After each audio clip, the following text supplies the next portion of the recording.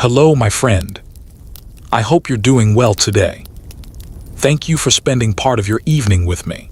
Whether you're getting ready for bed, relaxing after a long day, or simply looking for a calm escape from the busy world, I'm really glad you're here.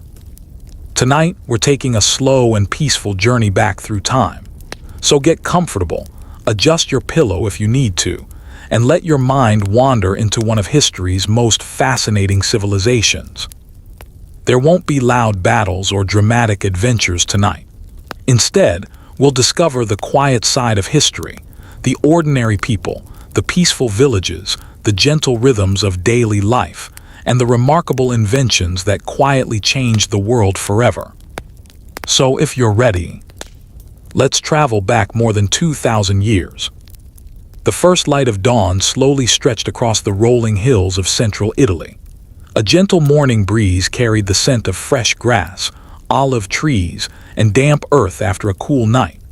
Birds greeted the sunrise with soft songs, while tiny drops of dew sparkled across vineyards like scattered pieces of glass, catching the golden light. Long before alarm clocks, traffic, or the glow of city lights, millions of people across the Roman world were beginning another ordinary day.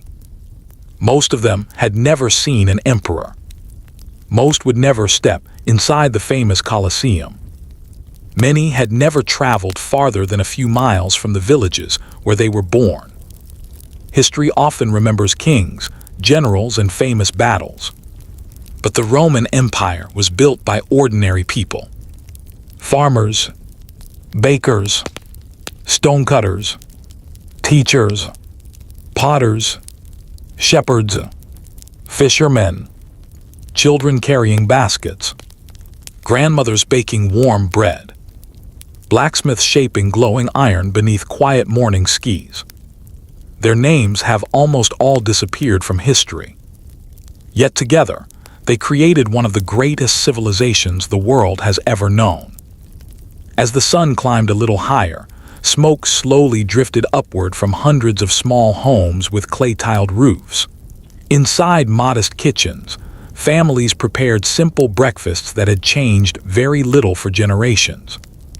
Fresh bread rested on wooden tables. Goat cheese was sliced into small portions. Olives filled simple clay bowls. Some families enjoyed sweet figs gathered from nearby trees. Those fortunate enough to own bees added a little honey to warm bread, creating a meal that was both simple and satisfying. Breakfast was never hurried. The Roman world moved at a pace that feels almost impossible to imagine today. Without television, without smartphones, without constant notifications demanding attention, the morning belonged to the rising sun. Children helped with daily chores before lessons began. Some walked to nearby wells carrying empty clay jars that would soon be filled with cool, clear water. Others collected eggs from chickens, wandering small courtyards. Older children swept stone floors, while younger brothers and sisters chased curious cats through narrow gardens. Family life was the heart of Roman society. Several generations often lived beneath one roof. Grandparents shared stories from their own childhoods. Parents taught practical skills that could not be learned from books. Children listened carefully, knowing that one day these same lessons would become their own responsibilities. Outside, narrow dirt paths slowly became busier. Farmers guided oxen toward open fields. Shepherds gently encouraged sleepy sheep to begin another day of grazing across green hillsides. Small wooden carts creaked softly as they rolled over ancient roads, carrying vegetables, pottery, and woven baskets toward nearby markets. Nothing moved very fast. There was no reason to hurry. The rhythm of nature decided the schedule. The sun marked the beginning of work. Its setting marked the time to return home. For many Romans, this peaceful rhythm continued throughout their entire lives. And although they could never have imagined it, The quiet choices they made each day helped shape a civilization whose influence would still be felt more than 2,000 years later. The village slowly became brighter as the golden morning sun climbed above the distant hills. Warm light spread across vineyards, olive groves, and small farms that had belonged to the same families for generations. The air remained cool, carrying the peaceful scent of fresh herbs, damp soil, and wood smoke drifting from nearby kitchens. As people stepped outside their homes, neighbors greeted one another with warm smiles and familiar voices. There was no rush. Life moved at a comfortable pace, guided by the rising and setting of the sun rather than clocks or schedules. For most Romans, work was simply a natural part of daily life. Farmers inspected rows of wheat that gently swayed in the morning breeze. They carefully checked grapevines, knowing that every healthy cluster would eventually become wine enjoyed months later. Olive trees, some already decades old, stretched their twisted branches toward the bright blue sky. These remarkable trees could live for hundreds of years, producing olives for generations of the same family. Few foods were more important to the Romans than olives.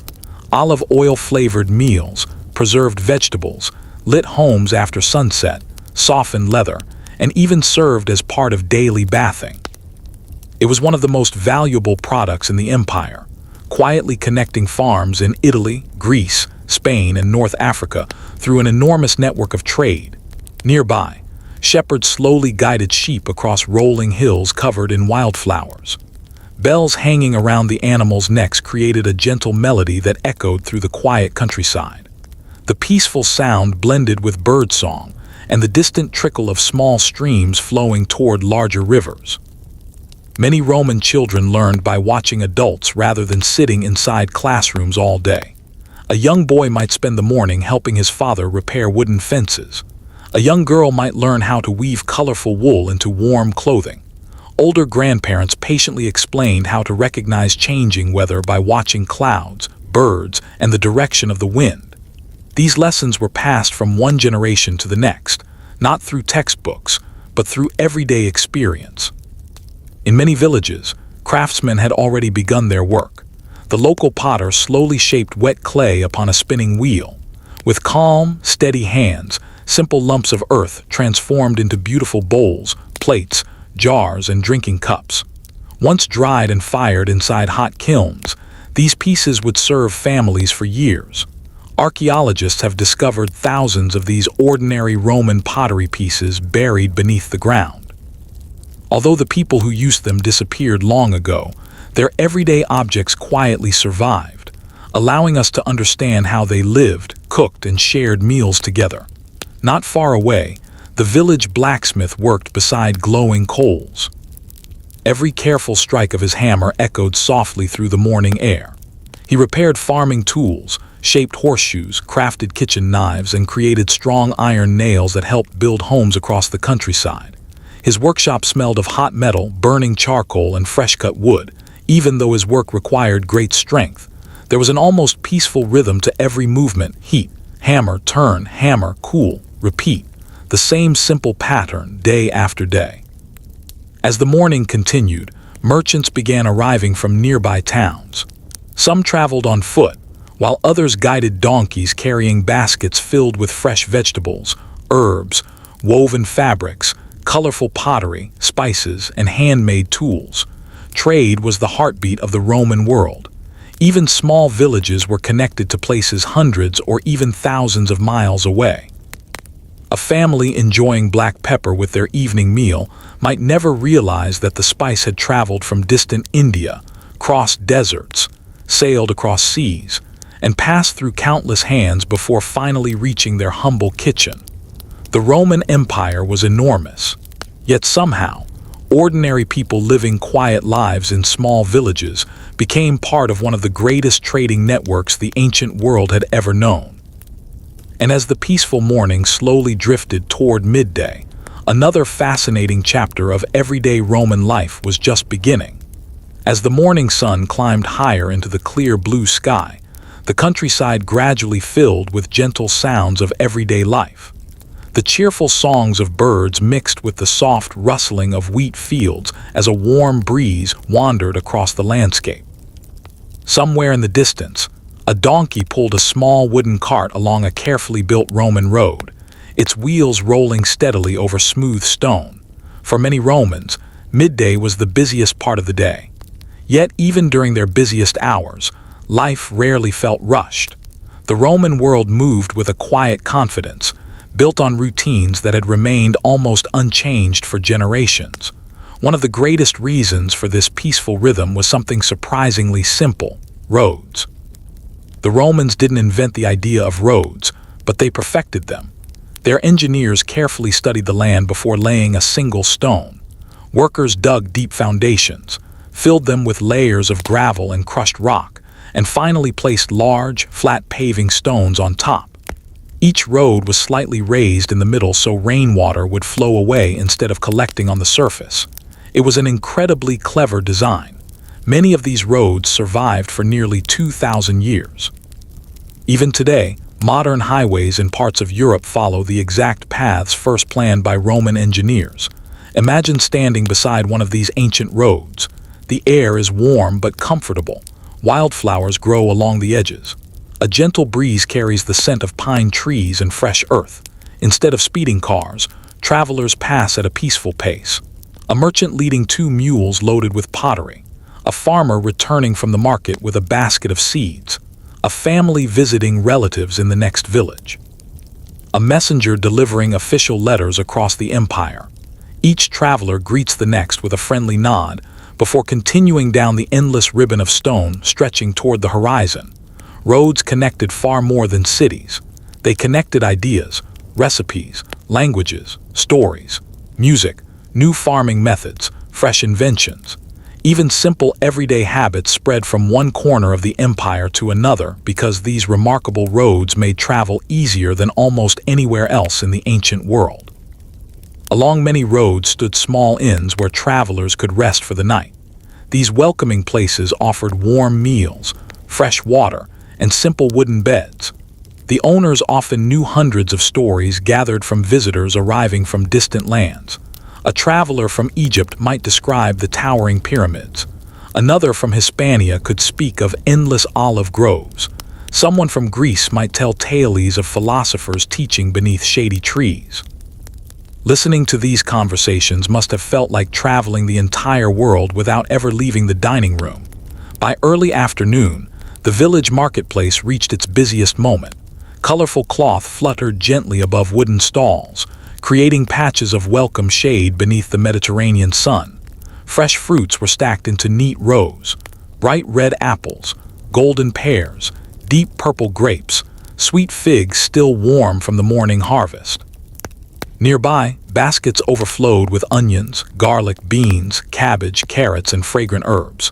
The smell of freshly baked bread drifted through the marketplace, inviting everyone to pause for a moment. Bread was the foundation of nearly every Roman meal.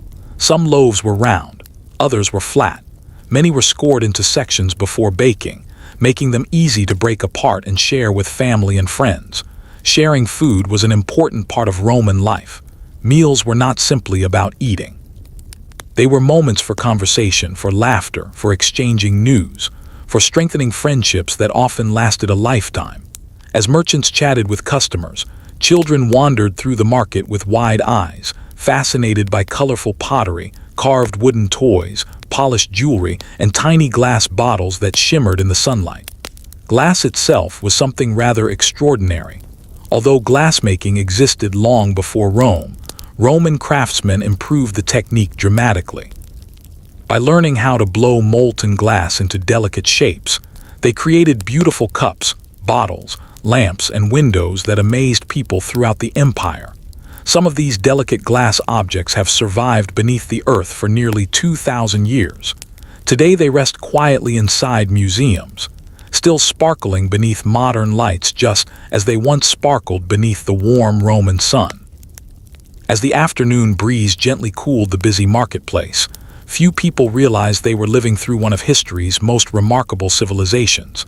To them, it was simply another peaceful day, another ordinary afternoon, another chapter in a life that felt completely normal. And perhaps that is the greatest surprise of all.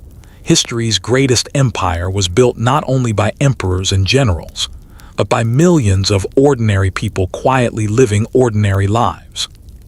As the afternoon slowly unfolded, the bright marketplace began to settle into a gentler rhythm. The busiest hours had passed, and many merchants found a quiet moment to sit beneath linen awnings that fluttered softly in the warm Mediterranean breeze.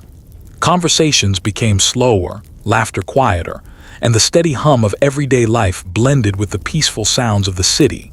Nearby, one of Rome's greatest engineering wonders quietly carried on with its work, the aqueduct.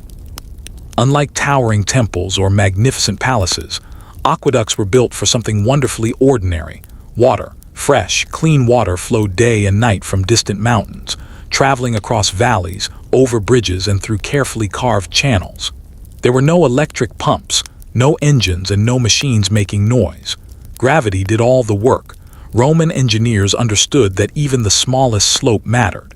In many places, the water descended only a few inches over an entire mile. The angle was so precise that the water kept moving gently without rushing too quickly or stopping altogether. It was a masterpiece of patience and careful planning. Some aqueducts stretched more than 50 miles before reaching the city. Imagine standing beneath one of those graceful stone arches. Above your head, crystal clear water quietly flowed toward fountains, gardens, workshops, and homes. The only sound was the gentle whisper of moving water, hidden inside the stone. For the people of Rome, this was an everyday miracle. Public fountains became gathering places throughout the city. Children filled clay pitchers while neighbors exchanged friendly greetings. Travelers paused to drink cool water after long journeys, and craftsmen washed the dust from their hands before returning home. Water was never taken for granted. It brought comfort, health, and life to one of the largest cities the ancient world had ever known. Not far from the fountain stood another place that surprises many people today: the public baths. Modern visitors often imagine them as luxurious buildings reserved for the wealthy. In reality, many ordinary Romans visited the baths several times each week. The baths were far more than places to wash. They were places to relax, to read, to exercise, to meet friends, to discuss the day's news, to enjoy a peaceful break from work. As visitors entered, they moved through rooms with different temperatures. One room remained pleasantly warm, another filled with comforting steam. Finally, cool pools refreshed the body before people dressed once again. The Romans even developed an ingenious heating system beneath the floors. Known today as the hypocaust, this system allowed hot air from furnaces to circulate beneath stone floors and inside hollow walls, gently warming entire buildings. It was central heating nearly 2,000 years before it became common in many parts of the modern world.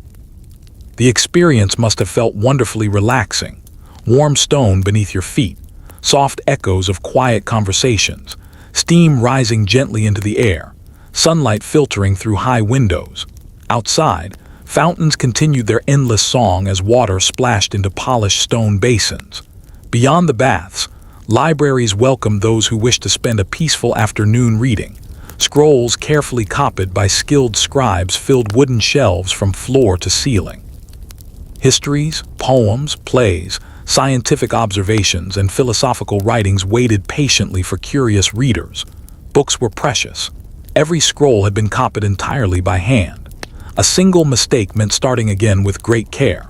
Because of this incredible dedication, many works of ancient literature survived long enough to inspire generations that would come centuries later. As the afternoon sunlight grew softer, long shadows stretched across marble streets and quiet courtyards. Shopkeepers began arranging tomorrow's goods, children slowly returned home, and the scent of evening meals drifted through open windows. The city was not becoming silent. It was simply slowing down, like the gentle turning of the seasons, like waves rolling onto a quiet shore, like history itself. And as golden light settled across rooftops and temple columns, Rome prepared for another peaceful evening, one that looked remarkably similar to the thousands that had come before it. As the golden afternoon slowly faded into evening, The entire city seemed to take a long, peaceful breath. The brilliant sunlight softened into shades of amber and gold, casting long shadows across marble streets, quiet courtyards, and elegant columns that had stood proudly for generations. The heat of the day slowly disappeared. A cool breeze drifted in from the surrounding countryside, carrying the gentle scent of pine trees, flowering herbs, and fresh bread still baking inside neighborhood ovens. For many Roman families, evening was the most treasured part of the day. The hard work was finished. The markets were closing. Farmers were returning home with tired but satisfied smiles. Craftsmen carefully cleaned their tools before placing them neatly inside wooden workshops. Children who had spent the afternoon playing in narrow streets now hurried home as mothers called them in for supper. Small oil lamps were carefully lit one by one. Their tiny golden flames danced gently against stone walls, filling homes with a warm and peaceful glow. Unlike the bright electric lights we know today, Roman homes became wonderfully quiet after sunset. The soft flicker of an oil lamp created a calm atmosphere that encouraged conversation instead of distraction. Families gathered around simple wooden tables. Dinner was rarely extravagant. Fresh bread remained the center of nearly every meal. Alongside it came olives, cheese, beans, vegetables, fish when available, and occasionally roasted chicken or pork for families who could afford it. Fresh herbs such as rosemary, thyme, mint, and dill added wonderful flavors that are still loved in kitchens around the world today. Wine was usually mixed with water before being served, a common Roman custom that reflected moderation rather than excess. Meals were never only about food. They were about stories. Parents asked children about their day. Grandparents shared memories from many years before. Neighbors sometimes visited without invitation, welcomed warmly as friends rather than guests. Laughter traveled softly through open windows into the cooling evening air. Without televisions or electronic entertainment, conversation became the evening's greatest pleasure. Some families enjoyed music after dinner. Simple wooden flutes played gentle melodies. Small lyres filled quiet rooms with peaceful notes. Songs passed from one generation to another carried stories of love, harvests, changing seasons, and distant journeys across the empire. Music required no stage, no audience, only willing ears and peaceful hearts. Outside the homes, Rome slowly transformed beneath the night sky. Street vendors packed away their remaining goods. The last wagons rolled quietly across stone roads. Fountains continued to flow without interruption, their gentle splashing echoing through the calm streets. Above the city, thousands of stars gradually appeared. Without modern city lights, the night sky looked astonishingly clear. The Milky Way stretched across the heavens like a glowing river of silver. Roman astronomers carefully observed these stars. They recognized many of the same constellations we know today: Orion, Ursa Major, Cassiopeia. They watched the movements of the moon and planets, believing the heavens reflected an orderly universe filled with patterns waiting to be understood. For ordinary families, however, the stars meant something much simpler: tomorrow's weather, the passing of seasons, and quiet moments of wonder shared beneath the open sky. Children often listened as older family members pointed toward familiar constellations, telling stories that had been passed down for centuries. Some tales came from Greece, others from Italy. Many blended together over time, becoming part of the rich cultural fabric of the Roman world. As the evening grew quieter, many homes closed their wooden shutters. Oil lamps burned lower. Voices became softer. The city that had bustled with nearly 1 million people throughout the day slowly settled into peaceful silence. Only the occasional footsteps of a night watchman echoed gently through the streets as he carried a small lantern, ensuring the neighborhoods remained safe until sunrise. Tomorrow, before the first birds began to sing, Rome would awaken once again. The ovens would grow warm. The fountains would continue flowing. The markets would fill with fresh bread and colorful produce. Children would laugh, farmers would walk into their fields. And another ordinary day, so ordinary that no one realized history would remember it for thousands of years, would quietly begin again. As the city rested beneath a sky filled with countless stars, the night passed quietly. Somewhere beyond the rooftops, an owl called from a distant tree. The steady sound of flowing water echoed through stone fountains, while a cool breeze drifted gently through narrow streets that had been busy only a few hours before. For a little while, Rome seemed completely still. Then, just before sunrise, something beautiful happened. The eastern horizon slowly began to glow. Dark blue became soft purple, purple turned to pale orange. Within minutes, golden sunlight reached the highest rooftops, touching temple columns and the tops of cypress trees before slowly making its way down into the streets below. Another Roman day had begun. The city woke gradually, never all at once. The first people awake were often the bakers. Long before dawn, they had already started their work. Clay ovens were heated with carefully stacked firewood until the inside became incredibly hot. Large wooden paddles slid round loaves into the glowing ovens, and before long, the rich aroma of freshly baked bread drifted through entire neighborhoods. If you had walked through Rome at that moment, you would have noticed something comforting. Nearly every street smelled of warm bread. It was a scent that welcomed both rich and poor alike. Bread was more than food. It was a daily reminder that another day of life had begun. Soon afterward, shopkeepers unlocked heavy wooden doors and swept yesterday's dust from the stone sidewalks. Small signs were placed outside their businesses, inviting neighbors to stop and browse the day's goods. A cloth merchant carefully unfolded colorful fabrics woven from wool and linen. A jeweler arranged delicate rings and bracelets inside a wooden display case. A sandal maker lined up freshly crafted footwear, each pair shaped by hand rather than machines. Every object represented hours of patient work. Nothing was rushed. Nothing was produced by factories. Almost everything in Rome was made by skilled hands. Even the simplest wooden spoon had been carved by someone who understood the beauty of careful craftsmanship. As more people entered the streets, the sounds of the city slowly returned. Not loud, not overwhelming, simply alive. Conversations floated through the morning air. A merchant greeted a familiar customer by name. Children laughed while chasing one another through a nearby square. A donkey carrying sacks of grain walked calmly toward a neighborhood bakery. Somewhere in the distance, a bronze bell rang softly, marking the beginning of another working day. One of the most fascinating things about ancient Rome was its incredible variety. Although everyone lived under the same empire, no two neighborhoods looked exactly alike. Some streets were lined with elegant homes decorated with colorful wall paintings and beautiful gardens filled with roses and herbs. Others were filled with modest apartment buildings, where working families shared simple but comfortable lives. These apartment buildings, called *insulae*, could rise several stories high. Many historians consider them among the earliest versions of apartment living. Families often knew every neighbor in the building. Children played together in shared courtyards.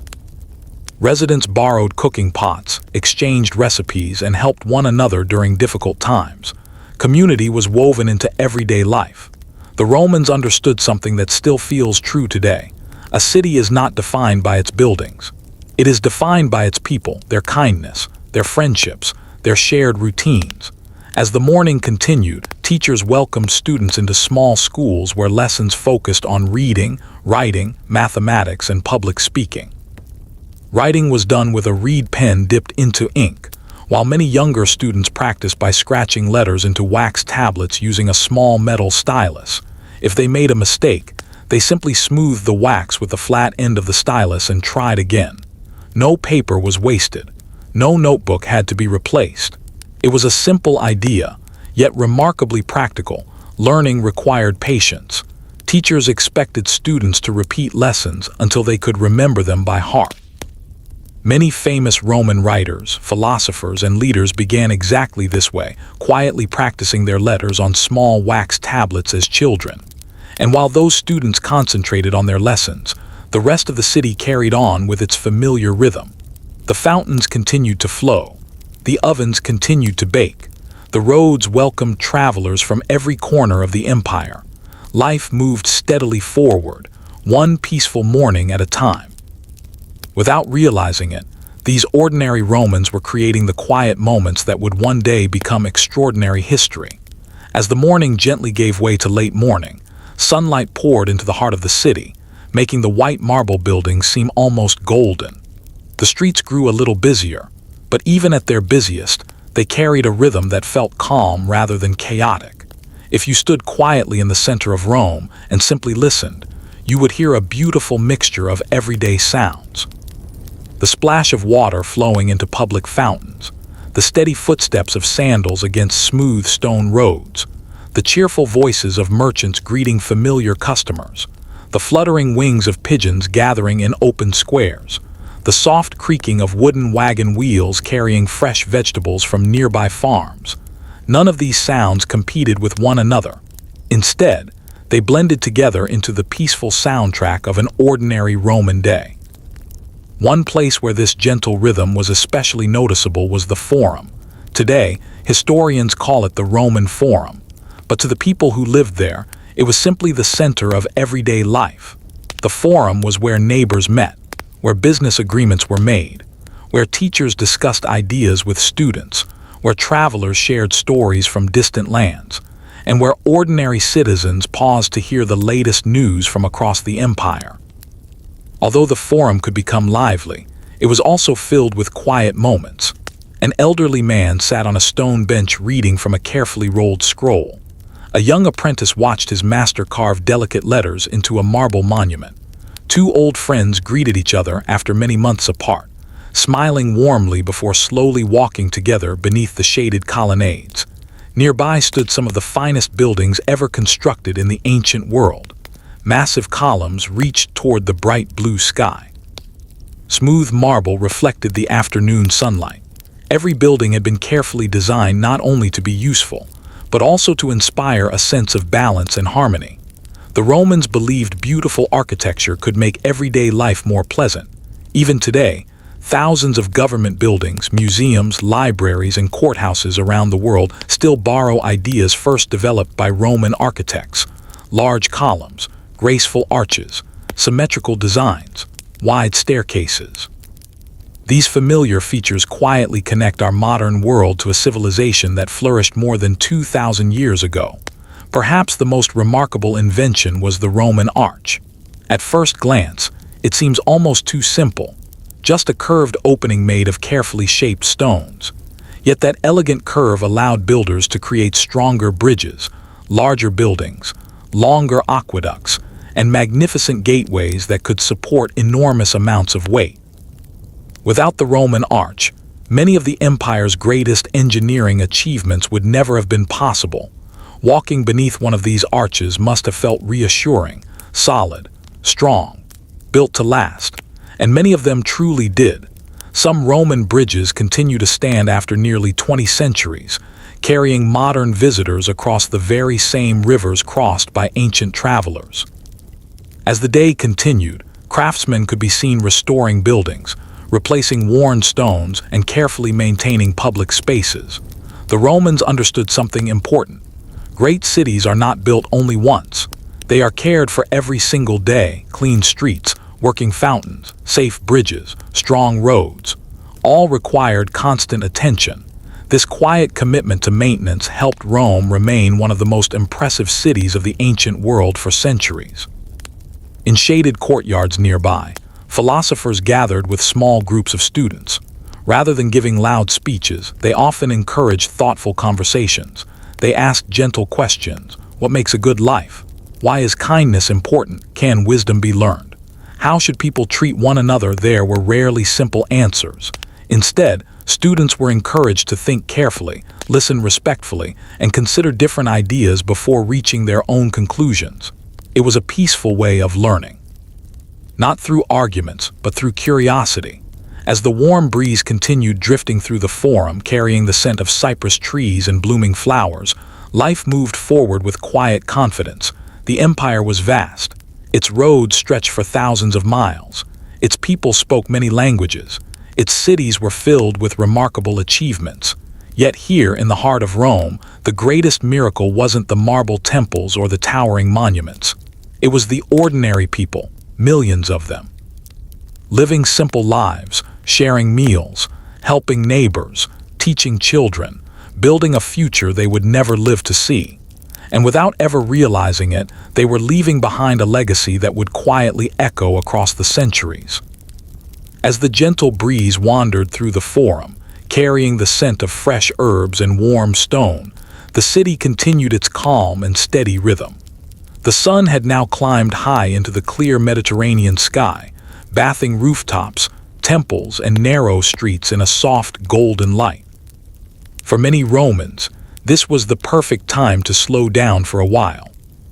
The hottest hours of the day encouraged people to seek shade beneath long-covered walkways, leafy gardens, or the cool interiors of stone buildings. Work did not completely stop, but it became gentler, matching the peaceful pace of the afternoon. One of the most surprising parts of Roman life was how much they appreciated gardens. Even in the middle of a crowded city, people created small green spaces wherever they could. Tiny courtyards were filled with roses, lavender, rosemary, mint, and flowering vines that climbed across wooden trellises.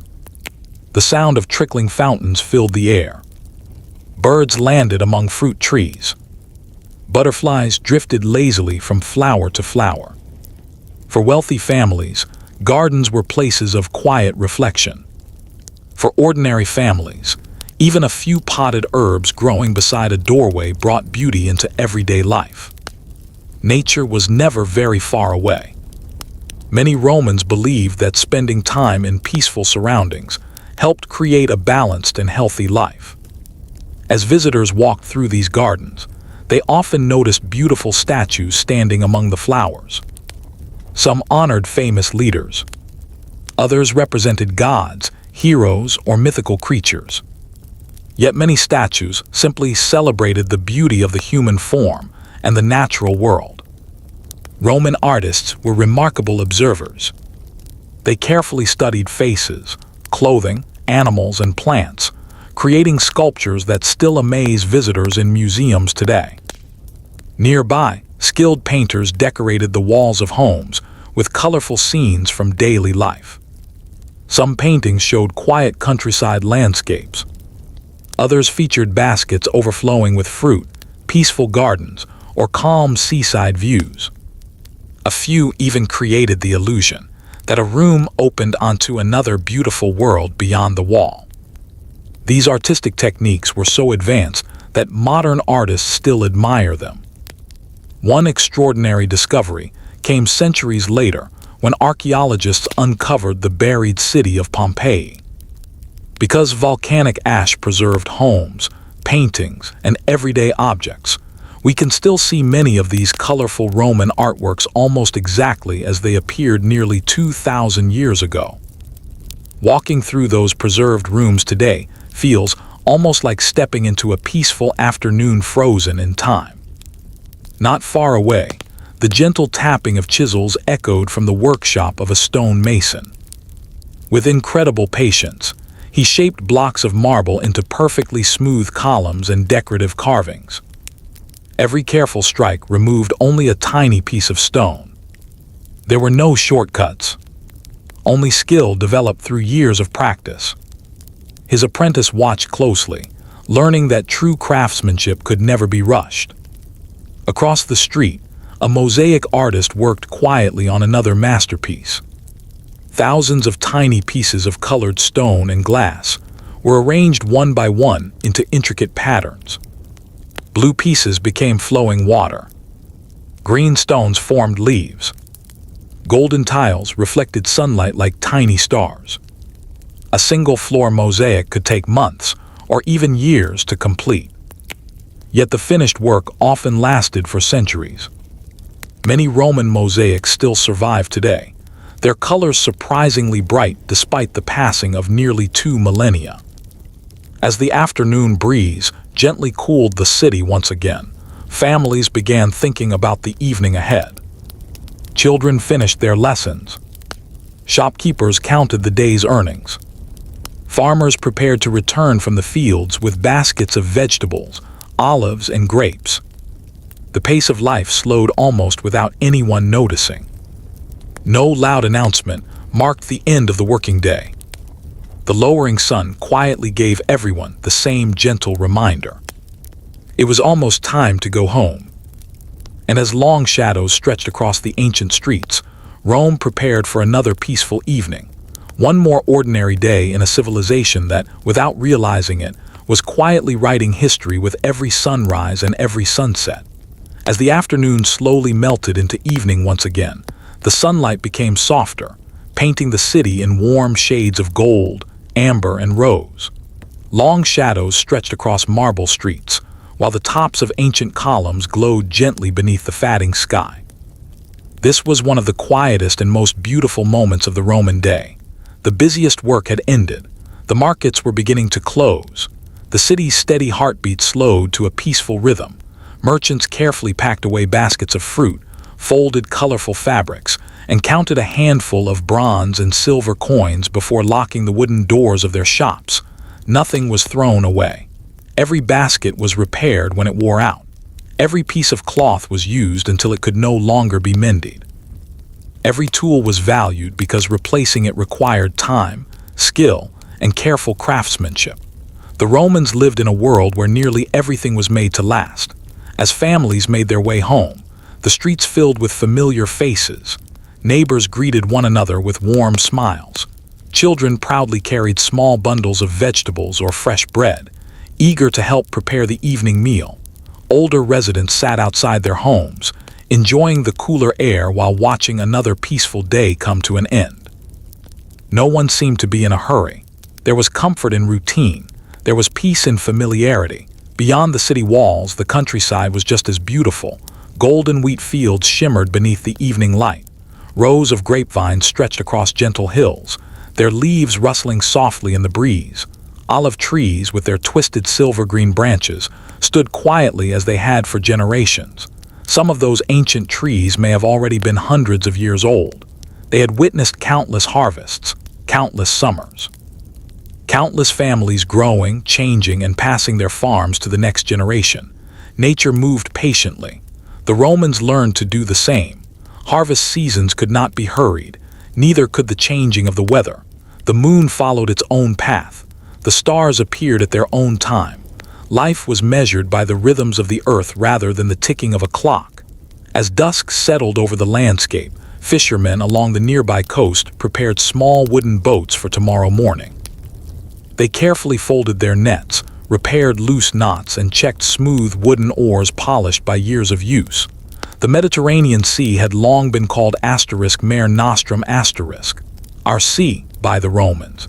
It connected the empire like a great blue highway. Ships carried grain from Egypt, olive oil from Hispania, fine marble from Greece, glass from Syria, spices that had traveled incredible distances from the east.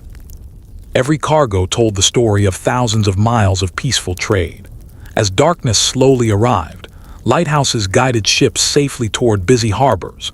The most famous lighthouse in the ancient world stood in Alexandria, shining across the sea as one of humanity's greatest engineering achievements.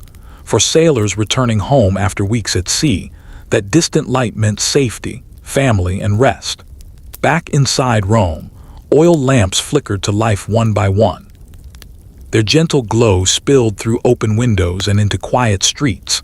The smell of fresh bread mixed with herbs, roasted vegetables, and warm olive oil drifted through the evening air. Somewhere, a father quietly told his children a story about the heroes of long ago.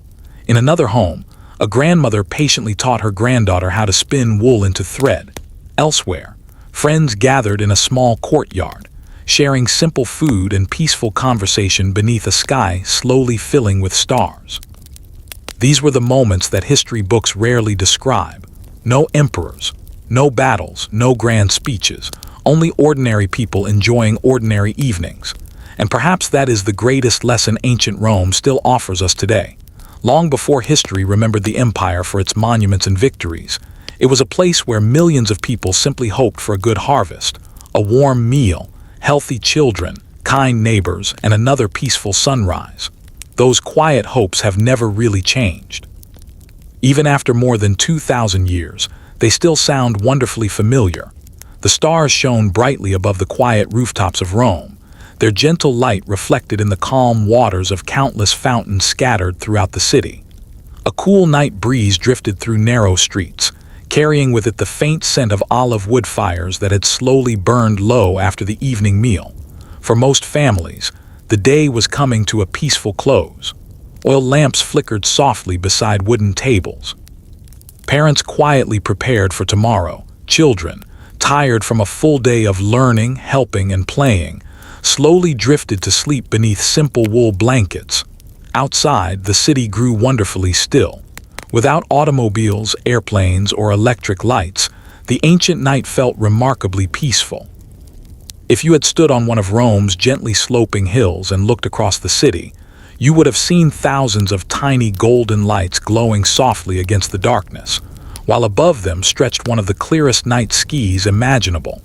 Many Romans loved watching the stars. They believed the heavens moved with perfect order, each constellation following its familiar path year after year. Long before telescopes existed, careful observers noticed the steady movement of the moon, the changing seasons, and the wandering planets that slowly crossed the night sky. These observations helped farmers know when to plant crops. They guided sailors safely across the Mediterranean. They reminded ordinary people that nature followed patterns far older than any empire. As midnight quietly passed, Rome rested.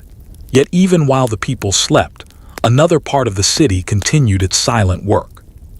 The aqueducts never stopped. High above the streets, fresh mountain water flowed patiently through stone channels, traveling mile after mile without interruption. Every second, every minute, every hour, the fountains continued to sing their quiet song throughout the night. It is remarkable to imagine an entire city sleeping peacefully while clear water gently flowed beneath the stars, just as it had the night before, and just as it would again tomorrow. Before long, the first signs of a new morning appeared. Far beyond the eastern hills, the darkness slowly began to soften. A faint ribbon of silver light stretched across the horizon. Birds awakened one by one, filling the cool air with gentle songs that echoed through gardens and courtyards. The city was waking once again. One of the first places to come alive was the harbor along the Tiber River. The Tiber was the river that gave birth to Rome. Long before the empire stretched across 3 continents, this peaceful river carried fishermen, traders, and travelers through the heart of a small settlement that would one day become one of history's greatest cities. As dawn broke, small boats glided quietly across the calm water. Some carried baskets of fresh fish caught before sunrise. Others transported grain, timber, pottery, and barrels of olive oil toward busy marketplaces. The river reflected the soft colors of the morning sky like polished glass. Along its banks, workers greeted one another with friendly smiles as another ordinary day began. Nearby, warehouses slowly opened their heavy wooden doors. Inside were goods that had traveled astonishing distances: silk from distant China, pepper from India, ivory from Africa, amber from the Baltic Sea, fine glass from the eastern provinces. These remarkable products reminded everyone that Rome was connected to lands far beyond the horizon. Yet despite these distant connections, life still revolved around simple routines: fresh bread, clean water, honest work, family, friendship, and hope for a peaceful tomorrow. As sunlight slowly spread across the river and climbed the surrounding hills, the city once again filled with gentle sounds: the splash of oars, the cheerful calls of fishermen, the steady footsteps of workers crossing ancient stone bridges, the quiet laughter of children beginning another day of discovery. To the people living there, nothing about this morning felt extraordinary. It was simply another sunrise, another chance to work with their hands, share meals with loved ones, and enjoy the quiet blessings of ordinary life. And perhaps that is why ancient Rome still feels so close to us today. Beneath its famous monuments and remarkable achievements were people whose greatest joys were often the simplest ones: watching the sun rise, hearing birds sing, sharing bread with family, and greeting another peaceful day with gratitude. The gentle morning light shimmered across the surface of the Tiber River as small fishing boats continued their quiet journey downstream. The water moved slowly, reflecting white clouds that drifted lazily across the bright blue sky. Along the riverbanks, willow trees swayed in the breeze, their long branches nearly touching the calm water below. For centuries, this peaceful river had been the lifeline of Rome. Before there were grand roads stretching across Europe, before massive aqueducts carried fresh mountain water, the Tiber quietly connected people, farms, and villages long before anyone imagined an empire. Every day, boats arrived carrying grain that would become fresh bread. Others delivered clay for pottery workshops. Some transported marble blocks cut from distant quarries, while others carried bundles of timber that would become homes, bridges, or furniture. The river never hurried. It simply flowed. Steady, reliable, patient. There is something comforting about rivers. The water you see today is never the same water that passed yesterday, yet the river itself always remains. The Romans understood this well. Many poets wrote that rivers quietly reminded people that time itself never stops, but it never needs to rush either. Not far from the river stood enormous warehouses where workers carefully unloaded cargo by hand. Nothing was lifted by giant cranes or powered machines. Instead, teamwork made everything possible. Groups of workers carried sacks of grain together. Others rolled heavy barrels across wooden beams. Every movement required cooperation. Every task depended upon trust. Surprisingly, many of these workers belonged to professional associations known as *collegia*. These organizations were somewhat similar to modern trade guilds or professional groups. Members looked after one another, celebrated festivals together, and sometimes even helped the families of fellow workers during difficult times. Community mattered deeply in Roman society. People understood that life became easier when neighbors supported one another. As the city continued waking, the pleasant aroma of bakeries once again drifted through the streets. Roman bakers were among the busiest people in the city. Large stone mills, often turned by donkeys or mules, slowly ground wheat into fine flour. The flour was mixed with water, salt, and natural yeast before skilled hands shaped hundreds of loaves every morning.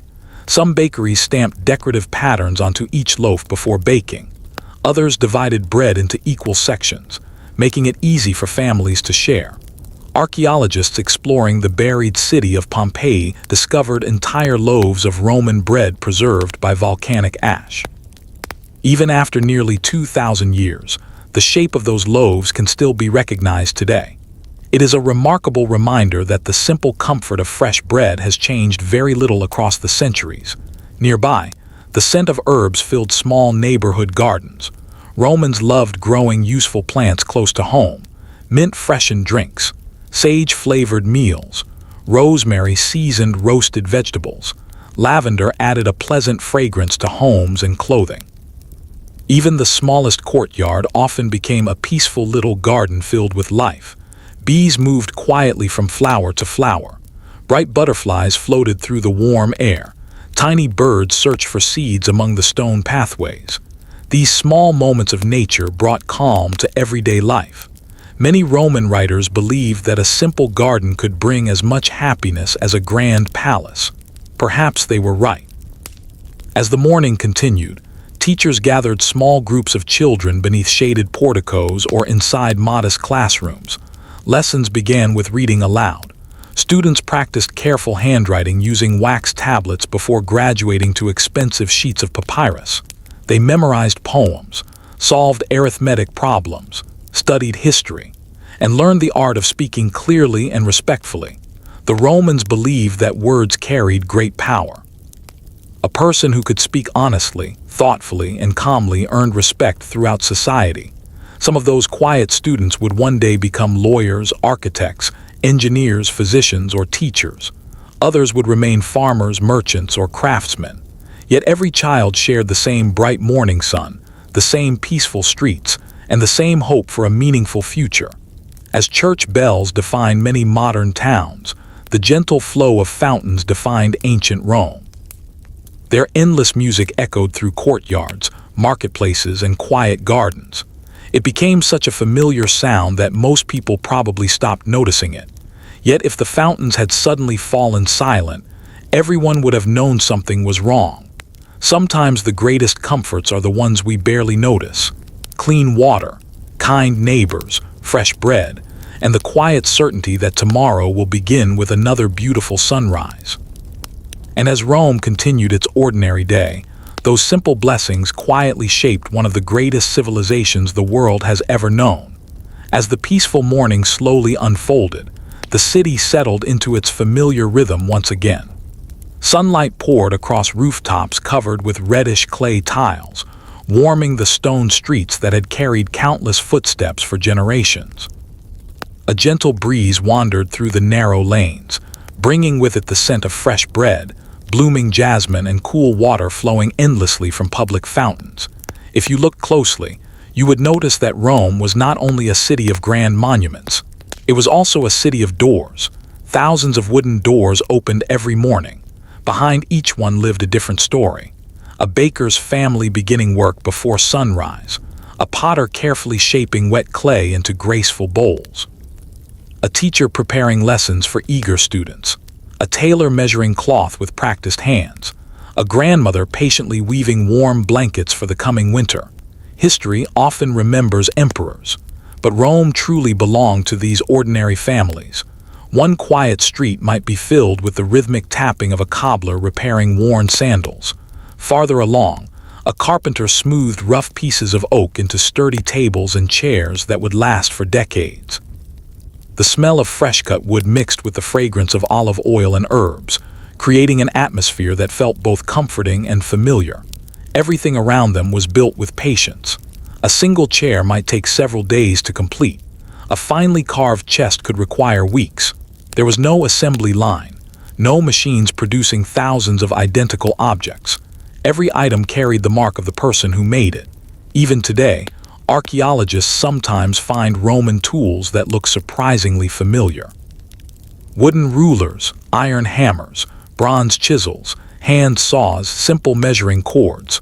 Although modern technology has changed the world, many basic hand tools remain almost unchanged after 2,000 years.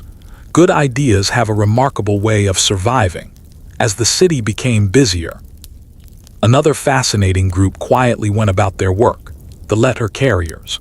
The Roman Empire stretched across vast distances, and communication was essential. Official messengers traveled along the famous Roman roads, changing horses at relay stations so important news could continue moving quickly across the empire. Some messages traveled hundreds of miles in only a few days, an astonishing achievement for the ancient world. Imagine a rider leaving Rome before sunrise.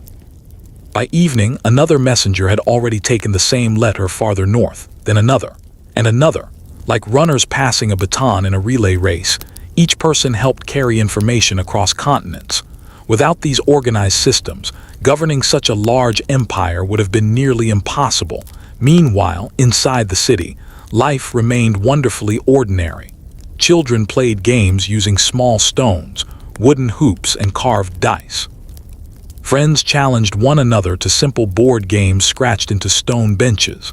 Laughter echoed through quiet courtyards. Pets wandered freely through the streets. Dogs faithfully guarded homes and workshops. Cats quietly hunted mice inside grain stores. Even colorful songbirds were kept by some families, filling homes with cheerful melodies throughout the day. Animals were part of everyday Roman life, just as they are for many families today. As noon approached, the sunlight became warmer, and many people sought the cool shade of covered walkways lined with graceful columns. These shaded paths offered welcome relief from the Mediterranean heat. Neighbors paused to exchange greetings, travelers rested after long walks. Elderly citizens enjoyed peaceful conversations while watching the city continue its gentle routine. No one seemed anxious about the passing hours. Time was measured differently. The length of a shadow, the position of the sun, the songs of birds, the changing breeze. Life followed nature rather than the ticking hands of a clock. Perhaps that is one reason Roman writers often spoke about appreciating the present moment, not because life was perfect, but because every ordinary day contained quiet moments worth noticing. The warmth of the morning sun, the laughter of children, the cool splash of fountain water, the comforting aroma of bread fresh from the oven. These simple experiences, repeated day after day, became the true heartbeat of the Roman world. And as the shadows slowly began to shorten beneath the midday sun, another peaceful chapter of everyday life was just beginning, one that would quietly remind us that history is often made not in moments of greatness, but in the gentle routines of ordinary people living ordinary lives. As the sun reached its highest point in the brilliant blue sky, a warm golden light settled over the city. Marble temples reflected the sunlight, while shaded streets offered welcome relief from the afternoon heat. A soft breeze carried the pleasant scent of olive trees growing beyond the city walls, mixing with the aroma of fresh herbs and warm stone that had absorbed the morning sunshine. For many Romans, midday was a time to slow down. The busiest work paused for a little while. Merchants rested beneath fabric awnings. Craftsmen put aside their tools for a short meal. Children gathered with their families before returning to their afternoon lessons or helping with household chores. Even the city itself seemed to breathe more slowly. One of the most fascinating places to visit during these peaceful hours was a Roman library. Unlike modern libraries filled with printed books, Roman libraries were lined with carefully rolled scrolls stored inside beautifully crafted wooden cabinets. Each scroll represented hundreds of hours of patient work. A skilled scribe copied every single word by hand. There were no printing presses, no photocopiers, no computers. Only careful handwriting, steady concentration, and remarkable patience. Many of these scrolls contained the wisdom of generations. Some described distant lands that few people would ever visit. Others explained mathematics, astronomy, medicine, farming, architecture, or philosophy. Poets wrote about love, friendship, and the beauty of nature. Historians carefully recorded the events of their own time, hoping future generations would remember them. Little did they know that thousands of years later, people around the world would still read many of their words. Inside the library, the atmosphere was wonderfully peaceful. Readers spoke quietly. Students copied passages onto wax tablets. Teachers gently explained difficult ideas without raising their voices. The only sounds were the soft rustling of papyrus scrolls and the scratching of reed pens against smooth writing surfaces. Outside, the warm afternoon continued. Nearby, a physician welcomed patients into a modest clinic. Roman medicine was far from perfect, yet many doctors carefully observed the human body and believed that good health depended on balance. They encouraged clean water, fresh air, regular exercise, and simple, nourishing meals. Many medicinal plants were grown in household gardens. Chamomile was valued for its calming qualities. Mint was used to aid digestion.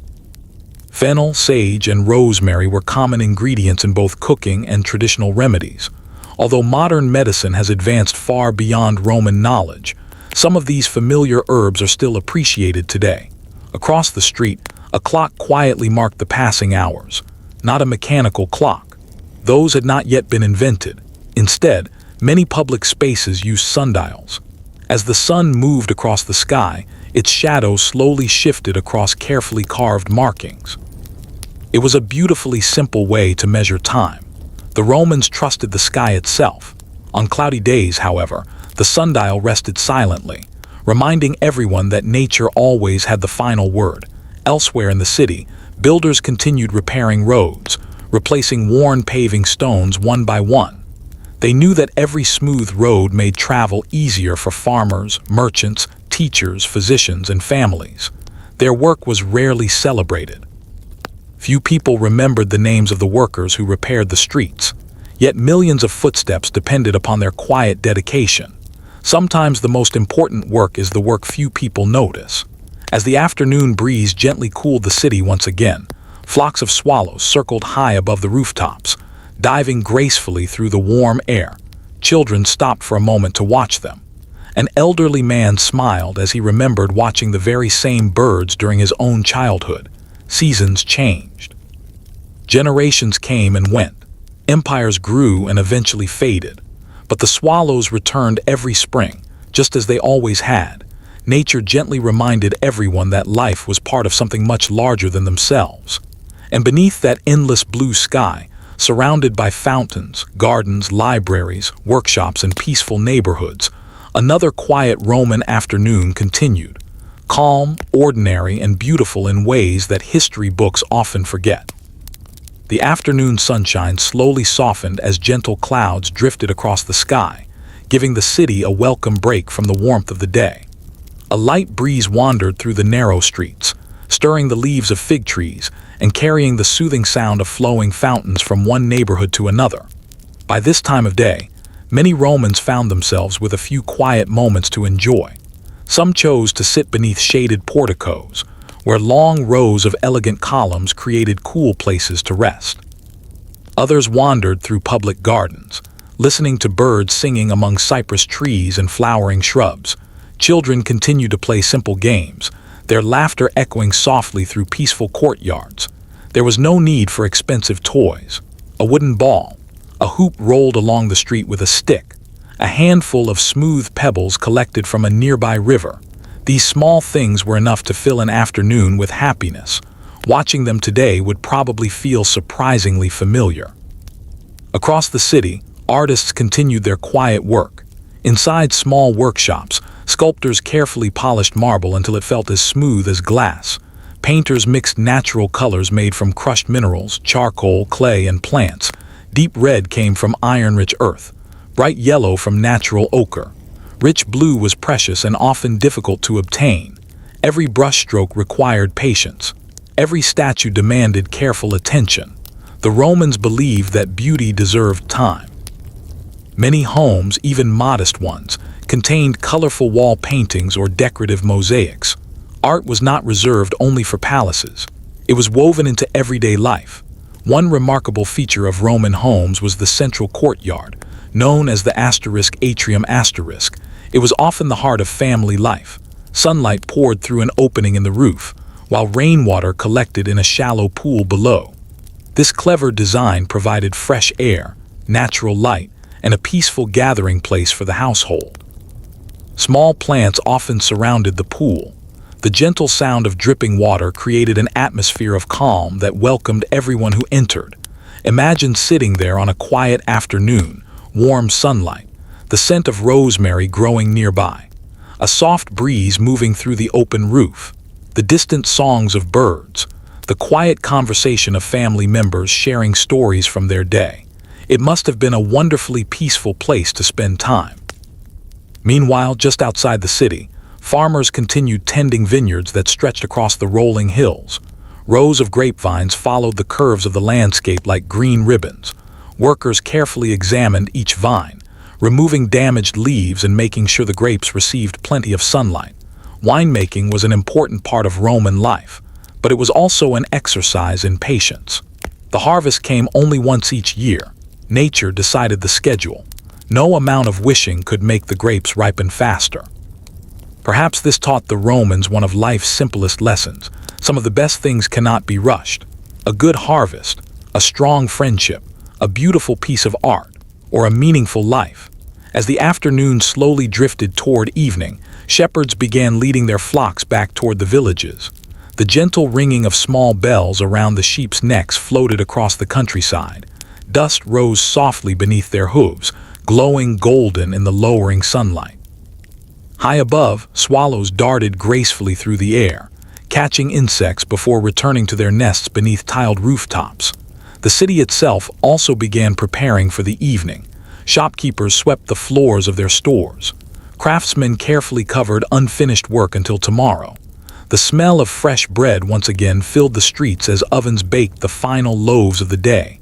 Everywhere, people were returning home, not because a clock told them to, but because the setting sun quietly reminded them that another peaceful day was drawing to a close. And as Rome settled into the calm beauty of another golden evening, few people realized they were creating the quiet, ordinary moments that would one day become some of history's most treasured memories. The golden light of the late afternoon slowly faded into the gentle colors of evening. The rooftops of Rome glowed with warm shades of amber and copper, while long shadows stretched across the smooth stone streets. The day's warmth lingered in the marble walls, releasing a comforting heat as the cool evening breeze quietly arrived. This was the hour when the city became especially peaceful. The busiest merchants had already closed their shops. The steady rhythm of hammers from blacksmiths and carpenters gradually faded away. The sounds of business were replaced by softer voices, quiet footsteps, and the gentle music of fountains that never seemed to rest. Families slowly gathered inside their homes. For many Romans, dinner was the most relaxing part of the day. Fresh bread rested in woven baskets. Bowls of olives were placed beside simple clay plates. Cheese, lentils, roasted vegetables, and seasonal fruit filled the table with colors and comforting aromas. Nothing was wasted. If bread remained after dinner, it would often become tomorrow's breakfast. If vegetables were left over, they might be added to a soup the following day. The Romans respected their food because they understood the hard work required to produce it. Every loaf of bread began as tiny grains of wheat planted months earlier. Every olive had grown patiently beneath the Mediterranean sun. Every grape had waited through changing seasons before becoming part of the family meal. As they ate together, conversation flowed naturally. Parents shared stories from their childhood. Grandparents recalled how the city had changed over the years. Children eagerly described something new they had learned that day. There was no television glowing in the corner, no phones buzzing with endless notifications. The greatest entertainment was simply listening to one another. Outside, neighbors often sat together beneath the evening sky. Some repaired fishing nets while talking quietly. Others spun wool into thread with slow, practiced movements. A few elderly residents simply watched the stars begin to appear, grateful for another peaceful day. The Romans understood something that many people still search for today. Happiness was often found in ordinary moments. A shared meal, a kind conversation, a gentle breeze after a warm afternoon, the laughter of children playing nearby. As darkness slowly settled across the city, countless oil lamps flickered to life. Their warm glow reflected softly from polished bronze mirrors and smooth plaster walls. The streets never became completely dark. Small pools of golden light appeared outside homes, workshops, and neighborhood shrines, creating a calm and welcoming atmosphere. Somewhere beyond the city walls, an owl called from an ancient oak tree. Crickets began their quiet evening chorus. The countryside settled into peaceful silence, interrupted only by the distant bells of sheep returning safely to their pens. High above, the stars slowly filled the sky. Without modern light pollution, the heavens appeared breathtaking. The Milky Way stretched from one horizon to the other like a glowing river of silver. Roman philosophers often looked toward those stars with wonder. They asked questions that people still ask today. How vast is the universe? What lies beyond the stars? What place do we hold within such an enormous world? No one knew all the answers. Yet perhaps that was part of the beauty. Wonder itself was enough. As the city grew quieter, the fountains continued their endless song. Fresh mountain water flowed gently through aqueducts that never slept. The same water that refreshed children during the day now reflected the stars above, creating tiny shimmering lights upon its surface. Tomorrow, before the first rays of sunlight touched the hills of Italy, bakers would once again light their ovens. Farmers would return to their fields. Teachers would welcome eager students. Merchants would open their shops. The rhythm would begin again, steady, peaceful, unhurried.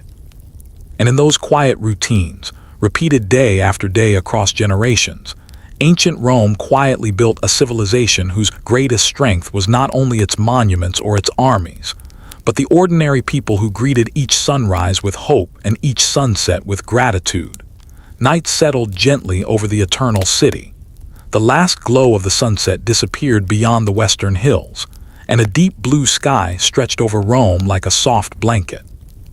One by one, thousands of stars appeared, brighter than most people today have ever seen. Without electric lights to compete with them, the heavens seemed almost close enough to touch. The city became wonderfully quiet, not completely silent, simply peaceful. The steady murmur of flowing fountains continued through the night. A gentle breeze rustled the leaves of cypress trees. Somewhere in the distance, a dog barked only once before settling down again. From a nearby courtyard came the quiet sound of someone playing a simple melody on a wooden flute. The music drifted through the cool night air before slowly fading into silence. Inside their homes, most Roman families were already asleep. Bedrooms were simple, wooden beds supported by ropes or leather straps, soft wool blankets woven by hand, small oil lamps burning low beside the doorway. There were no glowing screens, no alarm clocks. Only the peaceful darkness and the comforting knowledge that another sunrise would soon arrive. Sleep came naturally in a world that followed the rhythm of nature. Even the busiest citizens usually rose with the dawn and rested soon after sunset. For many historians, this slower pace of life may have contributed to a healthier daily routine than we often experience today. As the hours quietly passed, the city was watched over by a small number of night guards. Their responsibilities were simple but important. They walked slowly through the streets carrying lanterns, listening for signs of trouble and watching carefully for fires. Fire was one of the greatest dangers in the ancient world. Most homes contained wooden beams, and oil lamps, while useful, always carried some risk. The guards moved calmly, speaking softly whenever they met another watchman along their route. Meanwhile, high above the sleeping city, the moon slowly crossed the night sky. Its pale light reflected from marble temples and peaceful gardens, making the buildings appear almost silver. The great monuments looked completely different at night. Without the noise of the daytime crowds, they stood quietly beneath the stars, as though they were patiently watching over the city they had served for generations. Hours later, just before dawn, the air became cooler. A light mist gathered over the Tiber River, gently floating above the calm water. Fishing boats rested quietly along the banks, waiting for another day's journey. The first birds began to sing long before the sun appeared. Their gentle chorus spread through gardens, vineyards, and olive groves surrounding the city. Nature always awakened first. Then, almost without anyone noticing, the eastern horizon began to brighten. Dark blue slowly became pale violet, then soft pink, then warm gold. The first rays of sunlight touched the highest rooftops before reaching the quiet streets below. Another Roman morning had arrived. The city awakened gradually, just as it always had. Bakers lit their ovens. The comforting smell of fresh bread once again drifted through every neighborhood. Farmers prepared their tools before walking toward the countryside. Shopkeepers unlocked heavy wooden doors. Children rubbed the sleep from their eyes as parents smiled and wished them a good morning. Nothing about this sunrise seemed extraordinary to the people living there. It was simply another day. Another chance to work honestly, to care for family, to greet neighbors with kindness, to appreciate fresh water, warm bread, and the beauty of another peaceful morning. Perhaps that is the greatest lesson hidden within the quiet streets. As the fresh morning sunlight spread across the rooftops of Rome, the city awakened with quiet confidence. Golden rays reflected from marble buildings, while the cool air still carried the freshness of the nearby countryside. Birds fluttered between tiled roofs, and the sound of flowing fountains blended gently with the cheerful greetings of neighbors beginning another ordinary day. If there was one thing the Romans truly valued, it was learning, not only in schools, but throughout life. Knowledge could be found almost anywhere, in a busy marketplace, inside a quiet library, while listening to an experienced farmer, or simply by watching a skilled craftsman at work. The Romans believed that every day offered an opportunity to learn something new. One young apprentice might spend years beside a master carpenter, slowly discovering how to select the strongest wood, measure each piece with precision, and create furniture that would last for generations.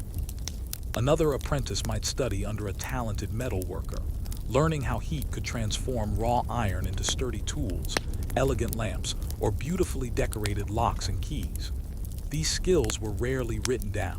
Instead, they were passed from one pair of hands to another, from teacher to student, from parent to child, from one generation to the next. It was knowledge carried not only in books, but in memory, patience, and practice. Nearby, in one of Rome's quieter neighborhoods, a family was preparing for a special occasion, not a grand celebration, simply the birthday of the eldest grandfather. 3 generations gathered beneath the same roof. Fresh flowers decorated the courtyard. Children carefully arranged small clay cups on a wooden table. The smell of honey cakes drifted from the kitchen as laughter filled the house. The Romans deeply respected their elders. Older family members were seen as living libraries, carrying decades of wisdom, experience, and stories. A grandfather could describe what the city looked like many years before. A grandmother could teach recipes that had been handed down for generations. Their memories connected the past with the present in ways that no written scroll ever could. As the family shared their meal, stories naturally followed. Someone remembered a particularly good harvest. Another recalled an unusually snowy winter many years ago. The youngest children listened with wide eyes, imagining places and events they had never seen. In this way, history lived not only in books, but around the family table. Elsewhere in the city, architects continued planning new buildings. Before construction began, they carefully measured every angle using ropes, wooden rulers, and simple instruments. The Romans admired order and balance. A building was expected to be both beautiful and practical. Strong foundations, straight walls, graceful arches, comfortable spaces filled with natural light. Many of these principles still guide architects today. Some modern stadiums, courthouses, museums, and government buildings quietly echo ideas first perfected in ancient Rome. It is remarkable to think that people walking through modern cities often encounter Roman ideas without even realizing it. By late morning, the streets became lively once again. Fruit sellers arranged bright oranges, figs, apples, and grapes into colorful displays. The smell of freshly baked bread floated through open doorways. A water carrier filled clay jars from a nearby fountain before delivering them to homes throughout the neighborhood. Children carrying wax tablets hurried toward their lessons, while merchants welcomed familiar customers with friendly smiles. Everything felt connected. The farmer depended on the blacksmith. The blacksmith depended on the miner. The baker depended on the farmer. The teacher depended on the scribe. The city flourished because countless ordinary people quietly relied upon one another every single day. Perhaps that is one of the greatest lessons ancient Rome still offers us. No civilization becomes great through famous leaders alone. It grows stronger through millions of small acts of kindness, cooperation, craftsmanship, and patience. And beneath the warm Italian sun, surrounded by gardens, fountains, libraries, workshops, and peaceful homes, those quiet acts continued from sunrise to sunset, day after day, year after year, slowly becoming the foundation of history itself. By the time the sun stood high above the rooftops, the city was alive with quiet purpose. Warm light spilled into courtyards, reflecting from white stone walls and gently rippling across the clear water of small fountains. A pleasant breeze drifted through open windows, carrying the comforting scent of freshly baked bread, rosemary, and blooming roses. For someone visiting Rome for the first time, one detail would have stood out almost immediately. The city was astonishingly clean for its time. This was no accident. Roman engineers believed that a healthy city depended on fresh water, proper drainage, and carefully planned streets. Rainwater was guided away through stone channels. Public fountains were supplied by aqueducts that flowed day and night. Even wastewater was directed into an enormous underground drainage system, known as the **Cloaca Maxima **, one of the oldest and most impressive sewer systems ever built. Construction of this remarkable system began many centuries before the birth of Christ, and parts of it still exist today. It quietly protected the city from flooding and helped improve public health in ways few ancient civilizations could match. Most people walking through the streets probably never gave it much thought, and perhaps that is the sign of truly great engineering. When something works perfectly, people simply accept it as part of everyday life. Nearby, stonemasons continued repairing a section of the road that had become worn after years of use. Each paving stone was carefully lifted, leveled, and placed back into position. The workers did not rush. They knew these roads might serve travelers for generations. Every stone mattered, The famous saying, "all roads lead to Rome," did not appear by chance. By the height of the empire, more than 50,000 miles of paved roads connected distant provinces with the capital. Messengers, merchants, physicians, teachers, soldiers, and families all relied upon this incredible network. Imagine beginning a journey in the rolling hills of northern Britain. Weeks later, after crossing mountains, forests, rivers, and valleys, you could eventually arrive in the heart of Rome, guided almost entirely by carefully constructed Roman roads. For the ancient world, it was an extraordinary achievement. At the edge of a nearby square, a mapmaker quietly worked inside his small workshop. His table was covered with rolled sheets of parchment, rulers, compasses, and carefully sharpened reed pens. Maps were precious. They helped merchants discover new trade routes. They guided travelers safely between distant cities. They allowed governors to understand the vast lands under Roman influence.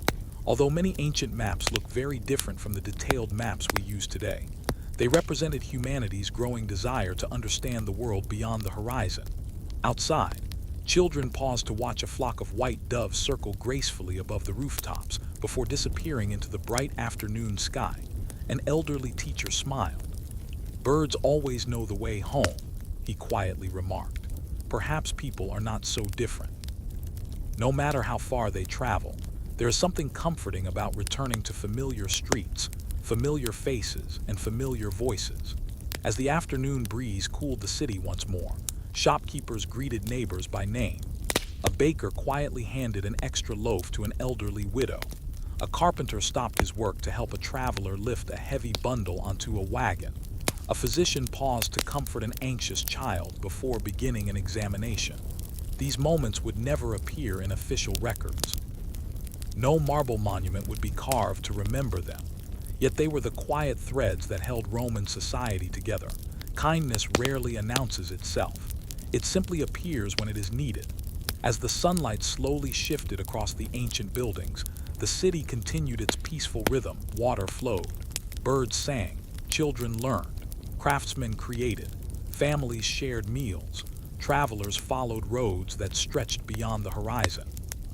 And another ordinary afternoon quietly became another page in the long, remarkable story of ancient Rome. A story written not only in stone, but in the gentle lives of millions of ordinary people. The afternoon breeze grew a little cooler as gentle clouds drifted across the bright Italian sky. Their soft shadows moved slowly over vineyards, temple rooftops, and quiet neighborhoods, giving the city a peaceful feeling that seemed to slow time itself. By now, the busiest hours of the day had passed. The streets were still full of life, but there was no sense of urgency. Merchants chatted with loyal customers. Craftsmen carefully finished the last details of their work. Children, their lessons complete, gathered in open squares where laughter echoed between the stone buildings. One of the greatest pleasures for many Romans was simply taking a walk. There were no headphones, no rushing traffic, no endless stream of notifications. People noticed the world around them, the fragrance of blooming flowers, the gentle splash of water in a fountain, the warm sunlight resting on ancient stone, the cheerful greeting of a familiar neighbor. A quiet walk became an opportunity to appreciate life itself. Many Romans enjoyed strolling through public gardens planted with laurel, cypress, olive trees, roses, and fragrant herbs. Stone benches invited visitors to sit beneath the shade of broad trees. Some people read scrolls. Others quietly watched birds build their nests among the branches. A few simply closed their eyes for a moment, listening to the peaceful sounds of nature. These gardens were carefully designed to bring calm to busy minds. Even 2,000 years ago, people understood the value of slowing down. Nearby, a group of young students gathered around an elderly philosopher. He carried no grand title. He wore no jeweled crown. His greatest treasure was his wisdom. Instead of giving long speeches, he asked gentle questions. What makes a person truly wealthy? The children offered different answers. Gold, one boy replied. A beautiful house, another suggested. The old philosopher smiled kindly. Then he pointed toward the peaceful garden surrounding them. Richest person, he said softly, is the one who finds joy in enough. Children grew quiet. Perhaps they did not fully understand his words that afternoon, But years later, many of them would remember that simple lesson. Contentment often brings more happiness than endless possessions. It was a timeless idea, one that still speaks to us today. As the lesson ended, the children thanked their teacher before running off to join their friends. The old philosopher remained on the stone bench, watching the sunlight filter gently through the leaves overhead. He seemed perfectly content with the quiet afternoon. Across the city, the familiar rhythm of everyday life continued. A woman carefully embroidered colorful patterns into a woolen cloak. A fisherman repaired his net while sitting beside the Tiber River. A potter placed newly fired bowls outside his workshop, allowing them to cool in the fresh air. Each task required patience. Each craft rewarded careful hands rather than hurried ones. In the distance, the bells around a flock of grazing sheep created a soft melody as shepherds guided the animals toward greener hills. Above them, swallows danced effortlessly through the sky, catching insects with graceful turns that seemed almost like a choreographed performance. Nature and daily life blended together so naturally that it was difficult to imagine one without the other. As the sun slowly began its journey toward the western horizon, the light changed once again. Golden rays stretched across the city, making every marble column glow with quiet beauty.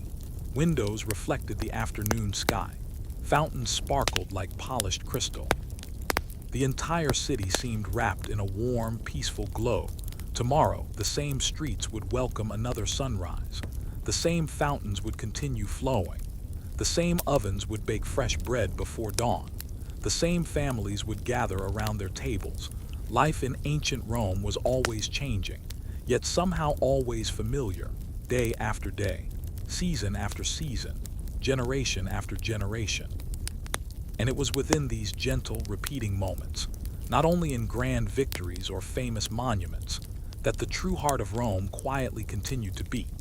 As the warm afternoon slowly gave way to evening, the sunlight became softer, covering the city with a gentle golden glow. The white marble of temples and public buildings reflected the fading light, while long shadows stretched peacefully across streets that had carried generations of footsteps. For many Romans, this was their favorite time of day. The hardest work was finished. The air became cooler. Families began making their way home. The city itself seemed to relax. If you wandered through one of Rome's neighborhoods at this hour, you would notice something surprisingly familiar. People enjoyed sitting outside their homes. Neighbors greeted one another by name. Children played simple games in the streets while parents watched nearby, smiling at their laughter. An elderly couple rested on a wooden bench, quietly watching the evening unfold. These ordinary moments were the true heartbeat of the city. Nearby, the aroma of supper drifted through open windows. Clay pots simmered gently over small fires. Fresh vegetables cooked slowly with herbs gathered from nearby gardens. Warm bread cooled on wooden racks after coming out of neighborhood ovens. A little olive oil, a handful of herbs, and simple ingredients were often enough to create a comforting meal. The Romans believed that good food did not need to be complicated. It simply needed to be fresh. As families gathered around their tables, conversation flowed naturally. Someone spoke about a successful day at the market. Another shared news brought by a traveler from a distant province. Children eagerly described what they had learned from their teachers. Grandparents smiled, occasionally adding stories from years gone by. These quiet conversations strengthened families in ways no monument ever could. Outside, the city's public fountains continued to flow without interruption. Travelers paused for a refreshing drink before continuing toward nearby inns. The cool water sparkled beneath the evening sky, reminding everyone of the remarkable aqueducts that silently carried mountain water across valleys and hills every hour of every day. Few people stopped to admire the engineering. It had become part of ordinary life. Sometimes the greatest achievements are the ones that become so reliable we hardly notice them anymore. As dusk approached, musicians appeared in a few public squares. One played a wooden flute. Another gently plucked the strings of a lyre. The melodies were soft and unhurried, blending beautifully with the sounds of trickling fountains and evening birds returning to their nests. There were no giant stages, no loud speakers, just music shared among neighbors. As darkness slowly settled, shopkeepers lit small oil lamps outside their doorways. Tiny flames flickered in the evening breeze, creating a warm glow that welcomed anyone still walking through the streets. The city never felt harsh. It felt lived in, comfortable, peaceful, safe. High above the rooftops, the first stars quietly appeared. Roman sailors often used these familiar stars to navigate across the Mediterranean Sea. Farmers watched them to mark the changing seasons. Children looked up in wonder, imagining the stories hidden among the constellations. The sky connected everyone, whether someone lived in Rome, Greece, Egypt, or the distant frontiers of the empire. They all looked upon the same stars. Perhaps that simple thought brought comfort to many travelers far from home. As the evening deepened, a gentle silence slowly settled over the city once again. The laughter of children faded. The music grew quieter. The final carts rolled through the streets before returning to their barns.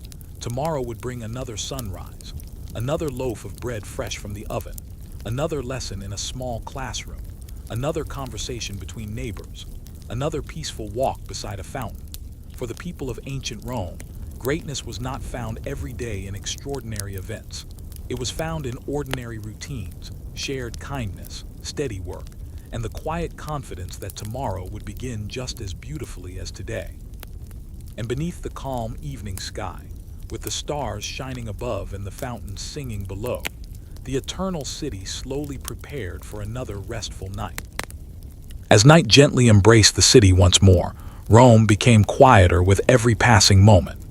The final glow of sunset disappeared beyond the distant hills, leaving behind a sky filled with countless stars that shimmered like tiny lanterns above the ancient world. The warm stones of the city slowly released the heat they had gathered throughout the day. A cool breeze wandered through narrow streets, carrying the peaceful scent of olive trees, lavender, and fresh water flowing endlessly through marble fountains.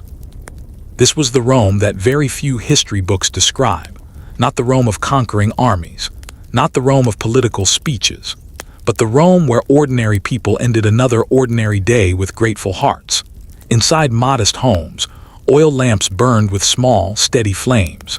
Their gentle light danced across painted walls and wooden furniture that had been carefully crafted by local artisans. Children were already asleep after long days filled with learning, helping their families, and playing with friends. Parents quietly prepared bread for the next morning. Grandparents sat together for a few moments before bedtime, sharing memories that stretched back many decades. Outside, the streets belonged to silence. The occasional footsteps of a night watchman echoed softly across the smooth paving stones. He carried a bronze lantern that cast a warm circle of light as he slowly walked from one neighborhood to the next. His work was simple: to watch, to listen, to help if someone needed assistance. The city trusted people like him. Trust was one of the invisible foundations of Roman society. Nearby, the great aqueducts continued their endless journey. Fresh mountain water flowed silently across valleys and through hidden channels beneath the stars. It never stopped, not for the changing seasons, not for holidays, not even while the city slept. Every drop continued moving patiently toward fountains, baths, workshops, and homes. It is remarkable to think that while millions of people dreamed peacefully, one of history's greatest engineering systems quietly continued serving them without pause. Beyond the city walls, the countryside rested beneath the silver light of the moon. Rows of olive trees stretched across gentle hills. Vineyards stood perfectly still in the cool night air. Sheep rested safely inside stone pens while shepherds slept nearby, knowing another peaceful morning would soon arrive. Even the animals followed the comforting rhythm of nature. Far above, the stars slowly crossed the heavens. Roman astronomers carefully watched these movements night after night. They understood that the heavens followed dependable patterns. The same constellations appeared every year. The same moon completed its familiar journey. The same planets wandered across the sky with quiet certainty. Although they could not explain everything they observed, they never stopped asking thoughtful questions. Curiosity was one of Rome's greatest strengths. As midnight quietly passed, the city became almost perfectly still. If you had stood in the Forum at that moment, Surrounded by graceful columns and towering temples, you might have heard nothing more than the gentle splash of a nearby fountain and the whisper of the wind moving through tall cypress trees.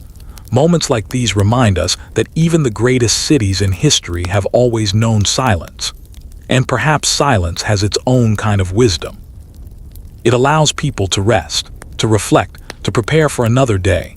Long before the first hint of dawn appeared, bakers quietly awakened to begin their work once again. They gathered flour, lit their ovens, and prepared dough using the same patient methods their parents and grandparents had taught them. Soon the familiar aroma of fresh bread would once again drift through every neighborhood. The city would awaken. Merchants would smile as they opened their shops. Teachers would welcome curious students. Craftsmen would return to their workshops. Farmers would walk into fields sparkling with morning dew. Life would continue exactly as it had yesterday, not because it lacked imagination, but because those steady, peaceful routines created the stability that allowed an entire civilization to flourish. And as the first birds began singing somewhere beyond the rooftops, ancient Rome quietly prepared to welcome another beautiful sunrise, just as it had done for countless generations before. The first birds greeted the coming dawn long before the sun appeared above the eastern hills. Their gentle songs drifted through olive groves, vineyards, and quiet courtyards, slowly awakening the city in the most peaceful way imaginable. A cool morning mist rested lightly over the Tiber River. The calm water reflected the fading stars, creating a mirror so still that the sky itself seemed to float upon the river's surface. Soon, the first golden rays of sunlight reached the highest rooftops of Rome.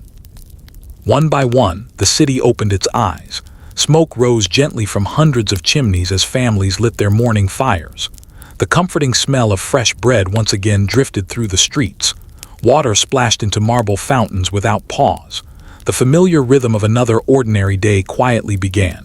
Yet today, let us leave the busy streets for a little while. Instead, follow a narrow stone road leading beyond the city walls. The sounds of Rome slowly fade behind us. The air becomes fresher. The landscape opens into rolling hills covered with vineyards, wheat fields, and endless rows of silver-green olive trees stretching toward the horizon. This peaceful countryside supplied much of the food that kept the great city alive. Without these farms, Rome could never have become the remarkable place history remembers. A farmer greeted the morning with the same quiet routine his family had followed for generations. Before beginning work, he looked toward the sky, not out of habit alone, but because the weather determined everything. A gentle breeze from the west, thin white clouds drifting slowly overhead. The songs of birds, even the morning dew upon the grass offered small clues about the day ahead. Long before weather forecasts existed, careful observation was one of a farmer's greatest skills. Nearby, his daughter gathered fresh herbs from a small garden beside the house: rosemary, thyme, mint, sage, lavender. Their wonderful fragrance filled the cool morning air. These plants flavored meals, scented homes, and were often used in traditional remedies passed down through generations. Nothing in the garden was planted without purpose. Every leaf served a useful role. As the sun climbed a little higher, workers entered the vineyards carrying woven baskets and simple pruning knives. Each grapevine received careful attention. Weak branches were trimmed away. Healthy vines were supported with wooden stakes. Every decision was made with patience, knowing that today's work would influence a harvest many months later. The Romans understood something that remains true today. The future is often built through quiet work that produces no immediate reward. The same lesson could be seen in the olive groves nearby. Some olive trees had already lived for centuries. The people harvesting them knew they would probably never see those trees reach the end of their lives. Instead, they cared for them on behalf of future generations. What a remarkable way to think, to plant, to protect, to preserve, not only for yourself, but for people you may never meet. This simple philosophy quietly shaped much of Roman society. Roads were built to last. Aqueducts were designed for generations. Bridges were repaired rather than abandoned. Homes were maintained with care. The Romans often built with tomorrow in mind. By mid-morning, the countryside buzzed gently with peaceful activity. Bees floated from flower to flower collecting nectar. Butterflies danced across fields filled with wildflowers. A shepherd slowly guided his flock toward fresh pasture, while his loyal dog calmly watched over the sheep. The soft ringing of tiny bells around their necks echoed across the hills like gentle music. Everything moved at nature's pace. Nothing hurried, nothing wasted. Standing there beneath the wide Italian sky, surrounded by vineyards, olive trees, singing birds, and fields glowing beneath the morning sun, it becomes easy to understand why so many Roman writers spoke about the quiet beauty of country life. Far from the noise of crowded streets, the countryside offered something deeply comforting: space to breathe, time to think, and a peaceful reminder that every great civilization ultimately depends upon the simple gifts of the earth. As another beautiful morning continued to unfold, the farmers quietly carried on with their work, never imagining that thousands of years later, people across the world would still be fascinated by the gentle rhythm of their ordinary lives. As the peaceful morning continued across the Roman countryside, the golden sunlight spread over endless fields of wheat that swayed gently with every passing breeze. From a distance, the landscape looked almost like a golden sea, its waves moving silently beneath the clear blue sky. For the Romans, wheat was more than a crop. It was life itself. Nearly every family depended upon it. Every loaf of bread began here in these quiet fields, where generations of farmers patiently worked from sunrise until sunset. Harvest season was one of the busiest times of the year. Entire families often worked together. Parents, grandparents, neighbors, and older children joined side by side beneath the warm Mediterranean sun. There was a quiet joy in working together. Someone sang an old folk song. Another shared a story passed down from previous generations. Laughter drifted across the fields as naturally as the wind. Work felt lighter when it was shared. Once the wheat was gathered, it was carefully tied into bundles and carried to nearby barns. Nothing was wasted. Even the leftover straw found a purpose. It became bedding for animals, roofing material, woven baskets, or simple floor coverings inside homes. The Romans believed that nature offered everything people truly needed, provided it was used wisely. Not far from the wheat field stood a small watermill. Although not every village had one, watermills gradually became more common throughout parts of the Roman Empire. The gentle flow of a stream turned a large wooden wheel. That wheel slowly rotated heavy grinding stones, transforming wheat into fine flour. It was a simple but remarkable invention. Instead of relying entirely on human or animal strength, the Romans learned how to borrow energy from nature itself. The quiet turning of that wheel continued hour after hour, powered only by flowing water. Nearby, a miller carefully collected fresh flour into cloth sacks. Soon those sacks would travel to village bakeries, where warm loaves would once again fill homes with their comforting aroma. Every meal began long before anyone sat at the table. It began here, with fertile soil, clear water, patient hands, and months of careful work. As the morning drifted toward noon, travelers occasionally appeared along the nearby Roman road. One merchant guided 2 sturdy mules carrying baskets filled with pottery. Another traveled with colorful fabrics carefully protected beneath linen covers. A physician rode quietly on horseback, carrying a leather satchel filled with simple medical instruments and dried herbs. Every traveler had a destination. Every journey added another small thread to the vast network that connected the empire. Roadside inns welcomed many of these travelers. They were modest places, but they offered something every traveler appreciated: fresh water, warm food, a safe place to rest, stories from people who had come from far away. Around a shared table, strangers quickly became companions. Someone described the snowy mountains of the north. Another spoke about the warm beaches of southern Greece. A sailor told tales of Egypt, where the Nile flooded each year and brought rich soil to countless farms. For many listeners, these conversations became their window into a much larger world. Long before newspapers or radios existed, stories traveled from person to person. As noon approached, the countryside grew quieter. Even the birds seemed to pause during the warmest part of the day. Farmers rested beneath large oak trees, enjoying simple meals of bread, cheese, olives, figs, and cool spring water. There was no hurry to finish. Meals were moments to appreciate both food and companionship. Looking across the peaceful landscape, it is easy to forget that this quiet countryside belonged to one of history's greatest empires. There were no towering monuments here, no marble palaces, no grand celebrations, only fields, trees, stone cottages, friendly neighbors, and families whose steady work quietly fed millions of people. Perhaps that is why the Roman countryside still feels so timeless. Its greatest treasures were never made of gold or marble. They were made of fertile soil, honest work, patient seasons, and the simple hope that tomorrow's sunrise would be just as peaceful as today's. As the warmth of midday slowly softened, a gentle breeze returned to the countryside. It swept quietly across the wheat fields, carrying the sweet scent of wildflowers and the earthy fragrance of freshly turned soil. The tall cypress trees stood almost perfectly still, while the silver leaves of ancient olive trees shimmered like tiny mirrors beneath the afternoon sun. The Roman countryside was never truly silent. It simply spoke in softer voices, the cheerful chirping of sparrows, the distant call of a shepherd guiding his flock, the quiet buzzing of honeybees moving patiently from blossom to blossom, the steady creak of a wooden wagon making its way along an old stone road. Together, these sounds formed a peaceful melody that had changed very little for centuries. Not far from the fields, a small vineyard stretched across the hillside. The vines had been planted many years before by the grandfather of the family who now cared for them. Every season brought familiar work. In winter, the vines were carefully pruned. In spring, new leaves appeared. Summer brought long, warm days of steady growth. And in autumn, the grapes were finally ready to harvest. The Romans understood that nature could never be hurried. A vineyard rewarded patience, not speed.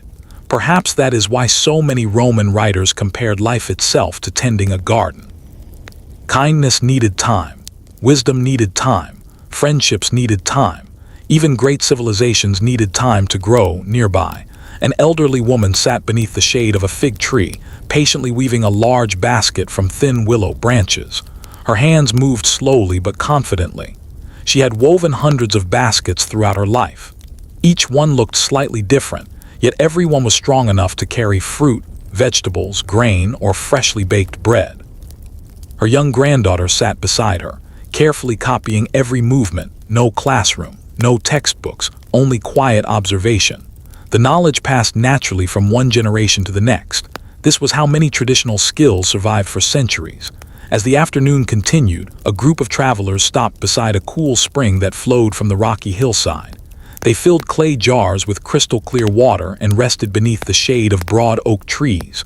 One traveler had come from Gaul, another from Greece. A third had recently returned from Egypt. Although their accents were different, they shared bread, olives, and stories with easy friendship. The Roman road had brought them together. Sometimes the greatest gift of travel was not reaching a destination. It was meeting people whose lives were completely different from your own. In the distance, a shepherd played a gentle tune on a small reed flute while watching over his sheep. The melody drifted across the hills, carried by the afternoon breeze. The sheep continued grazing peacefully, barely noticing the music that filled the air. Above them, a hawk circled slowly, riding invisible currents of warm air high above the valley. Everything seemed to move with effortless grace. As the shadows gradually grew longer, the farmers finished their work for the day. Tools were cleaned and placed carefully inside wooden sheds. The last baskets of vegetables were loaded onto small wagons. Children ran ahead along the familiar paths toward home, laughing as they chased one another through the fields. Soon the smell of evening meals would rise from stone cottages once again. Warm bread, fresh vegetables, olive oil, a little cheese, perhaps a handful of sweet grapes picked only moments before, simple food, shared with family, enjoyed without hurry. Standing on the hillside as the afternoon slowly faded, it was impossible not to notice how deeply the Romans trusted the rhythm of the natural world. The sun would set, the stars would appear, morning would come again, the vines would grow, the olives would ripen, the wheat would sway in the summer breeze. Generation after generation, these quiet patterns continued, reminding every farmer, every child, and every traveler that while people come and go, the peaceful rhythm of nature carries on, patiently writing its own timeless story. As the afternoon slowly slipped toward evening, the countryside seemed to glow beneath the gentle light of the lowering sun. The hills turned shades of gold and bronze, while the long rows of grapevines cast graceful shadows across the earth. A cool breeze wandered through the olive groves, carrying the comforting fragrance of herbs growing wild along the edges of the fields. This was the hour when work quietly came to an end. Farmers rested their tools against stone walls. Wooden carts, now filled with vegetables, fruit, and baskets of freshly gathered herbs, rolled slowly toward nearby villages. The gentle sound of wagon wheels echoed along the ancient roads, accompanied by the cheerful songs of birds preparing to settle into their nests. Nothing felt hurried. Nature had already decided that enough work had been done for one day. At the edge of one small village stood a humble bakery. Its stone oven had been glowing since before sunrise. Now, as evening approached, the baker carefully removed the final loaves of the day. The smell of warm bread drifted through every nearby street. Children smiled as they carried fresh loaves home, trying their best not to break off a small piece before dinner. Sometimes they succeeded. Sometimes they did not. Their parents usually smiled, pretending not to notice. Simple moments like these were treasured because they happened every day. Across the narrow lane, a woman drew cool water from the village well. She greeted every neighbor she met. No conversation lasted very long, just a few kind words, a friendly smile, a wish for a peaceful evening. In small communities, everyone knew one another. Birthdays were celebrated together. Harvests were shared. When a family faced hardship, neighbors quietly appeared to help without expecting anything in return. Community was one of Rome's greatest strengths, not because laws demanded it, but because ordinary people understood that kindness made life better for everyone. Beyond the village, the field slowly emptied. The shepherd whistled softly, and his flock followed the familiar path home without hesitation. The little bells hanging from the sheep's necks created a gentle rhythm that echoed through the valley. Behind them, a loyal sheepdog glanced back one last time, making sure no animal had wandered away. The routine never changed. Morning brought work. Evening brought everyone safely home. As the first stars began to appear, families gathered outdoors for a few quiet moments before supper. Some sat beneath old olive trees that had shaded their ancestors many generations earlier. Others watched swallows make their final flights across the evening sky before disappearing beneath the roofs of stone cottages. Children pointed upward as bats silently glided through the fading light, chasing tiny insects that danced above the fields. For many Romans, evenings were also a time for stories. Not stories of emperors or distant wars, but stories of grandparents, of unusual harvests, of winters when snow covered the hills, of travelers who had visited from lands so far away that they sounded almost magical. Every family carried its own collection of memories. Every generation added a few more. In this quiet way, history was preserved long before it was written in books. As darkness gently settled across the countryside, oil lamps flickered to life behind wooden windows. The warm glow spilling from each home reminded every traveler that families were gathering, meals were being shared, and another peaceful day was coming to a close. Above them all, the stars shone with the same quiet brilliance that had guided Roman farmers, sailors, shepherds, and travelers for countless generations. The world felt vast, yet somehow, beneath that endless sky, every village felt like home. And as the gentle chorus of crickets filled the evening air, another ordinary day in ancient Rome quietly became another unforgettable page in the long and peaceful story of history. As the stars slowly brightened above the peaceful countryside, a quiet stillness settled over the villages of ancient Rome. The last wagon had returned home, the final loaf of bread had cooled upon the kitchen table, and the gentle glow of oil lamps shined through small windows like tiny stars scattered across the hills. The world seemed to exhale. For a little while there was nothing left to do, only to rest. Inside one small farmhouse, 3 generations gathered around a simple wooden table. The evening meal had ended, but no one hurried away. The grandfather leaned back with a warm smile, watching his grandchildren listen eagerly to another story from long ago. He spoke of a time when he was just a young boy, walking beside his own father through these same olive groves. The trees had been smaller then. The stone walls had not yet been repaired. The village had only a handful of families. Yet one thing had never changed. Every evening people gathered together before sleep. The children listened quietly to them. These stories sounded almost magical, but to their grandfather they were simply memories of an ordinary life. History often grows from ordinary days. Outside, the moon climbed higher into the sky. Its soft silver light covered the vineyards and wheat fields with a peaceful glow. The leaves of the olive trees shimmered gently whenever the breeze passed through them. Far away, an owl called from the top of an old cypress tree. Then silence returned once more. At the edge of the village, a small stable sheltered a pair of patient oxen that had spent the day pulling a wooden cart through the fields. Now they rested quietly on fresh straw nearby. A horse lowered its head as a stable boy gently brushed its coat before bedtime. Animals were not simply workers. They were trusted companions. They shared the rhythm of each season alongside the people who cared for them. As midnight approached, the countryside became almost perfectly still.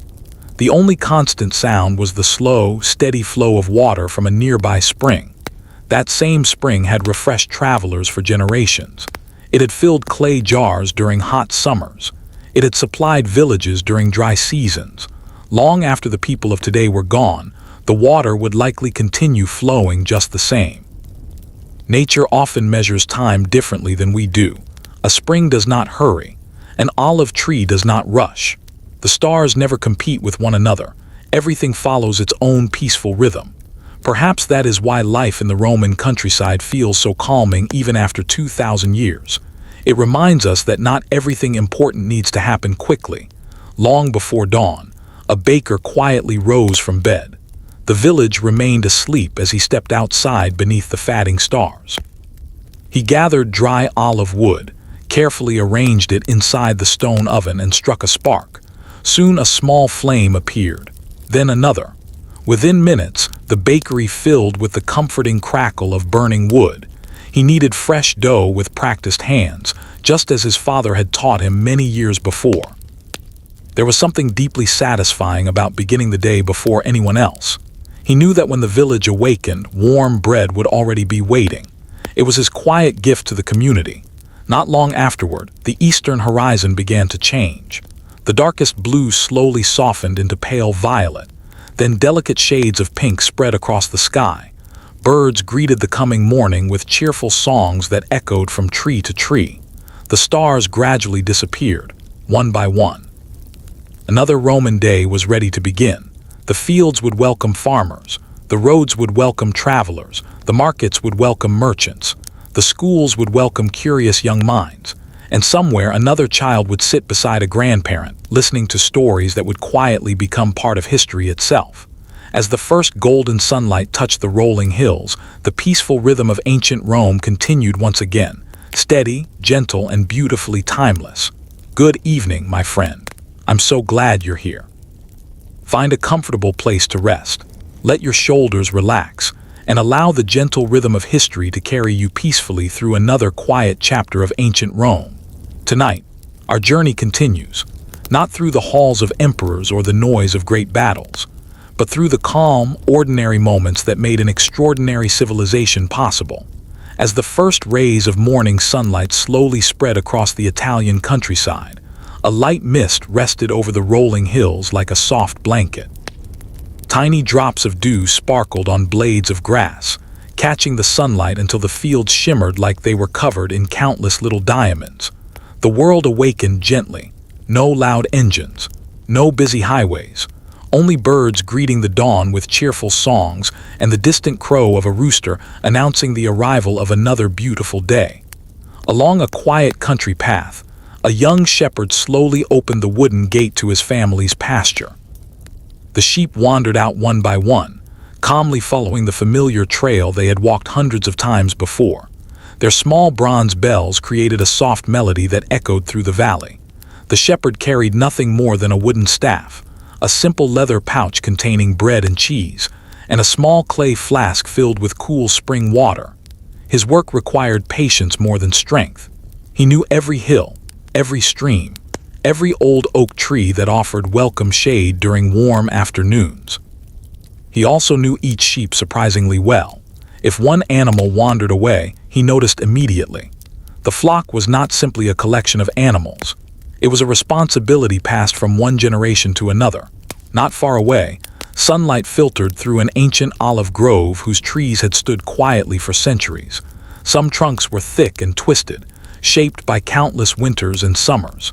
An elderly farmer gently placed his hand against the rough bark of one particularly old tree. His father had cared for this same tree, so had his grandfather. Now it was his turn. He smiled quietly, not because he expected immediate rewards, but because he understood that caring for something lasting longer than a single lifetime was one of life's greatest privileges. Olive trees taught patience better than any teacher could. Nearby, several women spread freshly washed linen across smooth bushes to dry beneath the warm Mediterranean sun. The white cloth fluttered softly in the breeze like the sails of distant ships. As they worked, they exchanged cheerful conversations about family, neighbors, gardens, and the coming harvest. The work felt lighter because it was shared. Community turned ordinary chores into opportunities for friendship. Beyond the village, a narrow Roman road stretched toward the horizon. Its carefully fitted stones had already carried merchants, teachers, physicians, travelers, poets, and countless ordinary families for many decades. Even now, a traveler leading two gentle donkeys slowly approached from the south. The baskets hanging from the animals were filled with fragrant herbs, jars of honey, and finely crafted pottery destined for the marketplace in Rome. His journey would take several days, yet there was no sign of hurry upon his face. He trusted the road. He trusted the changing seasons, and he trusted that each evening another welcoming village would offer fresh water, warm bread, and a safe place to rest. As the morning continued, butterflies floated lazily above fields filled with red poppies, purple lavender, and tiny white daisies. Honeybees moved patiently from flower to flower, quietly performing work so important that few people ever stopped to think about it. Without bees, gardens would become quieter, harvests would become smaller. Nature depends upon countless small helpers whose work often goes unnoticed. Perhaps human communities are much the same.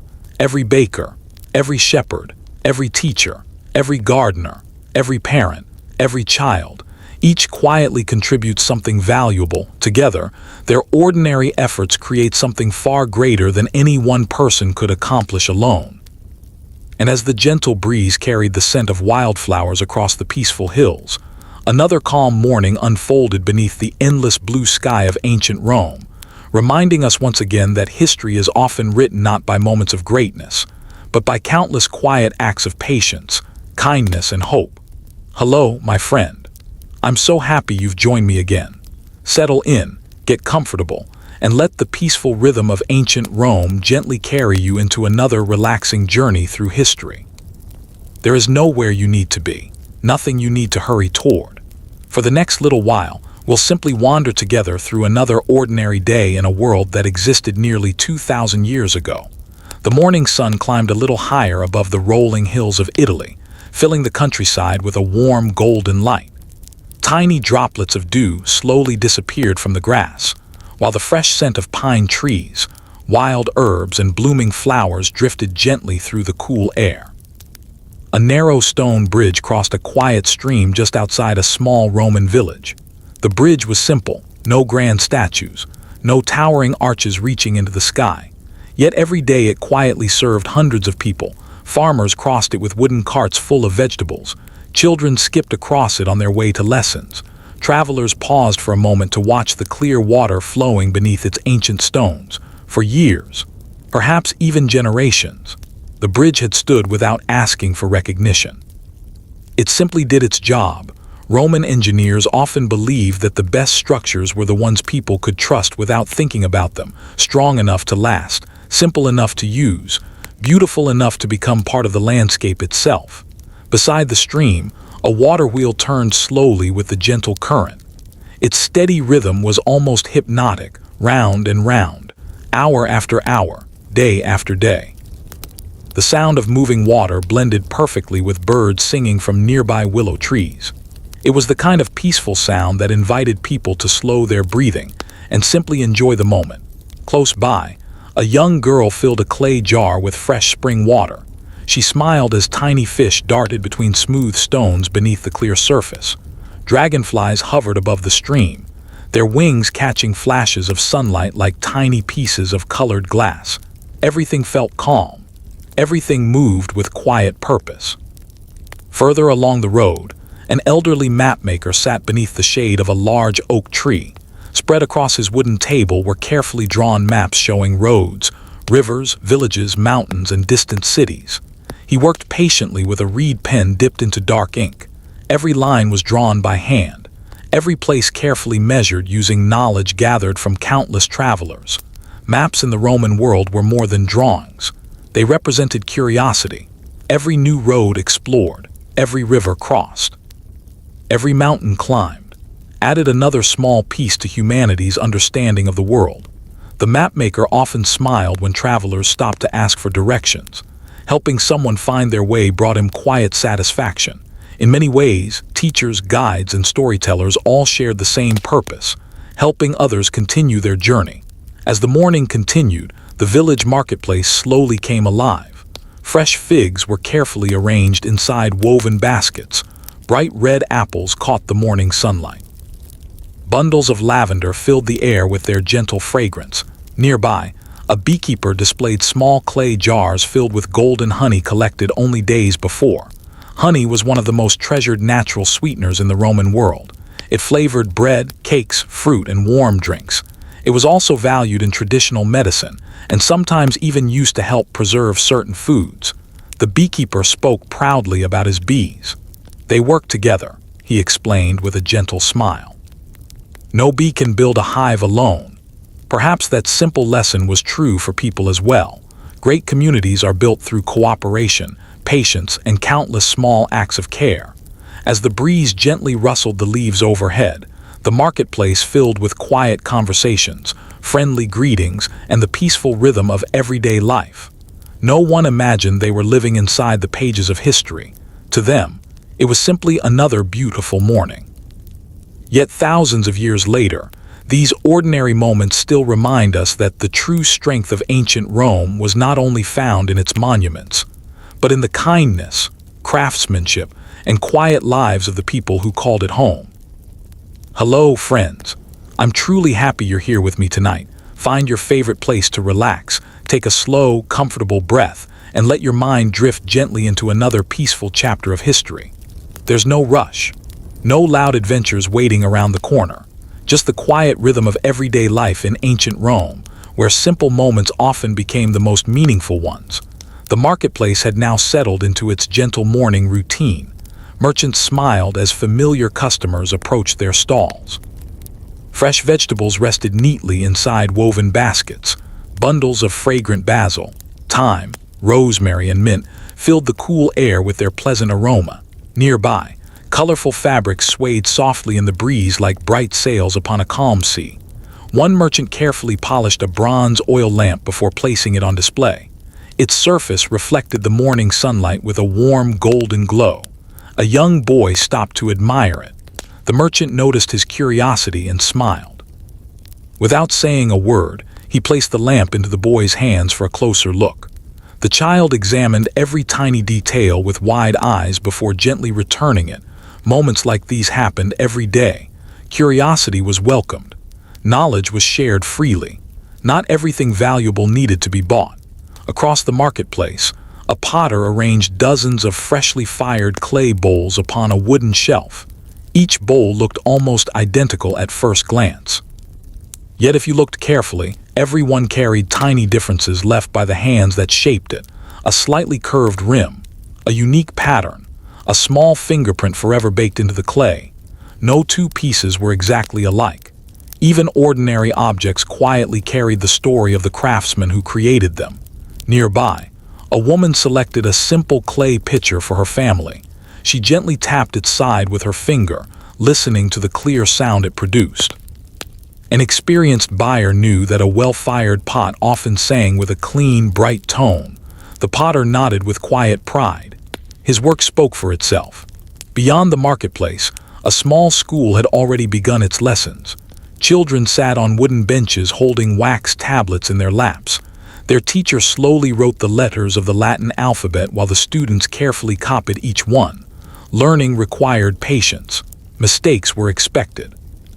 Whenever someone misspelled a word, the wax could simply be smoothed flat and used again. Nothing was wasted. One curious student raised his hand. "Teacher," he asked, "why do we study history?" The old teacher smiled warmly before looking out the open window toward the quiet streets beyond. "So we may borrow the wisdom of those who came before us."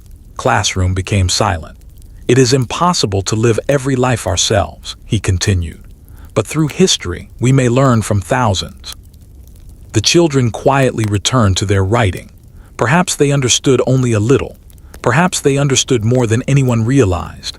Outside, the gentle sound of a blacksmith's hammer echoed through the neighborhood. Strike, pause. Each careful blow slowly transformed glowing iron into useful tools. A shovel, a horseshoe, a cooking knife, a door hinge. The blacksmith worked without rushing. He knew that careful work today meant fewer problems tomorrow. His workshop smelled of warm metal, charcoal, and freshly cut wood. Tiny sparks floated into the air before disappearing almost instantly. Nearby, an elderly woman sat outside her home spinning wool into thread. The spinning wheel turned slowly beneath her practiced hands. Her granddaughter watched closely, learning each movement long before she was old enough to do the work herself.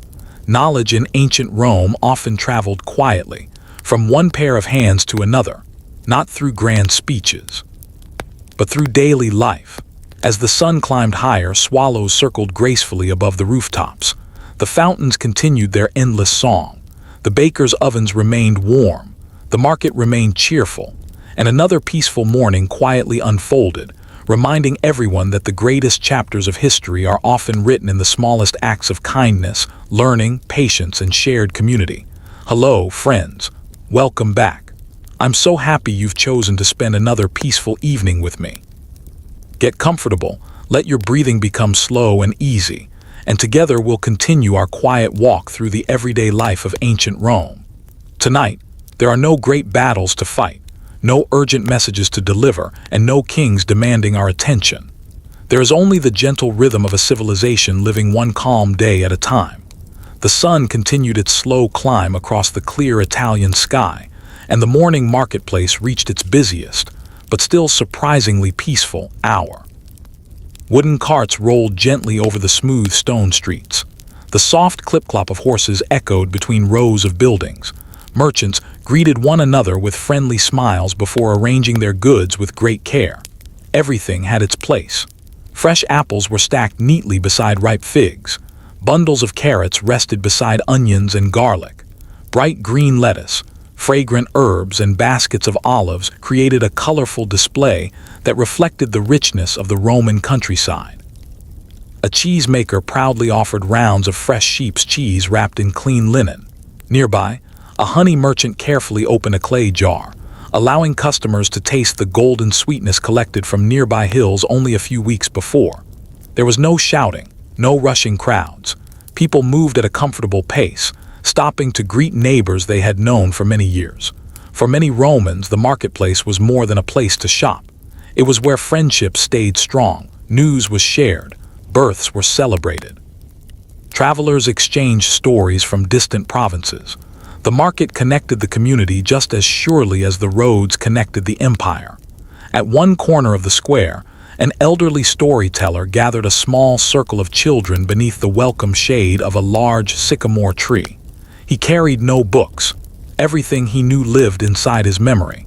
His voice was calm and steady. He spoke about wise farmers who respected the seasons, about sailors who trusted the stars, and about builders whose careful work allowed bridges to stand for generations. The children listened without interruption. Their imaginations quietly traveled far beyond the village. Long before libraries became common, Storytellers were living books. They preserved traditions, lessons, and memories simply by sharing them from one generation to the next. Not far away, a carpenter carefully examined several pieces of seasoned oak. He ran his hand across the smooth grain before selecting the strongest board for a new table. He smiled quietly. Good wood, like good friendship, became stronger with time. He measured each piece twice before making a single careful cut. The Romans admired craftsmanship because they understood that patience often produced the finest results. Nearby, a small flock of pigeons landed in the square, pecking gently at scattered grains left behind by merchants. Children laughed softly as the birds fluttered into the air, circling once before settling again near the fountain. The clear water sparkled in the sunlight, flowing just as faithfully as it had yesterday, and just as it would tomorrow.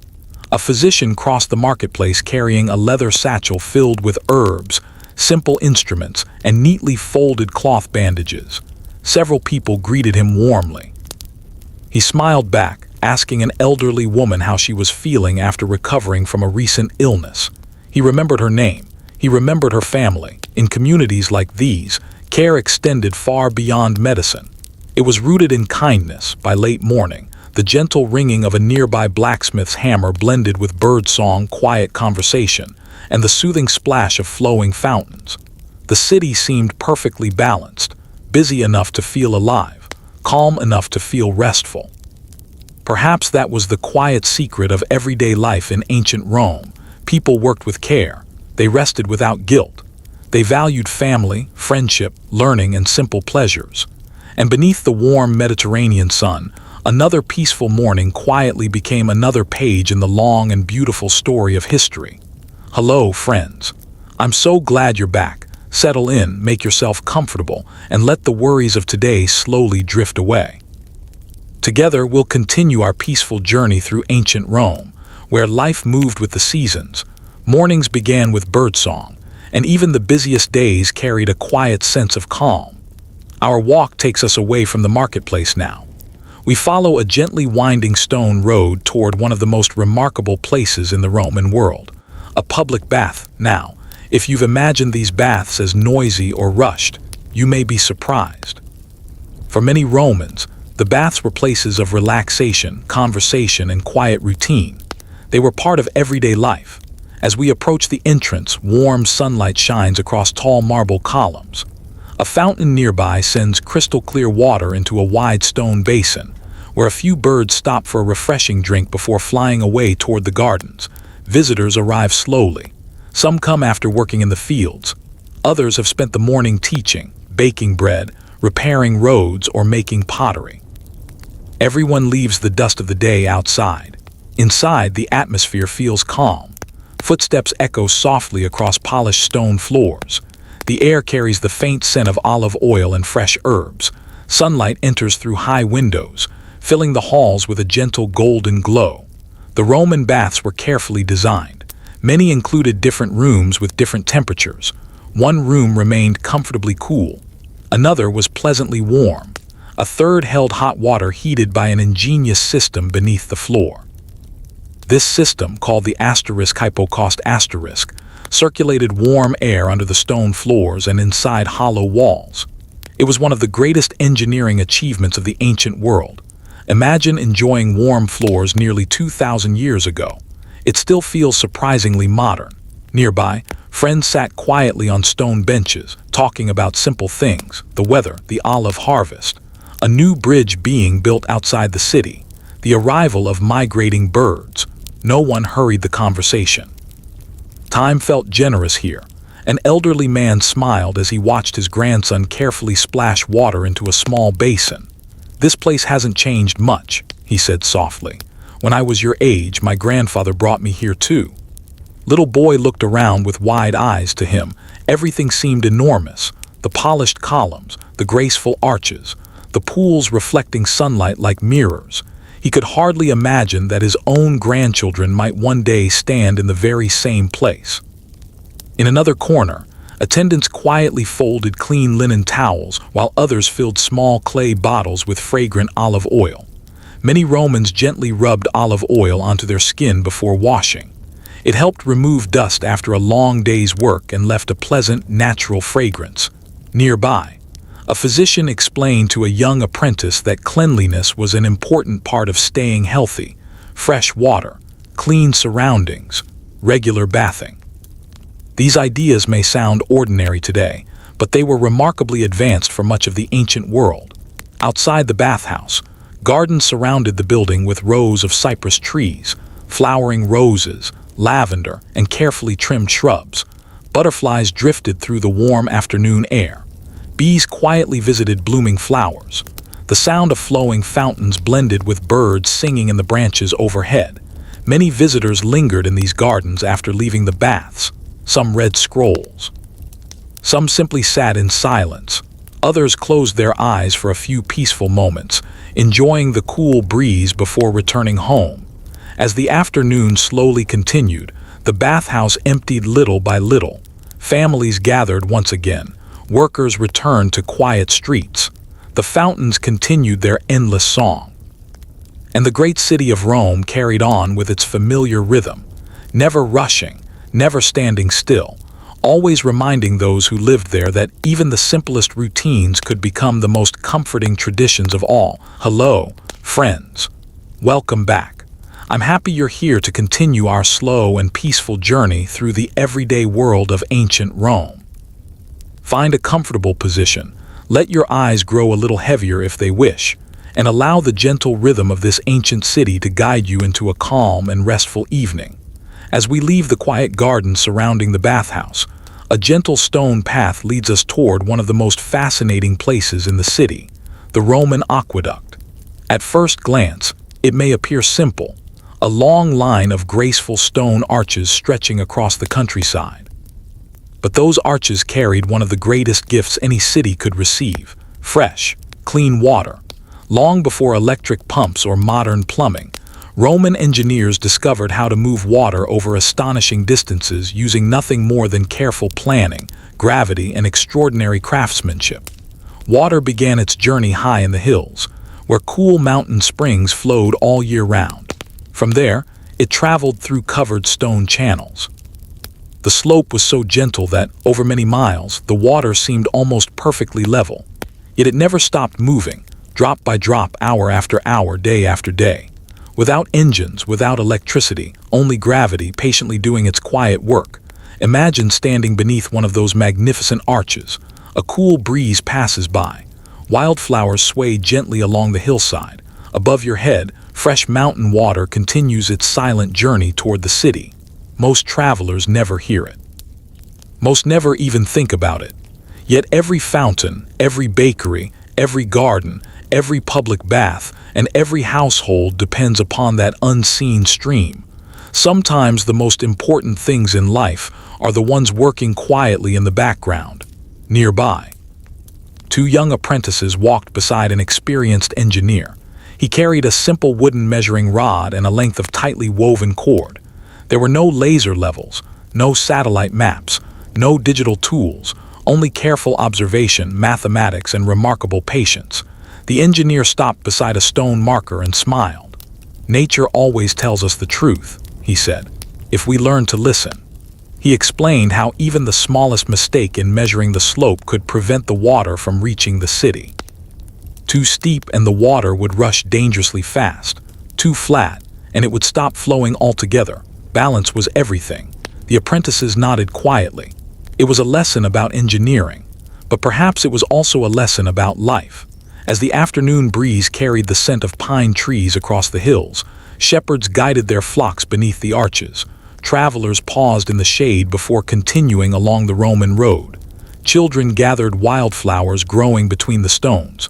The aqueduct belonged to everyone. Not because anyone owned it, but because everyone benefited from it. Back inside the city, the water finally reached dozens of public fountains. Children laughed as they splashed cool water onto their faces after playing beneath the warm sun.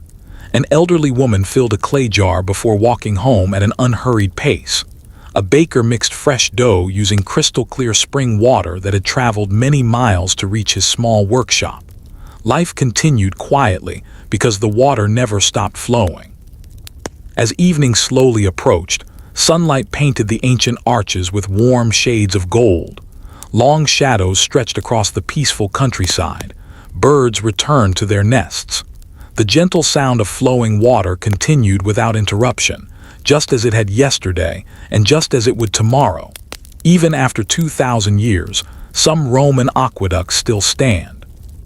Though many no longer carry water, they remain powerful reminders that the greatest achievements are often built with patience, precision, and a vision that reaches far beyond a single lifetime. And as the soft evening light faded across the hills of Italy, the ancient aqueduct continued its silent journey, carrying not only fresh water toward Rome, but also a timeless lesson that quiet, steady work can leave a legacy lasting thousands of years. Hello, friends. Welcome back. I'm so happy you're here for another peaceful walk through the gentle world of ancient Rome. Get comfortable, let your thoughts slow down, and together we'll continue exploring the quiet places that history often overlooks. As the evening sunlight slowly faded behind the rolling hills, the great aqueduct stood peacefully against the glowing sky. Its long rows of graceful arches stretched across the countryside like a silent stone ribbon, unchanged by the passing of seasons. A flock of swallows circled overhead before disappearing into the warm colors of sunset. The countryside grew quieter. Farmers guided their oxen home after a long day in the fields. The last wagons rolled gently along the Roman road, their wooden wheels making a soft, familiar sound against the ancient paving stones. A shepherd counted his sheep one final time before closing the wooden gate to the pasture. Everything followed a comforting rhythm. Nothing seemed rushed. As darkness slowly settled, our journey brings us toward a quiet Roman villa resting among olive groves and vineyards. Unlike the crowded neighborhoods inside the city, villas in the countryside offered wide open views of gentle hills, flowering gardens, and peaceful orchards. At the center of the villa lay a beautiful courtyard. A small fountain rested in the middle, surrounded by roses, lavender, and neatly trimmed boxwood hedges. The sound of falling water echoed softly beneath the evening sky. Stone benches invited visitors to sit and enjoy the cool air after the warmth of the day. An elderly woman carefully watered her herbs before sunset.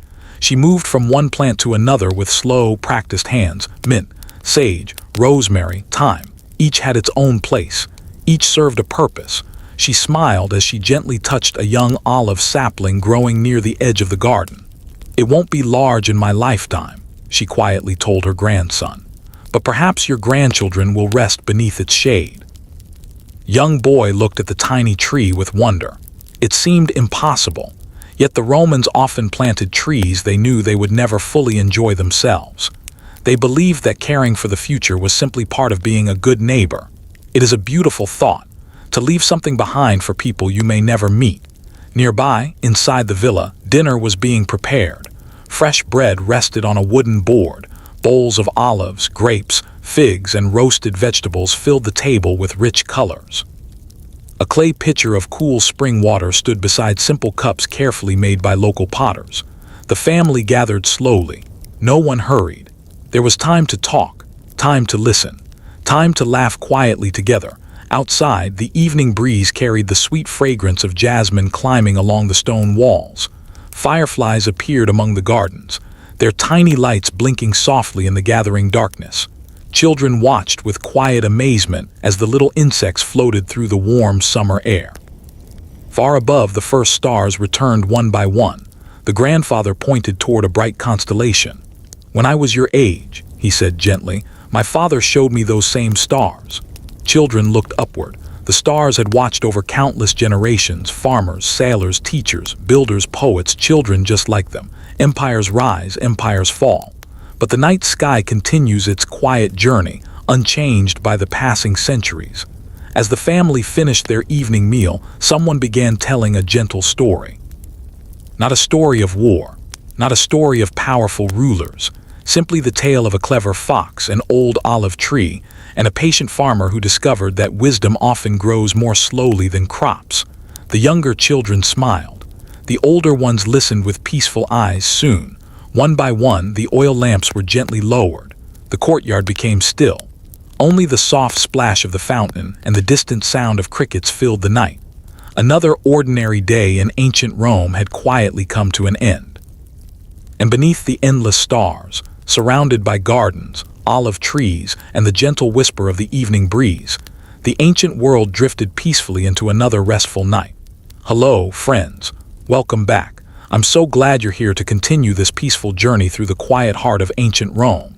Make yourself comfortable, relax your shoulders, and let your thoughts drift as gently as the evening breeze that now moves through the Italian countryside. The night passed quietly beneath a sky filled with brilliant stars. One by one, the oil lamps inside the villa burned lower until only the moonlight remained. The gardens rested peacefully, the fountain continued its endless song, and the old olive trees stood silently beneath the silver glow of the moon, just as they had for countless generations. Hours slipped by unnoticed. Then, just before dawn, the eastern horizon began to brighten. First came a soft band of deep blue, then gentle shades of lavender. Soon afterward, pale pink and warm gold spread slowly across the sky. Morning never arrived suddenly. It unfolded patiently. The first robin landed on the edge of the fountain. Moments later, sparrows filled the garden with cheerful songs. A gentle breeze carried the fresh scent of rosemary, lavender, and damp earth after the cool night. The world seemed to awaken one quiet sound at a time. Inside the villa, the household slowly came to life. A servant carefully opened the wooden shutters, allowing sunlight to pour into the rooms. The cook rekindled yesterday's fire, placing fresh olive wood into the hearth. Before long, the comforting smell of warm bread and barley porridge drifted through the house. Outside, the gardener began another peaceful morning among the flowers. He carried a simple clay watering jug and a small bronze pruning knife. Nothing about his work looked hurried. He paused often, sometimes to remove a dry leaf, sometimes simply to admire a newly opened blossom. Roman gardens were more than beautiful places. They were living classrooms. Children learned the seasons by watching flowers bloom. They learned patience by planting seeds. They learned gratitude by harvesting fruit months after it had first appeared as tiny blossoms. Nearby, the family's youngest daughter carefully scattered grain for a flock of doves that visited every morning. The birds had become so familiar that they hardly feared her anymore. They fluttered gently around her feet, pecking quietly at the ground while the morning sunlight shimmered across their soft gray feathers. Her grandfather watched from a nearby bench with a gentle smile. Every morning, he said quietly, they return because they know this is a peaceful place. Perhaps people are not so different. We too return to places where we feel safe, where kindness is familiar, where simple routines bring comfort. Beyond the villa, the Roman road slowly awakened. A merchant leading 2 donkeys nodded politely as he passed. A farmer carrying freshly picked vegetables toward the nearby market offered a cheerful greeting. Further down the road, 2 children walked side by side toward their lessons, their wax tablets tucked carefully beneath their arms. Even the road itself seemed alive with quiet purpose. Every traveler carried a different story. Every journey connected one family to another. Not far away, an elderly beekeeper checked several woven hives placed beneath flowering trees. The bees moved with astonishing organization. Each one knew its task. Some gathered nectar, others protected the hive. Many cared for the young. Together they created something remarkable through thousands of tiny efforts. The beekeeper often told children that a beehive was one of nature's greatest teachers. No bee worked only for itself. Each quietly served the whole community. The Romans admired this harmony. As the morning sun climbed higher into the clear blue sky, butterflies floated lazily through the gardens, while dragonflies shimmered above the small pond near the orchard. The gentle splash of the fountain blended with birdsong, creating the kind of peaceful melody that asked nothing of anyone except to slow down and enjoy the moment. And so, another beautiful Roman morning quietly unfolded, filled with warm bread, blooming flowers, friendly greetings, and the quiet wisdom that even the simplest days can become the most unforgettable chapters in the story of history. Hello, friends. Welcome back. I'm truly happy you're here once again. Settle into a comfortable position, let the outside world fade into the background, and allow yourself to wander gently through another peaceful day in ancient Rome. There is no need to hurry. Like the slow movement of the sun across the Italian sky, we'll simply let history unfold one quiet moment at a time. The morning had now fully arrived. Warm sunlight spilled across the villa's courtyard, making the marble fountain sparkle like polished crystal. Tiny birds fluttered among the branches of fig and olive trees, while butterflies drifted lazily over beds of blooming lavender. The air smelled wonderfully fresh, rosemary warmed by the morning sun, newly baked bread cooling on a wooden table, fresh mint growing beside the garden path. Everything seemed calm. Everything seemed exactly where it belonged. After breakfast, the family prepared for another ordinary day. The grandfather reached for his wide straw hat before walking toward the olive grove. His grandson hurried beside him, eager to learn something new. Neither spoke very much. There was no need. Sometimes the most meaningful lessons begin in silence. When they reached the grove, sunlight filtered gently through the silver-green leaves overhead. The old trees cast cool patches of shade upon the ground. Some of these olives had been growing since before the boy's father was born. Others had stood there even before his grandfather first learned to walk. The old man rested one hand upon the rough bark of the largest tree. "Every ring inside this tree," he said softly, "remembers another year." Boy looked closely. He could not see the rings hidden inside the trunk, but he liked imagining them. Each season quietly recorded. Every winter survived, every spring welcomed. Nature, the old man explained, keeps its own history without writing a single word. Nearby, workers carefully spread large woven cloths beneath the olive branches. When harvest season finally arrived, ripe olives would fall onto these cloths instead of the rocky ground. Nothing about the process was hurried. Strong trees rewarded patient hands. As they worked, the grandfather shared another simple lesson. "Person who plants an olive tree," he smiled, "is often thinking about someone they will never meet." Boy paused for a moment. He imagined children living many years in the future, sitting beneath the shade of trees that had not even finished growing. It was a comforting thought. Just beyond the grove, a narrow path led toward a small orchard where pear, apple, fig, and pomegranate trees stretched their branches toward the bright blue sky. Honeybees moved gently from blossom to blossom.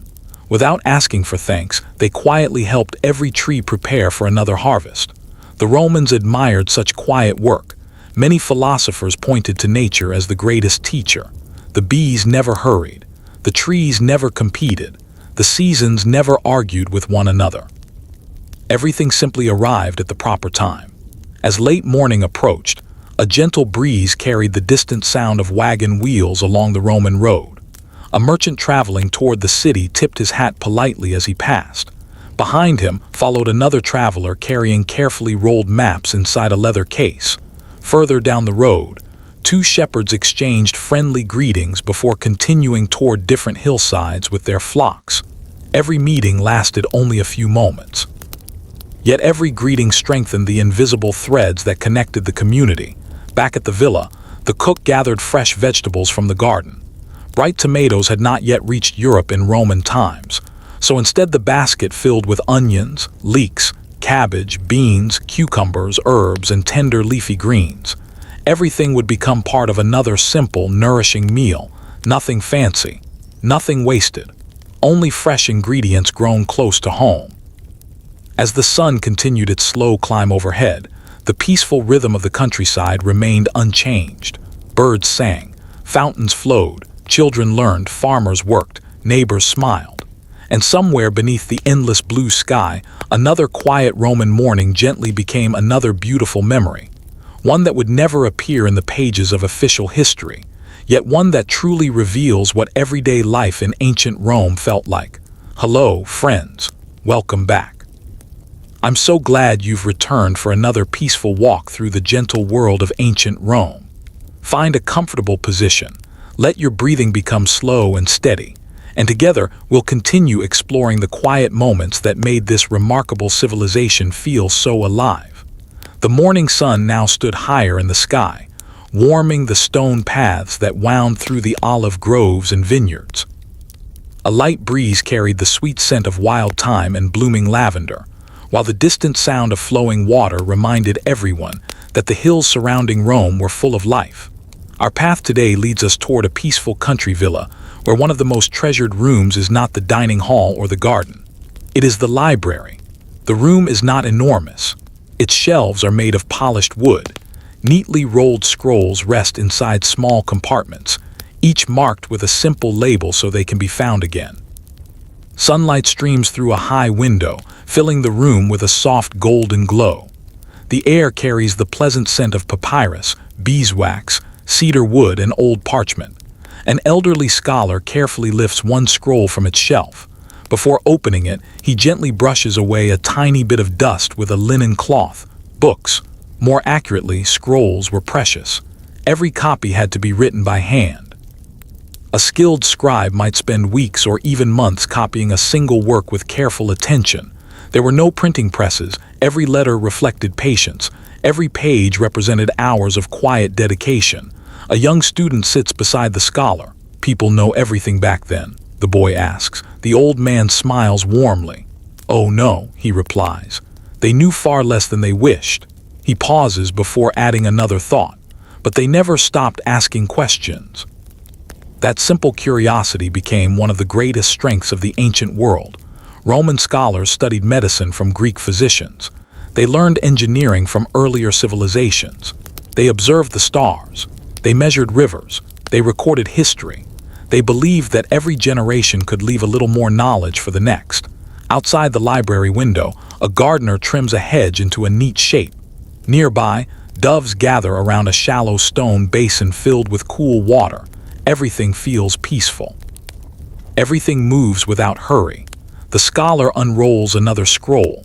This one describes distant lands beyond the Roman Empire, mountain ranges covered with snow, great deserts where the wind reshapes the sand every day, forests so dense that sunlight barely reaches the ground. The young student listens with wide eyes. He has never traveled far from home, yet through stories and learning, the world becomes much larger than the hills outside his village. Across the courtyard, another scribe sits quietly at a wooden desk. A small clay lamp remains nearby, although the bright morning light makes it unnecessary now.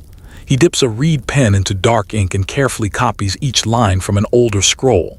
His handwriting is steady, his breathing calm. He is in no race against time. He knows that one careless mistake could change the meaning of an entire sentence, so he writes slowly, patiently, one word at a time. Outside, the familiar sounds of the countryside continue. Bees hum among flowering herbs. A fountain sings softly in the courtyard. Leaves rustle gently whenever the breeze passes through the olive trees. The student closes his eyes for just a moment. "It is so quiet here," he whispers. The scholar nods. Quiet places help the mind grow. Perhaps that wisdom still speaks to us today. Not every moment needs to be filled with noise. Sometimes our best thoughts arrive when the world becomes still. As the morning drifts peacefully toward noon, the library remains filled with soft light, careful handwriting, gentle conversation, and the timeless belief that knowledge, like an olive tree or a flowing spring, is a gift meant to be cared for and shared with future generations. Hello, friends. Welcome back. I'm so happy you're here to continue this quiet journey through ancient Rome. Find a comfortable place to rest, let your eyes grow a little heavier, and allow the peaceful rhythm of history to gently slow your thoughts.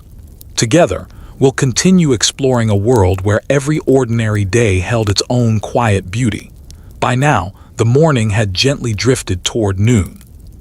The sunlight pouring through the library windows had become warmer, casting long golden beams across shelves filled with carefully rolled scrolls. Outside, the gardens shimmered beneath the soft Mediterranean breeze. Our walk now takes us away from the library and toward another peaceful corner of the Roman countryside. A vineyard. Rows upon rows of grapevines stretched across the gentle hillside, their green leaves dancing quietly whenever the breeze passed through them. Wooden posts supported each vine with simple ropes woven from natural fibers. Nothing looked rushed, nothing looked forced. Everything grew at nature's own patient pace. An elderly vineyard keeper slowly walked between the rows, carrying a small pruning knife and a woven basket. His grandson followed closely behind, trying to match each careful step. The old man stopped beside one vine and gently touched its leaves. "You see this branch?" he asked softly. The boy nodded. "It looks healthy." The grandfather smiled. "It does today." Then he carefully trimmed away a smaller branch. The boy looked surprised. "Why cut something that's growing?" The old man rested his hand gently on the vine. "Because sometimes," he replied, "removing one small branch helps the whole vine grow stronger." Boy thought quietly about those words. Years later, he would remember that lesson, not only about vineyards but about life itself. Nearby, clusters of ripening grapes hung beneath broad leaves, protected from the strongest afternoon sun. Some were deep purple, others remained bright green, waiting patiently for the weeks ahead. Roman farmers understood that harvesting too early could spoil an entire season's work. Patience often determined the quality of the harvest. Beyond the vineyard, a pair of oxen slowly turned a wooden press that would later help extract juice from freshly gathered grapes. The large beams creaked softly with every movement. There was no loud machinery, only steady work guided by careful hands. A few birds landed nearby, searching for scattered seeds among the grass. Butterflies floated lazily between rows of wildflowers growing naturally along the edge of the vineyard. Honeybees continued their quiet work without drawing attention to themselves. Every living thing seemed to have its own purpose. Not far away, a family gathered beneath a large fig tree for their midday meal. A linen cloth covered the ground. Fresh bread rested beside a bowl of olives. There were figs picked only that morning. Goat cheese, cucumbers, and cool spring water carried in a clay pitcher, simple food shared with gratitude. Before anyone began eating, the youngest child carefully offered a small piece of bread to an elderly neighbor who happened to be walking past. The old traveler smiled warmly and accepted with thanks. Kindness often appeared in the smallest gestures. No celebration, no applause, just quiet generosity. As the meal ended, the family rested beneath the shade for a little while. The adults spoke softly about the coming harvest. The children watched white clouds drift slowly across the blue sky, imagining shapes of ships, birds, and distant mountains. No one looked at a clock. The sun itself quietly measured the day. The breeze cooled the warm afternoon air. The vineyard remained peaceful. The leaves whispered gently. The birds continued singing. Somewhere among the endless rows of vines, another ordinary afternoon unfolded, reminding us that in ancient Rome, life's greatest treasures were often found not in moments of glory, but in patience, family, nature, and the quiet joy of simply sharing another beautiful day together. Hello, friends. Welcome back. I'm truly happy you've joined me again. Settle in, relax, and let the peaceful sounds of ancient Rome gently guide you into another quiet chapter of history. As always, there is no rush. We will simply follow the slow rhythm of an ordinary day, where even the smallest moments have a story to tell. The afternoon sun rested high above the countryside, filling the vineyards with a warm golden glow. Gentle breezes rolled across the hills, making the grapevines sway almost like waves upon a peaceful sea. Our journey continues toward a quiet orchard just beyond the vineyard. Here, rows of fig trees, pear trees, apple trees, and pomegranate trees stretched across the gentle hillside. The branches were heavy with fruit. Some figs had already ripened into a deep purple color. Others were still bright green, patiently waiting for a few more weeks of sunshine. An elderly orchard keeper walked slowly between the trees with a woven basket resting over one arm. He stopped often, not because he was tired, but because he enjoyed observing the small details that many people hurried past. A bird building its nest, a butterfly resting upon a blossom, a tiny ladybug climbing a leaf. To him, these were reminders that nature worked quietly without asking for attention. His granddaughter walked beside him. She pointed toward a fallen pear lying beneath one of the trees. "Should we pick it up?" she asked. The old man smiled. "Yes." He gently lifted the fruit from the ground. "It may not be perfect for our table," he explained, "but it can still feed the animals or become part of tomorrow's compost." Nothing in the orchard was considered useless. Leaves became soil. Old branches warmed the home during winter. Fruit that people could not eat often nourished animals. The Romans understood that nature wasted very little. As they continued their walk, They reached a large walnut tree whose wide branches provided cool shade from the afternoon sun. The grandfather sat quietly upon a smooth stone while his granddaughter listened to the gentle rustling of leaves overhead. "Do you hear that?" he asked. "Wind," she replied. "Yes," he said with a smile. "It sounds different in every kind of tree." They listened carefully. The olive leaves whispered softly. The fig leaves fluttered more brightly. The tall cypress trees produced a deeper, slower sound. Every tree had its own quiet voice. Beyond the orchard, a beekeeper checked his wooden hives. The bees moved calmly in and out, carrying tiny grains of golden pollen upon their legs. The beekeeper never rushed them. He knew that healthy bees worked best when left in peace. Roman farmers understood how important bees were long before modern science explained pollination. They simply observed nature with patient eyes. Nearby, a shallow pond reflected the bright afternoon sky. Dragonflies skimmed gracefully across its surface, while frogs rested among clusters of green reeds. A pair of white ducks glided silently through the calm water, leaving gentle ripples behind them. The pond reflected the clouds so perfectly that it almost seemed like another sky resting upon the earth. As the afternoon slowly began to cool, children gathered beneath the walnut tree to play simple games using smooth stones and carved wooden pieces. Their laughter drifted across the fields, blending with birdsong and the distant ringing of sheep bells. Parents watched nearby, smiling quietly as they finished weaving baskets, repairing tools, or preparing vegetables for the evening meal. No one seemed concerned about tomorrow. Tomorrow would arrive when it was ready. For now, this peaceful afternoon was enough. And perhaps that was one of the greatest gifts of life in ancient Rome.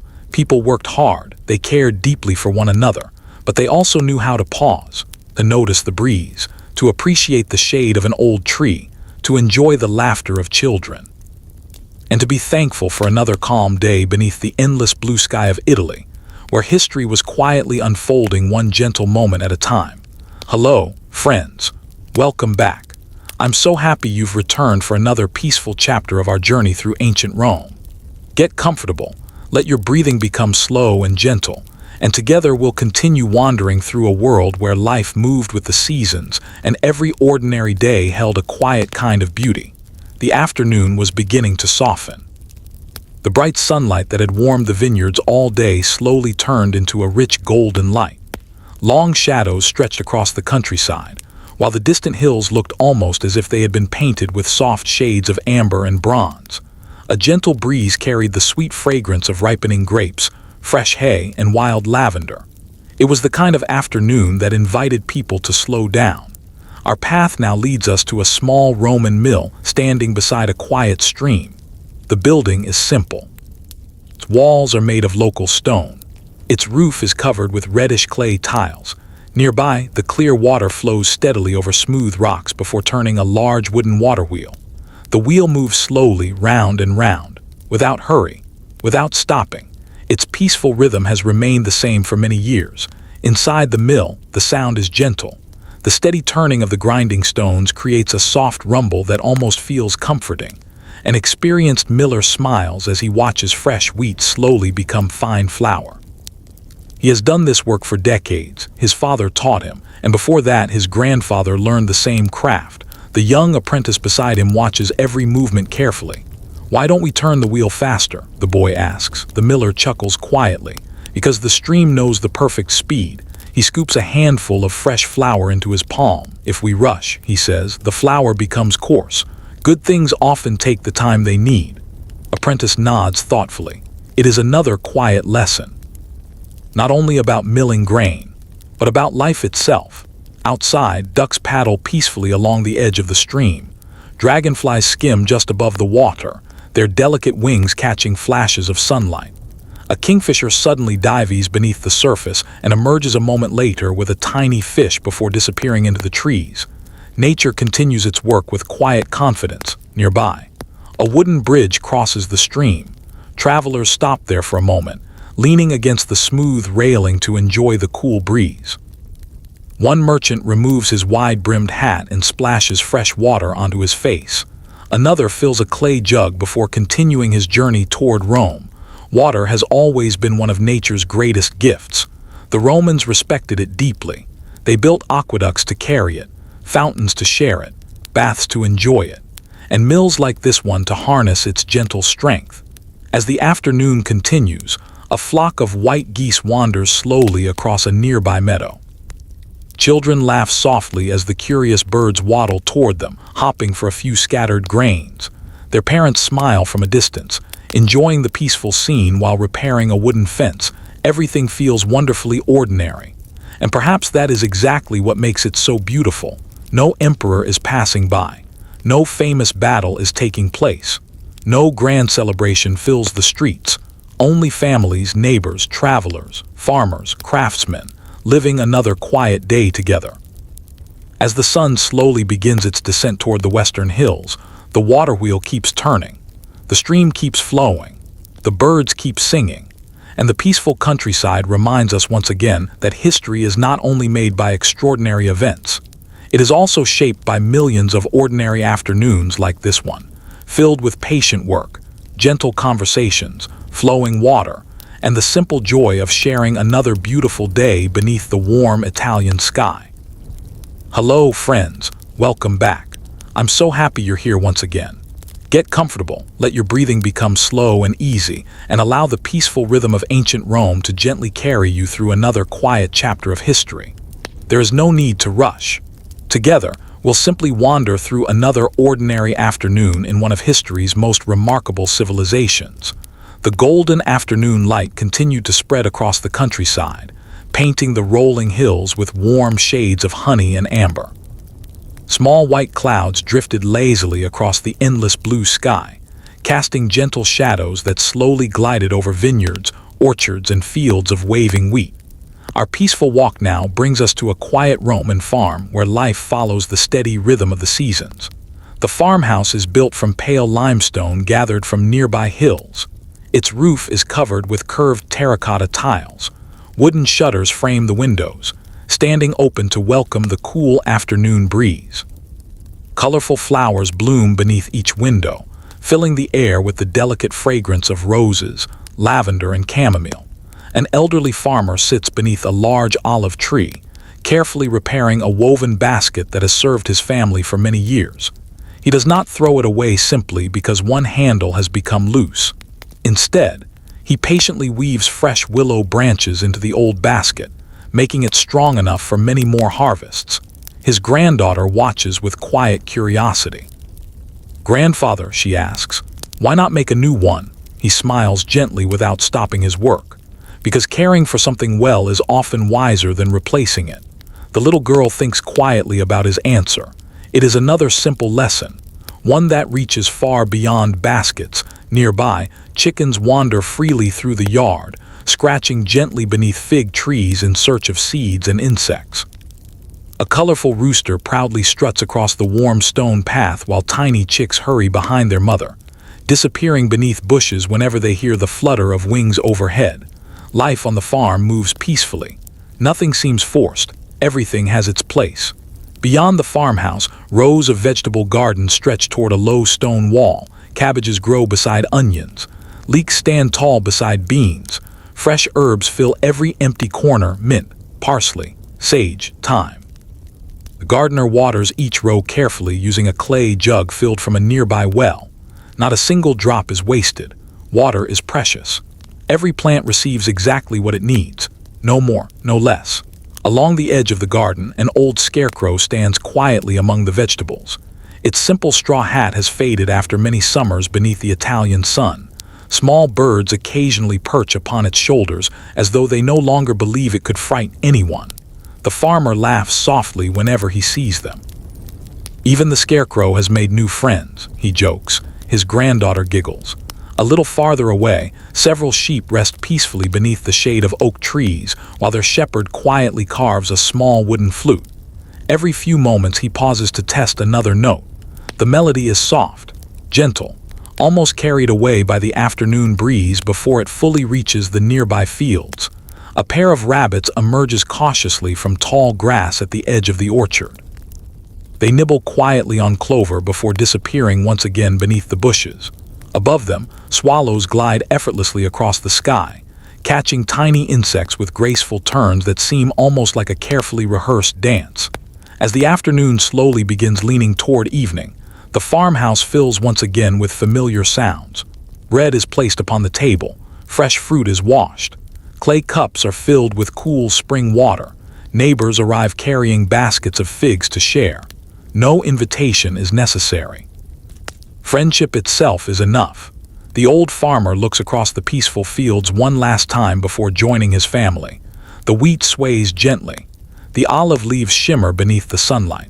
The breeze carries the scent of earth, herbs, and ripening fruit. He smiles quietly. After all these years, he still believes there is no finer place in the world than this simple little farm beneath the warm skies of Italy. And as another calm afternoon slowly drifts toward evening, ancient Rome continues its timeless rhythm. One peaceful day, one kind neighbor, and one quiet story at a time. Hello, friends. Welcome back. I'm so happy you're here to continue this peaceful journey through the everyday life of ancient Rome. Find a comfortable place to rest. Let your breathing become calm and steady, and together we'll wander through another quiet chapter of history. As always, there is no rush. History has been waiting for us for 2,000 years. The afternoon sun slowly drifted toward the western horizon, bathing the countryside in a warm golden light.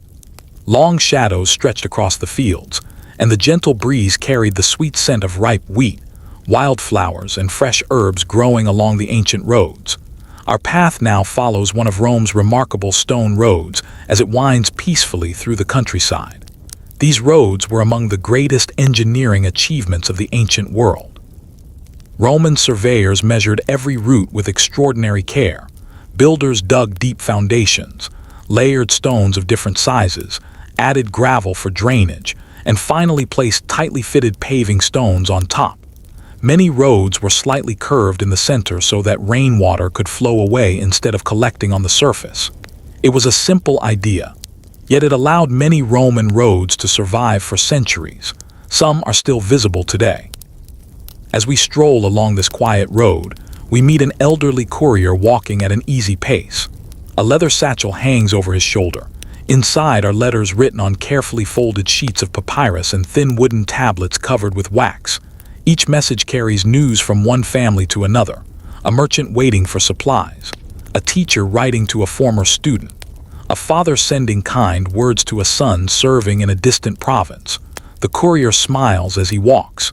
He knows that every letter carries hope. Along the roadside stands a beautifully carved stone milestone. The Romans placed these markers to show travelers how far they had journeyed and how much farther remained.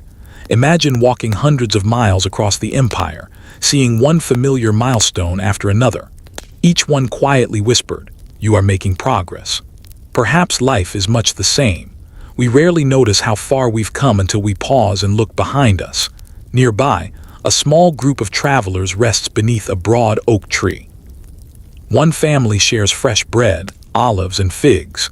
Another traveler offers cool water from a clay jug to a stranger whose own supply has run low. No one hesitates. Helping a traveler is simply the right thing to do. Hospitality was deeply respected throughout much of the Roman world. As the afternoon breeze gently rustles the leaves overhead, a flock of sheep crosses the road.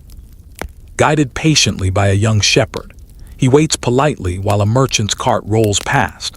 The merchant raises a hand in greeting. The shepherd smiles and returns the gesture. No words are needed.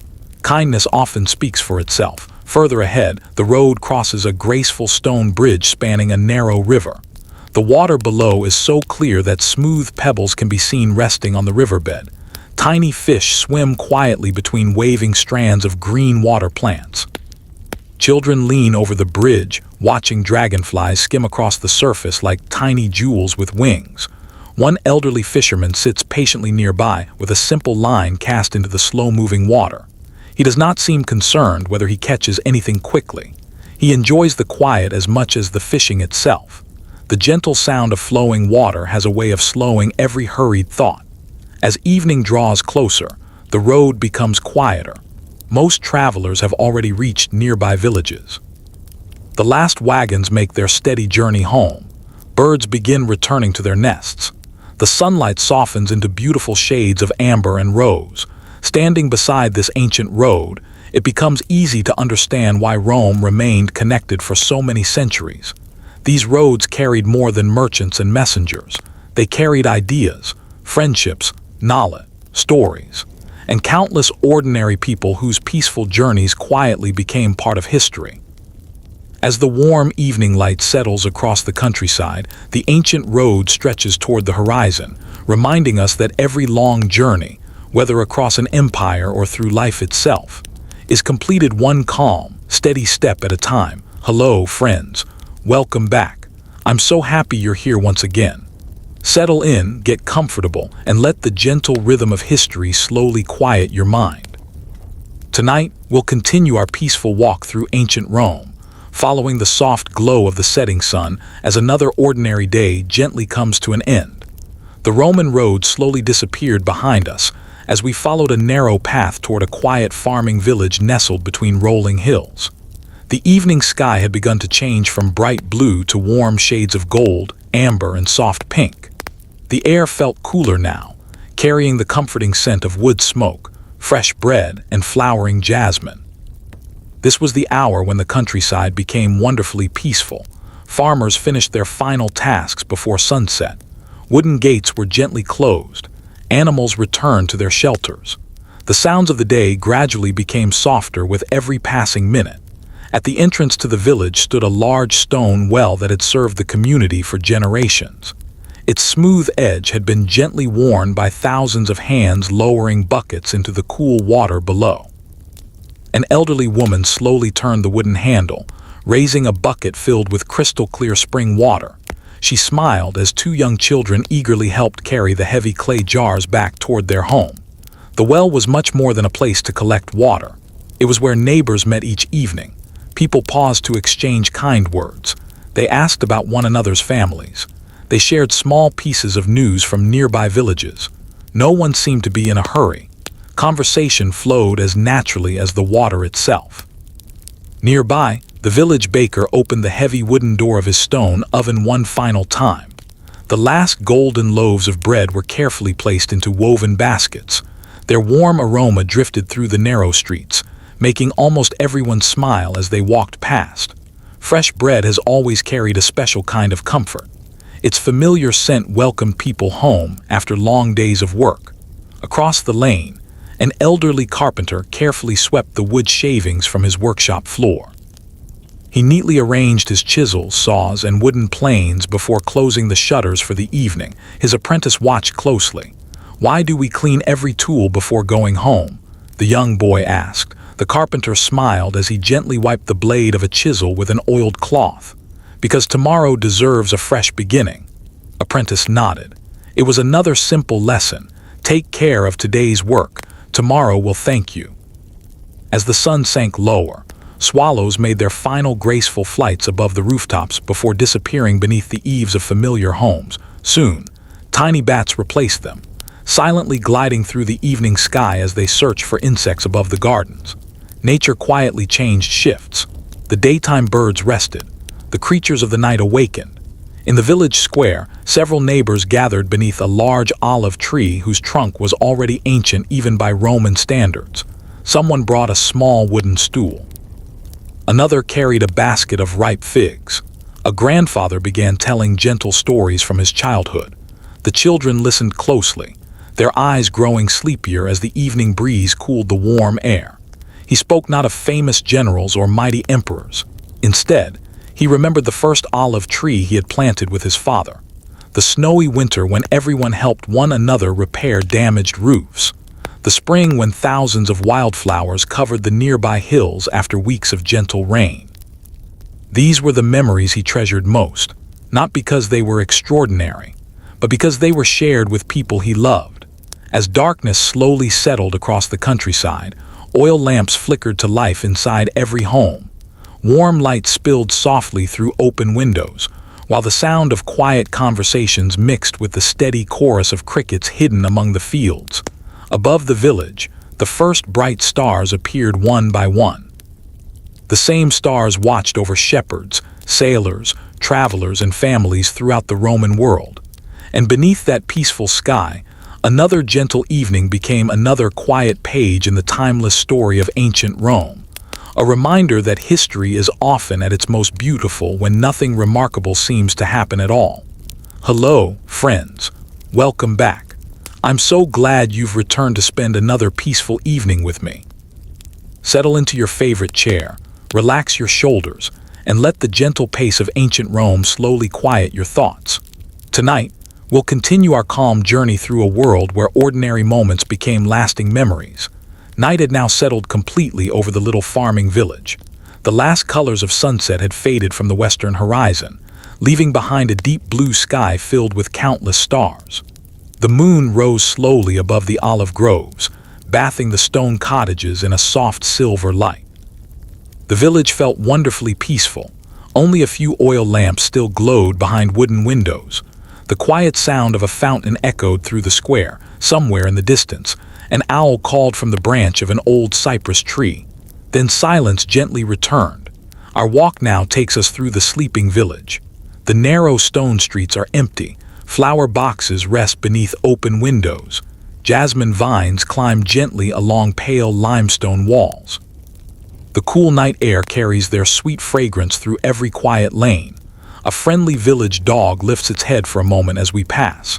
After recognizing the familiar surroundings, it stretches lazily and curls back into its comfortable place beside the doorway. There is no danger here, only another peaceful night.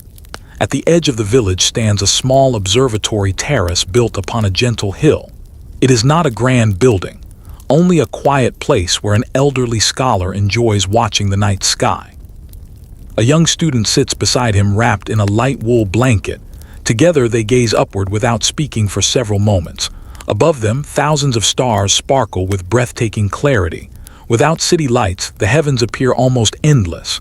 The Milky Way stretches across the sky like a pale ribbon of silver dust. The old scholar finally smiles. "Look carefully," he whispers.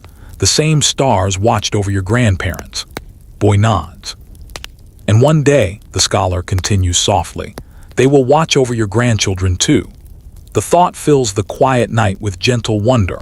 Although the Romans did not understand every mystery of the universe, they carefully observed the heavens. They recognized familiar constellations. They tracked the changing phases of the moon. They noticed how certain stars appeared with the changing seasons. For farmers, sailors, and travelers, the sky became a trusted companion. Below the hill, a small flock of sheep sleeps peacefully inside a stone enclosure. Their shepherd rests nearby beneath a simple wool blanket. His faithful sheepdog remains awake a little longer, quietly watching the hillside before finally closing its eyes as well. Everything seems perfectly calm. Nearby, the village fountain continues its endless work.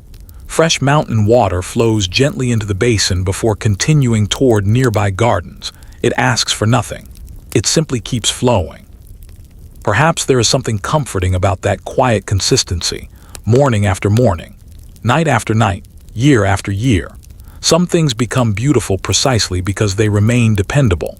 As midnight quietly passes, a gentle breeze moves through the olive trees.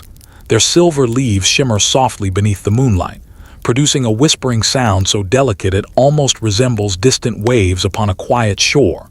Inside the cottages, families sleep peacefully after another day of honest work. Tomorrow will bring fresh bread, busy markets, children learning new lessons, travelers following ancient roads, gardeners tending flowers, blacksmiths shaping iron, millers grinding grain. Life will continue exactly as it always has, not because it lacks adventure, but because steady routines create peaceful lives. And perhaps that is one of the greatest lessons ancient Rome quietly offers us. Great civilizations are not built only by extraordinary moments. They are built by ordinary people who wake each morning, care for one another, work with patience, and end each day with gratitude beneath the same timeless stars. Hello, friends. Welcome back. I'm truly happy you've joined me again. Get comfortable, settle in, and let your thoughts drift as gently as the cool evening breeze. Tonight, we'll continue our quiet journey through ancient Rome, where every sunrise, every conversation, and every peaceful routine became part of a story that has lasted for thousands of years. As the night slowly gave way to dawn, the eastern horizon brightened little by little. The stars faded one by one, while the moon quietly slipped toward the western sky. A thin layer of morning mist rested across the fields, making the vineyards and olive groves appear almost dreamlike. The first robin landed upon the stone edge of the village fountain. Moments later, sparrows filled the air with cheerful songs. The peaceful village slowly awakened. One wooden shutter opened, then another. A gentle curl of wood smoke rose from the first chimney as someone prepared the morning fire. The familiar rhythm of another Roman day had begun. Today, our walk leads us toward one of the busiest and most fascinating places in the countryside, the weekly market. Unlike the permanent markets inside the city of Rome, many villages held markets on certain days each week. People traveled from nearby farms carrying the very best of their harvests. Some arrived before sunrise.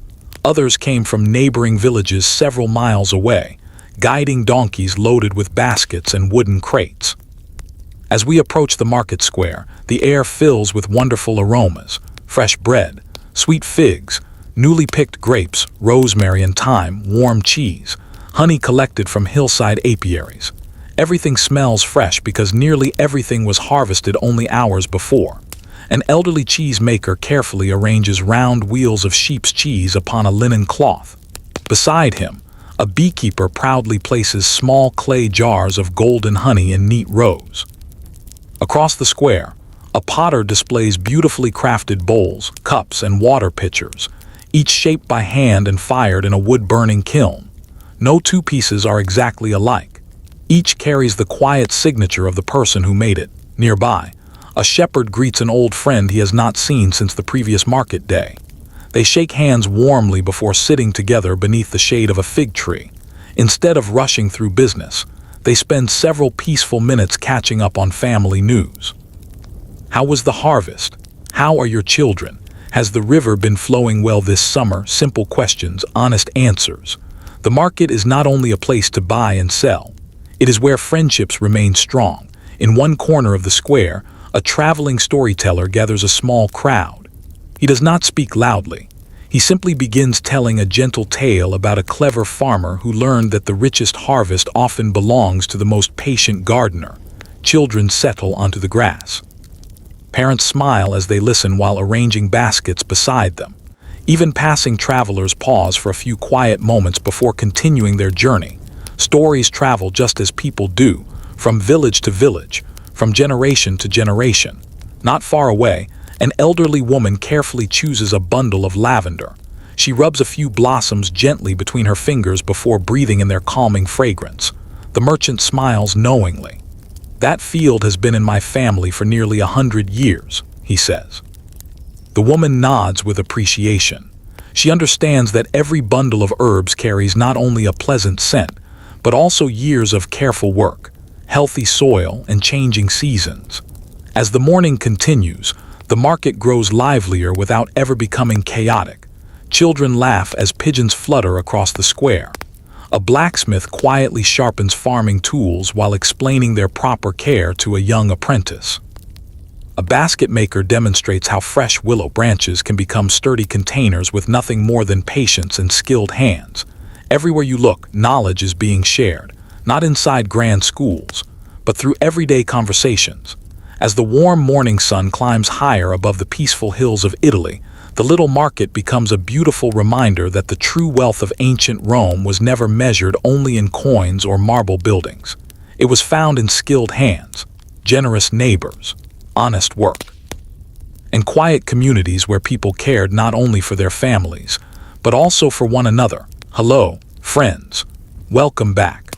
I'm so happy you've returned to continue our peaceful journey through ancient Rome. Get comfortable, let the outside world slowly fade away, and together we'll enjoy another calm chapter from the everyday lives of ordinary people who quietly shaped one of history's greatest civilizations. The village market was now in full swing.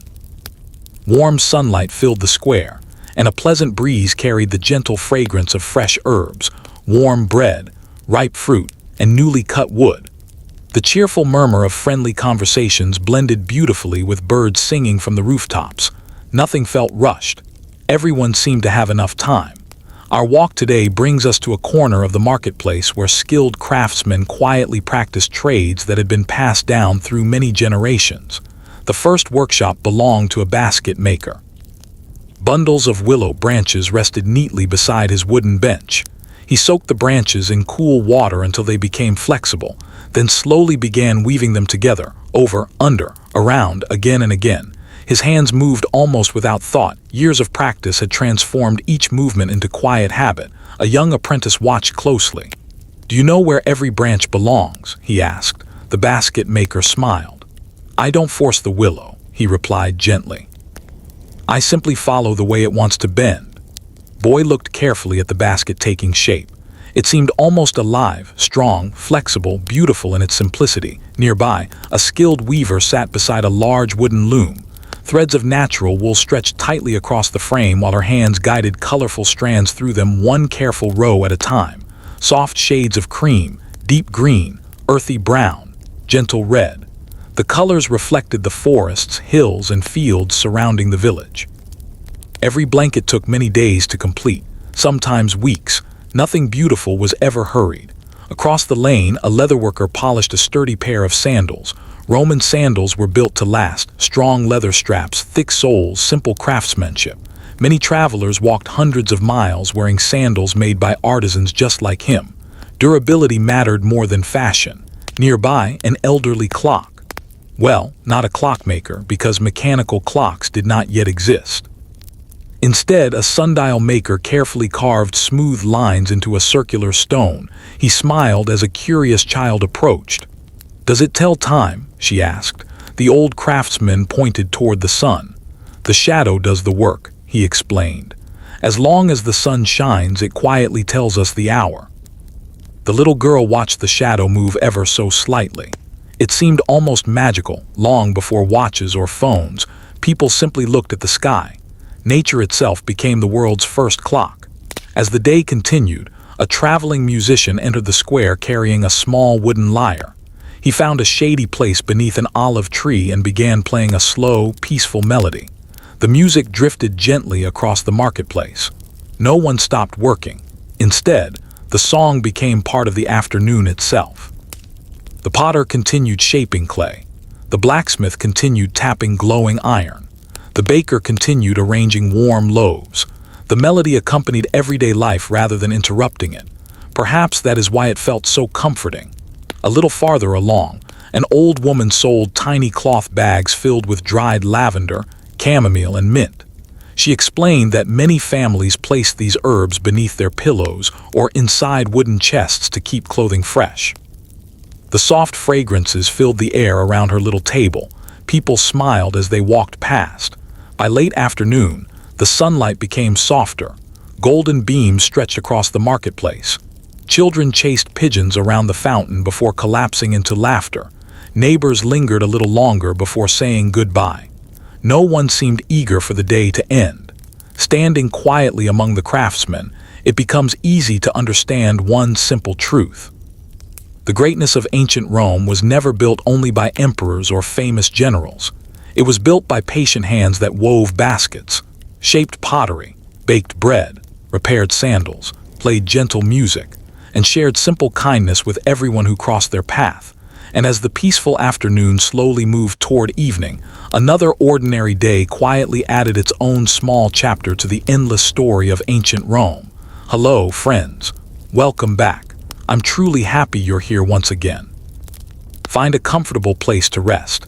Let your breathing become slow and steady, and allow the peaceful rhythm of history to gently carry you into another quiet chapter of ancient Rome.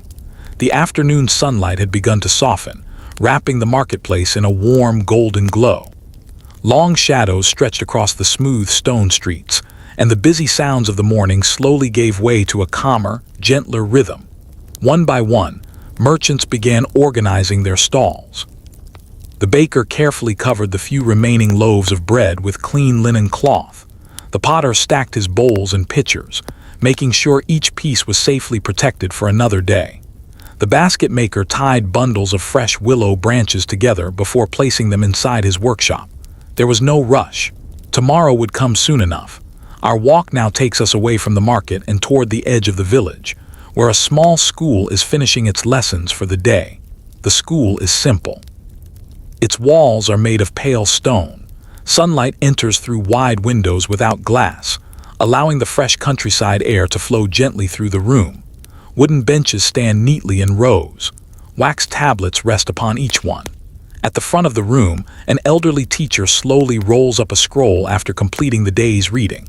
The children have spent the afternoon practicing their writing, learning numbers, and listening to stories about the history of Rome, Greece, and the wider Mediterranean world. Before everyone leaves, one curious student raises his hand. "Teacher," he asks softly, "what is the most important thing to learn?" The old teacher smiles kindly. He looks around the quiet classroom before answering. "To never believe that learning is finished." Children listen carefully. "The moment we think we know everything," he continues, "we stop growing." Room becomes wonderfully quiet. Even the birds outside seem to pause for a moment. The students gently close their wax tablets and thank their teacher before walking into the warm afternoon sunlight. Some hurry home to help their families. Others stop beside the village fountain to splash cool water onto their faces. A few remain together beneath a large oak tree, happily repeating the new words they learned that day. Knowledge has become part of their conversation, not because anyone forces them, but because curiosity has quietly taken root. Nearby, a father and his daughter walk slowly along the Roman road leading home. The little girl carries a small basket filled with herbs she collected for her mother. As they walk, she notices a tiny line of ants crossing the road. She kneels to watch them. "They're all carrying something," she whispers. Her father nods. "They each have a job." She watches a little longer. "They never seem to argue." He smiles. Nature often teaches us more than we expect. Two continue walking at an easy pace, leaving the ants to continue their tiny journey uninterrupted. Not far away, a shepherd rests beside a gentle stream while his sheep graze peacefully on the hillside. He plays a soft melody on a reed flute. The music drifts through the cool afternoon air, mixing with the quiet sound of flowing water and the rustling leaves of nearby poplar trees. The sheep continue grazing without concern. Birds perch nearby as though they too have paused to listen. As the sun slowly lowers toward the western hills, the sky begins to glow with beautiful shades of amber, rose, and pale violet. The first cool breeze of evening arrives. Olive trees shimmer softly. The fountains continue their endless song. Children's laughter slowly fades as families gather for supper. Standing quietly at the edge of the village, it becomes clear that the true strength of ancient Rome did not live only in its grand temples, mighty roads, or towering aqueducts. It lived in classrooms where curiosity was encouraged, in families who shared wisdom across generations, in neighbors who greeted one another with kindness, and in ordinary people who found happiness in simple work, peaceful evenings, and the quiet promise that tomorrow would bring another beautiful sunrise. Hello, friends. Welcome back. I'm so happy you've returned for another peaceful evening in ancient Rome. Settle into a comfortable position. Let your breathing slow naturally, and allow the gentle sounds of this ancient world to carry you a little farther from the busyness of today. Tonight, we'll follow the final hours of another ordinary Roman day, when the countryside becomes wonderfully quiet. The sun now rested low above the distant hills. Its warm golden light spread across the vineyards, olive groves, and wheat fields like a soft blanket. Every stone cottage seemed to glow with gentle shades of amber, while the long shadows of cypress trees stretched peacefully across the narrow roads. The afternoon slowly gave way to evening. Smoke curled lazily from the chimneys of village homes as families prepared their evening meals. The comforting aroma of freshly baked bread mixed with the rich scent of vegetable stew, onions, herbs, and warm olive oil. Simple meals, prepared with care, shared with gratitude. Our quiet walk now brings us to a small family kitchen inside one of the stone cottages. The room is modest but welcoming. A clay oven still holds the warmth of the day's baking. Copper pots hang neatly from wooden beams. Bundles of dried herbs, sage, rosemary, thyme, and mint, rest above the hearth, filling the room with their gentle fragrance. A grandmother slowly kneads another loaf of bread while her granddaughter watches closely. "Can I help?" the little girl asks. The grandmother smiles warmly. "Of course." She places the child's tiny hands upon the soft dough. "Rush it," she whispers. Bread teaches patience. Together they fold the dough again and again. The little girl laughs as a bit of flour lands on her nose. Her grandmother laughs too. Some lessons are remembered because they are joyful. Nearby, the grandfather carefully slices fresh figs onto a wooden plate. Beside them rests a bowl of olives, goat cheese, roasted beans, and crisp cucumbers picked from the garden earlier that morning. Nothing extravagant. Only wholesome food grown with honest work. Outside the open window, swallows make their final circles through the evening sky before settling beneath the rooftops. A gentle breeze carries the familiar sound of sheep bells from distant hillsides. Somewhere nearby, a shepherd calls softly to his flock. The village slowly becomes quieter with every passing minute. As supper begins, the family gathers around a sturdy wooden table polished smooth by many generations. Before eating, everyone pauses for a quiet moment of gratitude.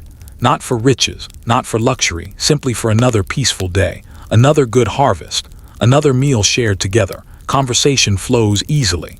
The grandfather tells a story about the winter snowfall he remembered as a young boy.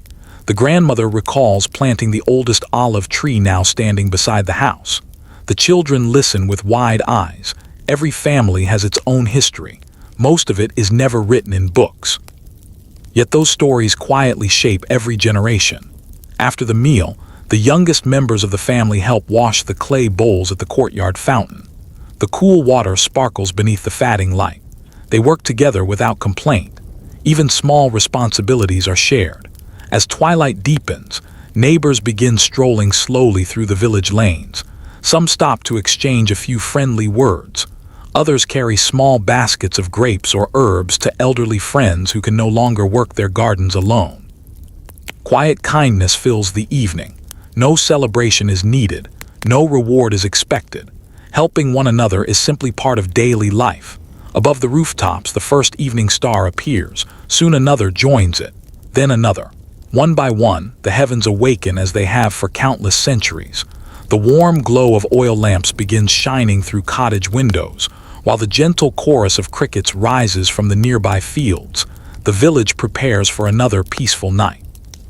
And as we quietly leave this little Roman home behind, we are reminded that the strongest foundations of any civilization are not built only with stone, brick, or marble. They are built around family tables, shared meals, patient hands, gentle words, and the simple habit of caring for one another, day after peaceful day. Hello, friends. Welcome back. I'm truly happy you've returned to spend another quiet evening with me. Get comfortable, allow your breathing to become slow and peaceful, and let the gentle rhythm of ancient Rome carry your thoughts a little farther away from the busy world of today. Outside the cottage, the last warm colors of sunset slowly faded beyond the distant hills. The sky transformed into soft shades of violet and deep blue, while a cool evening breeze drifted gently through the olive trees. The village became quieter with every passing moment. The children had finished their games. The shepherds had safely brought every sheep back into the stone pens. The farmers placed their tools neatly inside wooden sheds, knowing tomorrow would bring another peaceful day of honest work. Our walk now follows a narrow stone path leading toward the village bakery. Although the day's customers have already gone home, the baker has one final task before the night is over. Inside the bakery, the great brick oven still glows with gentle warmth. Its fire has burned since before sunrise. Now only a bed of glowing embers remains, quietly lighting the room with a soft orange glow. The baker slowly sweeps the stone floor clean with a bundle of straw tied to a wooden handle. Every movement is calm. Every movement is familiar. His son watches nearby, carefully stacking empty flour sacks against the wall. "Father," the boy asks, "how do you know when the bread is ready?" The baker smiles as he places one hand lightly against the warm stone oven. "Bread tells you." Boy looks puzzled. "Smell changes," the baker explains. "The crust becomes golden. When you tap the bottom, it sings with a hollow sound. Child listens carefully. Some knowledge cannot be learned from a scroll. It can only be learned through years of quiet experience. Outside, the moon rises above the rooftops. Its silver light falls gently across the empty marketplace where only hours ago neighbors greeted one another. Merchants displayed their goods and children laughed beside the fountain. Now the square belongs to silence. A gentle silence, the kind that makes every footstep seem softer. A pair of cats quietly wander between the market stalls, searching for comfortable places to rest until morning. Nearby, the village fountain continues its endless song. Fresh water flows just as faithfully tonight as it did yesterday, and just as it will tomorrow. An elderly traveler arrives a little later than expected. The innkeeper welcomes him with a warm smile. There are no questions asked before offering a simple meal, fresh water, and a comfortable bed. Hospitality is considered a duty. Every traveler is someone's neighbor, even if they have never met before. The traveler thanks the innkeeper and quietly enjoys a bowl of warm vegetable stew with fresh bread still carrying the comforting aroma of the evening's baking. It is not a luxurious feast, yet after a long journey it feels like one. Far beyond the village, the countryside rests peacefully beneath the stars. Owls glide silently above the fields. A fox carefully crosses a quiet meadow. Tiny crickets continue their endless evening chorus hidden among the tall grasses. The olive groves shimmer softly beneath the moonlight, while the cypress trees stand like quiet guardians watching over the sleeping land. Inside every cottage, oil lamps burn a little lower. Families finish their conversations. Children slowly drift to sleep beneath warm wool blankets. Tomorrow they will wake to birdsong, fresh bread, flowing fountains, and another ordinary day that will quietly become part of history. And perhaps that is the greatest beauty of ancient Rome. Its story is not only found in emperors, monuments, or famous victories. It is also found in warm kitchens, peaceful villages, kind neighbors, patient craftsmen, and countless ordinary evenings where people simply lived with gratitude, worked with care, and ended each day beneath the same timeless stars that still shine above us tonight. Hello, friends. Welcome back. I'm so glad you've returned for another peaceful chapter of our journey through ancient Rome. Settle in, make yourself comfortable, and let your breathing become slow and easy. Tonight, we'll continue our quiet walk beneath the stars, discovering another gentle corner of Roman life where history whispers instead of shouts. The village had now fallen completely asleep. Only the soft glow of a few oil lamps remained visible through small windows. The streets were empty, the marketplace was silent, and the cool night breeze carried the delicate fragrance of lavender, jasmine, and fresh earth after a pleasant evening. Above us, the sky looked endless. Thousands of stars sparkled with remarkable clarity. Without bright city lights, every constellation seemed close enough to touch. The Milky Way stretched across the heavens like a pale river of silver, slowly flowing from one horizon to the other. Our peaceful walk now takes us beyond the village walls toward the open countryside. A narrow stone path winds gently through olive groves before reaching a wide meadow where wildflowers quietly sway beneath the moonlight. The flowers have closed their petals for the night. Tomorrow morning, they will open again with the rising sun. Nature follows its own gentle schedule. There is comfort in knowing that some things never hurry. At the edge of the meadow stands a shepherd's small stone shelter. A single lantern hangs beside the wooden door. Its warm light flickers softly in the breeze. Inside, the shepherd writes a few simple notes onto a wax tablet. He records how many lambs were born this spring, which pastures produced the healthiest grass, when the first swallows returned after winter. These small observations may seem ordinary, yet they help every season become a little easier than the last. Knowledge often grows quietly, one careful note at a time. Outside, his faithful sheepdog lies peacefully beside the doorway. Every now and then it lifts its ears, listening to the distant sound of sheep quietly sleeping together beneath the stars. Everything is calm. Everything feels safe. Far across the meadow, a small stream reflects the moonlight like polished silver. Its water moves slowly over smooth stones, creating a gentle melody that has remained unchanged for countless generations. Travelers often stopped here before continuing their journeys at sunrise. Tonight, however, only nature keeps watch. A pair of deer steps carefully from the nearby woods. They lower their heads to drink from the clear stream before quietly disappearing once more among the trees. An owl glides silently overhead. Its wings make almost no sound at all. For a moment, the entire countryside seems perfectly still. The silence is never empty. It is filled with tiny sounds that become noticeable only when we slow down enough to hear them. The whisper of leaves, the gentle flow of water, the distant chirping of crickets, the quiet breathing of sleeping animals. Perhaps this is what peace truly sounds like. As midnight passes, a cool breeze moves across the hills, gently rustling the silver leaves of ancient olive trees. Some of those trees are already hundreds of years old. They have witnessed countless harvests, changing seasons and generations of families. They ask for very little sunlight, rain, time, and in return they offer fruit, shade, and quiet beauty. Standing beneath those ancient branches, it's easy to understand why the Romans respected nature so deeply. They knew that the greatest gifts often arrived slowly, not in hours, not in days, but over years, sometimes over lifetimes. And as our peaceful walk through the moonlit countryside comes to a gentle close, the quiet land of ancient Rome reminds us once again that history is not only a story of remarkable people, it is also the story of ordinary nights, silent fields, flowing streams, ancient trees, and countless peaceful moments that have quietly echoed across 2,000 years. Hello, friends. Welcome back. I'm truly happy you've chosen to spend another peaceful evening with me. Get comfortable, settle into your favorite place, and let the calm rhythm of ancient Rome gently slow your thoughts.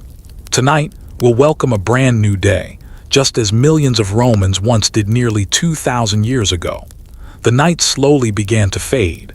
The stars still shimmered overhead, but one by one they quietly disappeared into the growing light of dawn.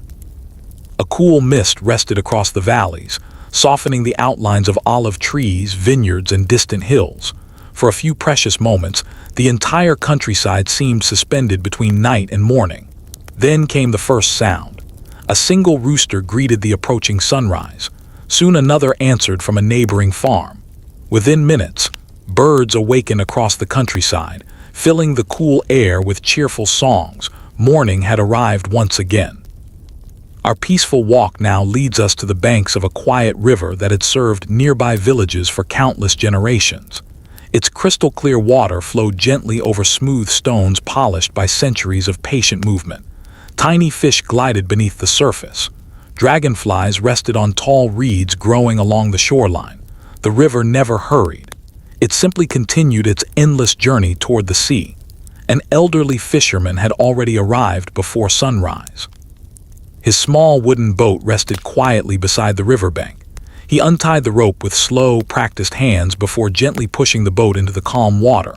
There was no engine, no loud splash, only the soft sound of wood meeting water. His grandson climbed carefully into the boat beside him. Neither spoke for several moments. Sometimes silence was the best way to greet a new day. As they drifted downstream, the old fisherman pointed toward the eastern sky. "Watch closely," he whispered.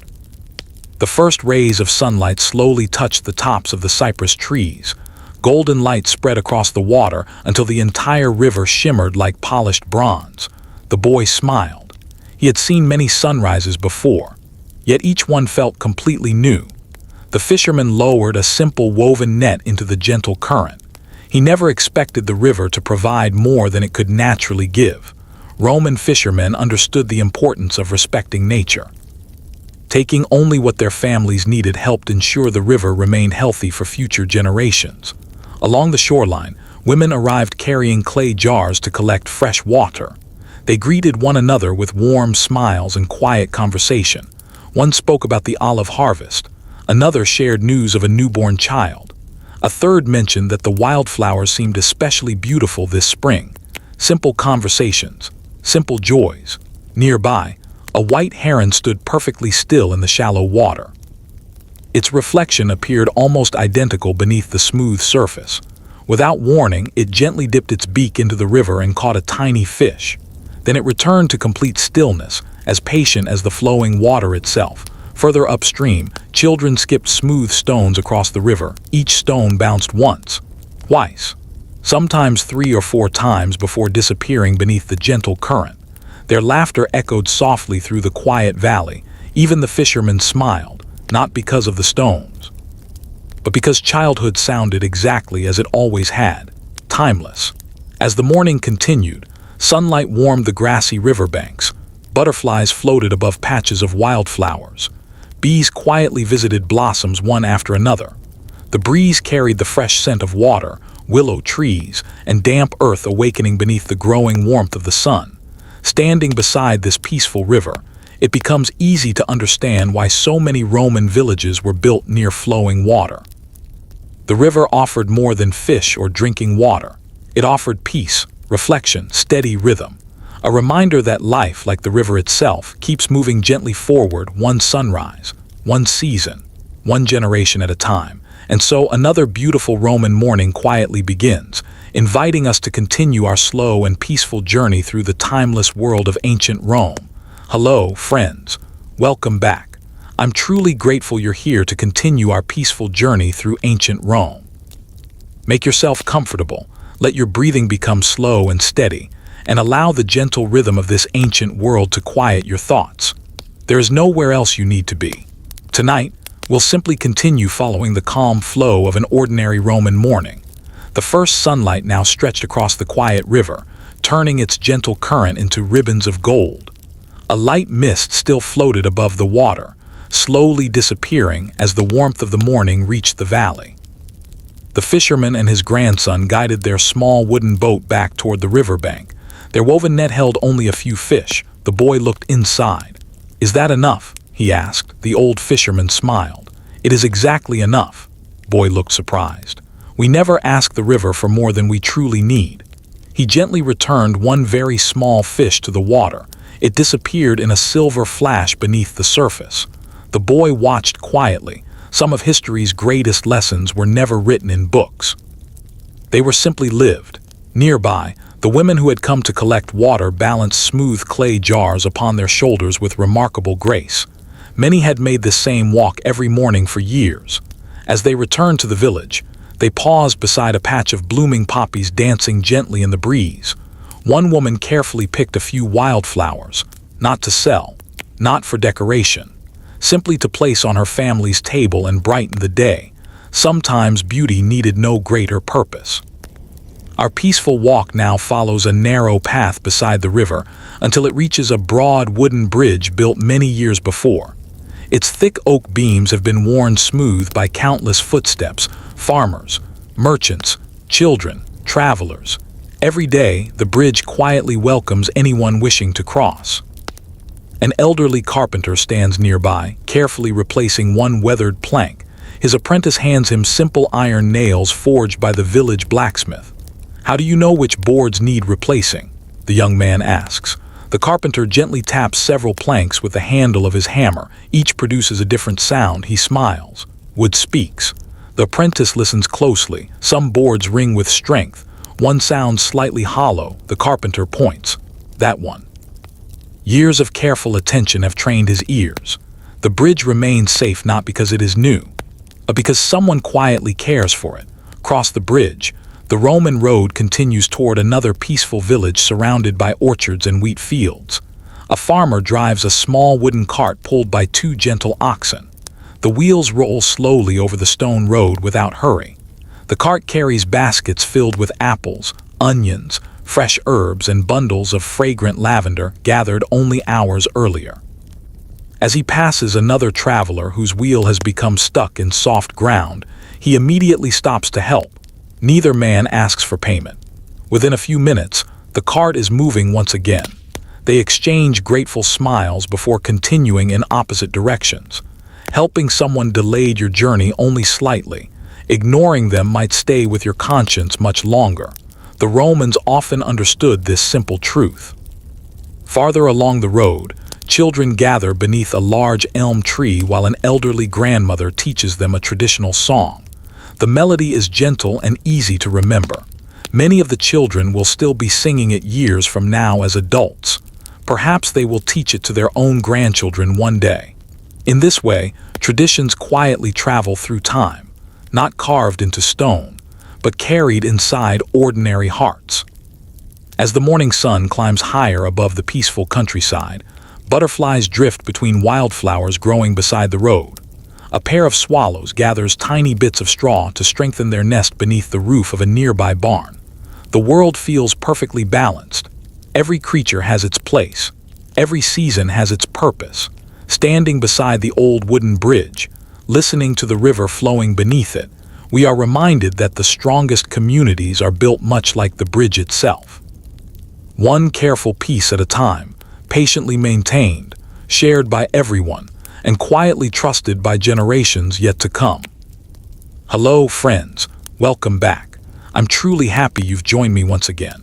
Find a comfortable place to rest, let your eyes grow a little heavier, and allow the peaceful world of ancient Rome to gently carry you farther into another calm and unhurried day. Tonight, we'll continue our walk as the warm morning slowly unfolds across the Italian countryside. The wooden bridge gradually disappeared behind us as the Roman road curved gently between rolling hills covered with olive trees and fields of golden wheat. The morning sun climbed higher into the clear blue sky, warming the dew that still rested upon the grass. Tiny droplets sparkled like little crystals before quietly disappearing into the fresh morning air. A pair of white butterflies danced above a patch of wild daisies. Nearby, a family of rabbits emerged cautiously from beneath a thick blackberry bush. The smallest rabbit paused for a moment, twitching its tiny nose before following the others into the open meadow. Everything felt peaceful. Everything moved at nature's own gentle pace. Our journey now brings us to a quiet olive grove that has been cared for by the same family for generations. The trees stand in neat rows across the hillside. Their trunks are thick and beautifully twisted, shaped by hundreds of years of wind, rain, sunshine, and changing seasons. Some of these trees were already old when the grandparents of today's farmers were children. Olive trees are patient. They ask for little, yet they give generously. An elderly farmer walks slowly among the trees, carrying a small wooden ladder over one shoulder. His granddaughter follows behind with a woven basket. She gently touches the rough bark of one ancient tree. "It feels so old," she whispers. The farmer smiles. "It is." He places his hand upon the trunk with quiet respect. "This tree has seen more summers than anyone living in this village." The little girl looks upward through the silver-green leaves dancing softly in the breeze. She tries to imagine all the people who had once rested beneath these same branches, children who laughed, families who shared meals, grandparents who told stories beneath the afternoon shade. The tree remembers them all in its own quiet way. Nearby, another farmer carefully spreads large linen cloths beneath the branches. Although the harvest is still weeks away, everything is prepared early. The Romans believed that careful preparation often made difficult work much easier. There was wisdom in planning ahead. As they continue walking through the grove, the grandfather kneels beside a tiny olive sapling growing near one of the older trees. "It will need many years," he says softly, "perhaps 50 before it reaches its full strength." The little girl looks surprised. "That's a very long time," he nods. "Some of the best things in life ask us to be patient. Every reward arrives quickly. Nature has always understood that." A gentle breeze moves across the hillside. Thousands of silver leaves shimmer together, creating a soft whisper that almost sounds like distant rain. Birds hop quietly from branch to branch. Honeybees visit tiny wildflowers blooming between the rows of trees. No part of the grove feels empty. Every corner is alive. At the edge of the orchard stands a simple stone bench overlooking the valley below. From here, the entire countryside can be seen. Vineyards stretching toward the horizon, small farms surrounded by orchards.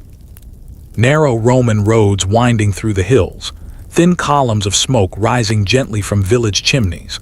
The farmer and his granddaughter sit together for a few peaceful moments without speaking. Sometimes silence says everything that words cannot. The little girl closes her eyes and listens. She hears birds singing, leaves whispering, the distant ringing of sheep bells, the soft hum of bees, the gentle breeze moving through the ancient grove. "It sounds beautiful," she says. The old farmer smiles. "That," he replies quietly, "is the sound of a peaceful life." And as the warm Roman morning continues beneath the endless blue sky, the ancient olive grove reminds us that the greatest treasures are rarely found in haste. They grow slowly, season after season, generation after generation, offering their quiet gifts to anyone willing to slow down, listen carefully, and appreciate the simple beauty of another ordinary day in ancient Rome. Hello, friends. Welcome back. I'm so happy you've returned for another peaceful walk through the timeless countryside of ancient Rome. Settle in, take a slow, comfortable breath, and let the gentle pace of this ancient world guide you into another calm chapter. There is no hurry here, only quiet roads, warm sunshine, and the simple beauty of everyday life. The ancient olive grove slowly faded behind us as we followed a narrow stone path toward the heart of the countryside. The morning had grown warmer now, yet a refreshing breeze still drifted across the hills, carrying the delicate fragrance of wildflowers and fresh herbs. Ahead, fields of golden wheat stretched as far as the eye could see. The grain moved gently with every breeze, creating slow waves that rolled across the landscape like a peaceful golden sea. It was one of the most beautiful sights in the Roman countryside. An elderly farmer stood quietly at the edge of the field. His wide straw hat shaded his face from the growing warmth of the sun. In his hands he held a single stalk of wheat. He gently rubbed the grains between his fingers before smiling with quiet satisfaction. His grandson watched with curious eyes. "How can you tell it's ready?" the boy asked. The old farmer placed a few golden kernels into the child's hand. "Feel them." Boy looked closely. They were firm, dry, smooth. The farmer nodded. "Wheat tells us when the time has come." Once again, nature spoke quietly to those willing to listen. Nearby, several workers harvested the grain using curved iron sickles. There was no rushing. Each bundle was cut carefully, then tied together with strands of straw before being placed neatly into orderly rows. Every movement reflected years of experience. The Romans understood that wasting even a small part of the harvest meant wasting months of hard work. Nothing was taken for granted. As the morning continued, a gentle breeze swept across the field, making thousands of wheat stalks bow together. The boy smiled. "It looks like the field is waving." His grandfather laughed softly. "Perhaps it's saying good morning." For a few peaceful moments, they simply watched the golden waves move beneath the bright blue sky. No conversation was needed. Sometimes the world offers its finest lessons in silence. At the edge of the field stood a small stone shrine where travelers occasionally paused for a moment of quiet reflection before continuing along the Roman road. Fresh flowers had been placed there earlier that morning. Someone had left a small bundle of lavender beside the stone. No one knew exactly who. Acts of kindness often happened quietly, without expecting recognition. A little farther down the road, two oxen slowly pulled a wooden wagon filled with freshly harvested wheat. The wagon creaked gently as it rolled over the smooth Roman road. The driver hummed a peaceful tune while the oxen walked at their steady, familiar pace. They had traveled this same route many times before nearby.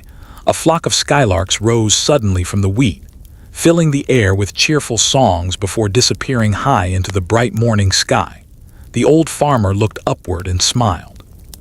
"My father always said," he whispered, "that a field full of birds is a sign of healthy land." Whether or not the saying was always true hardly mattered. It reminded people to notice the living world around them.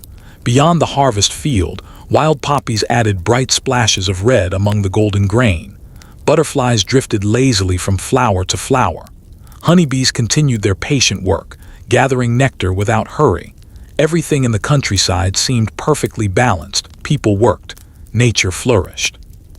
The seasons moved forward exactly as they always had. As the sun climbed higher toward noon, workers gathered beneath a large oak tree for a short rest.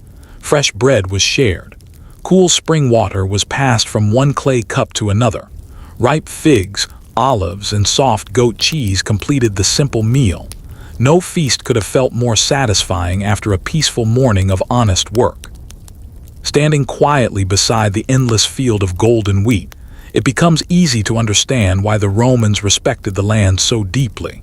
The earth rewarded patience, the seasons rewarded preparation, and every harvest reminded people that life's greatest blessings often begin as tiny seeds, cared for with steady hands, hopeful hearts, and the quiet faith that tomorrow will arrive in its own perfect time.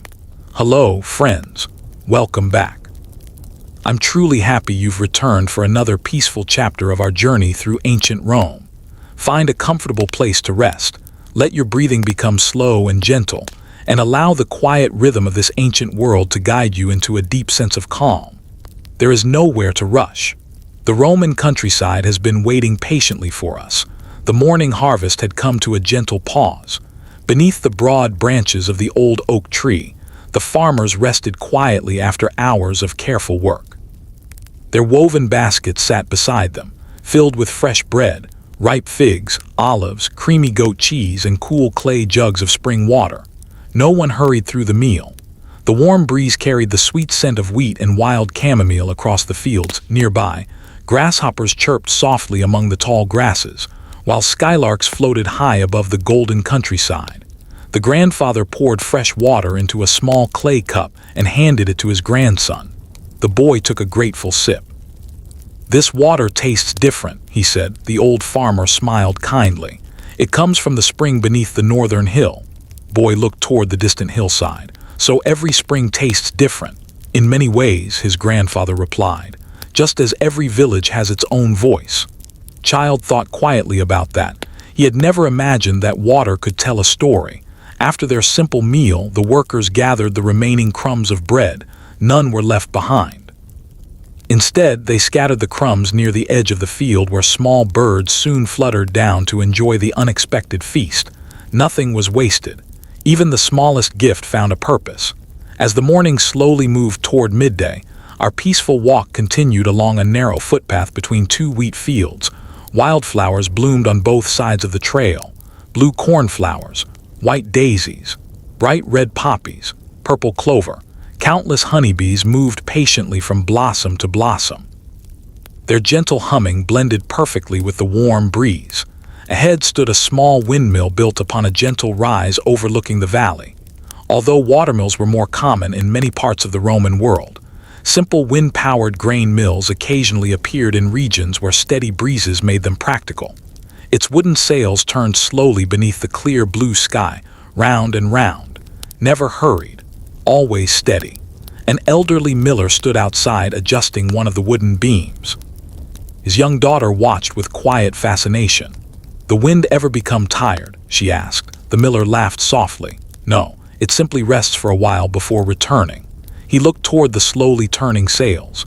"We accomplish more when we learn to work with nature instead of against it." Simple words drifted gently through the warm afternoon air. Nearby, a pair of swallows had built their nest beneath the roof of the mill. Every few moments they returned carrying tiny insects for their hungry chicks, back and forth. Again and again, patiently, without complaint, the little girl watched them carefully. They never stop. They stop when their family no longer needs them. Her father answered with a gentle smile. Far below the hill, the Roman road stretched toward another peaceful village hidden among vineyards and orchards. A merchant's wagon rolled slowly along the ancient stones, while two travelers paused beside a shaded fountain to refill their clay water jars. Every traveler greeted the other with a friendly nod. The road connected strangers, but kindness quickly made them neighbors. As noon approached, the sunlight became brighter, yet the breeze remained cool enough to keep the countryside comfortable. Butterflies drifted across the fields like tiny floating petals. The olive trees shimmered with silver-green leaves. The wheat continued its endless dance beneath the wind. Standing upon the hill beside the slowly turning mill, it became wonderfully clear that ancient Rome was not only a civilization of magnificent cities and famous monuments. It was also a land of quiet villages, patient farmers, flowing springs, turning mills, and ordinary people who understood that a peaceful life was built one calm day, one shared meal, and one simple act of kindness at a time. Hello, friends. Welcome back. I'm so glad you've returned for another peaceful chapter of our journey through ancient Rome. Find a comfortable position, Let your breathing slow naturally, and allow the quiet beauty of the Roman countryside to gently carry your thoughts. There is no hurry here. The sun still has many hours left to cross the sky, and our story will unfold at the same gentle pace. The windmill slowly disappeared behind us as we followed a narrow path toward a broad meadow filled with wildflowers. The late morning sunlight spread across the valley, turning every blade of grass into a soft shade of emerald green. Tiny butterflies floated through the warm air. Bees hummed quietly among the blossoms. Somewhere in the distance, a cuckoo called from a grove of tall oak trees. Everything felt wonderfully alive. Our peaceful walk now brings us to a quiet shepherd's meadow, where dozens of sheep graze calmly beneath the wide Italian sky. Their thick wool shines softly in the sunlight. Small lambs wander close beside their mothers, occasionally stopping to explore patches of clover before hurrying back again. The shepherd sits comfortably beneath an ancient oak tree. His wooden staff rests across his knees. Beside him lies his faithful sheepdog, peacefully watching over the flock with calm, attentive eyes. The shepherd is carving a small wooden spoon from a branch that had fallen during a winter storm. Nothing from the tree is wasted. The wood that cannot become furniture becomes kitchen tools. The smallest pieces become firewood. Even the bark finds a purpose in lighting the evening hearth. His granddaughter sits nearby weaving tiny flower crowns from daisies and buttercups. After a few quiet moments, she asks, "Grandfather, how do you always know if every sheep is here?" The old shepherd smiles. "I don't count only with my eyes." The little girl looks puzzled. He closes his eyes for a moment. "Know their footsteps, the sound they make, the way they move." When you care for something every day, you begin to notice even the smallest changes. Child listens carefully. She watches the flock with fresh curiosity. One lamb hops playfully across a little stream before stopping to drink. Another stretches lazily beneath the shade of a tree. Every animal has its own quiet personality. Nearby, the sheepdog suddenly lifts its ears. For just a moment, it listens toward the distant hillside. Then, realizing everything is peaceful, it gently rests its head back upon its paws. Trust has been built through years of careful work. The shepherd never raises his voice. The dog rarely needs commands. They understand one another almost without speaking. Beyond the meadow, a small stream winds through the valley. Its cool water nourishes the grass, wildflowers, and ancient willow trees growing along its banks. Dragonflies skim gracefully across the surface while frogs rest quietly among the reeds. The stream asks for nothing, yet it gives life to everything around it. The shepherd stands slowly and walks toward the water with a wooden bucket. The sheep follow at an easy pace. No pushing, no rushing, only gentle guidance. As the flock drinks from the clear stream, swallows swoop low over the water, catching tiny insects in graceful flight. Above them, fluffy white clouds drift lazily across the endless blue sky. The old shepherd smiles as he looks toward the horizon. "My father brought me here when I was your age," he says softly, "and his father brought him." The little girl slips her hand into his.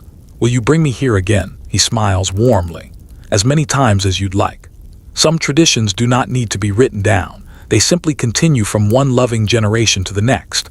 As the warm morning slowly approaches noon, the peaceful meadow remains wrapped in bird song, gentle breezes, flowing water, and the quiet sound of sheep grazing among the wildflowers.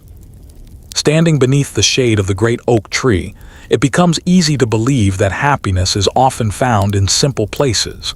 A familiar path, a faithful companion, a clear stream, and another beautiful day shared with those we love beneath the timeless skies of ancient Rome.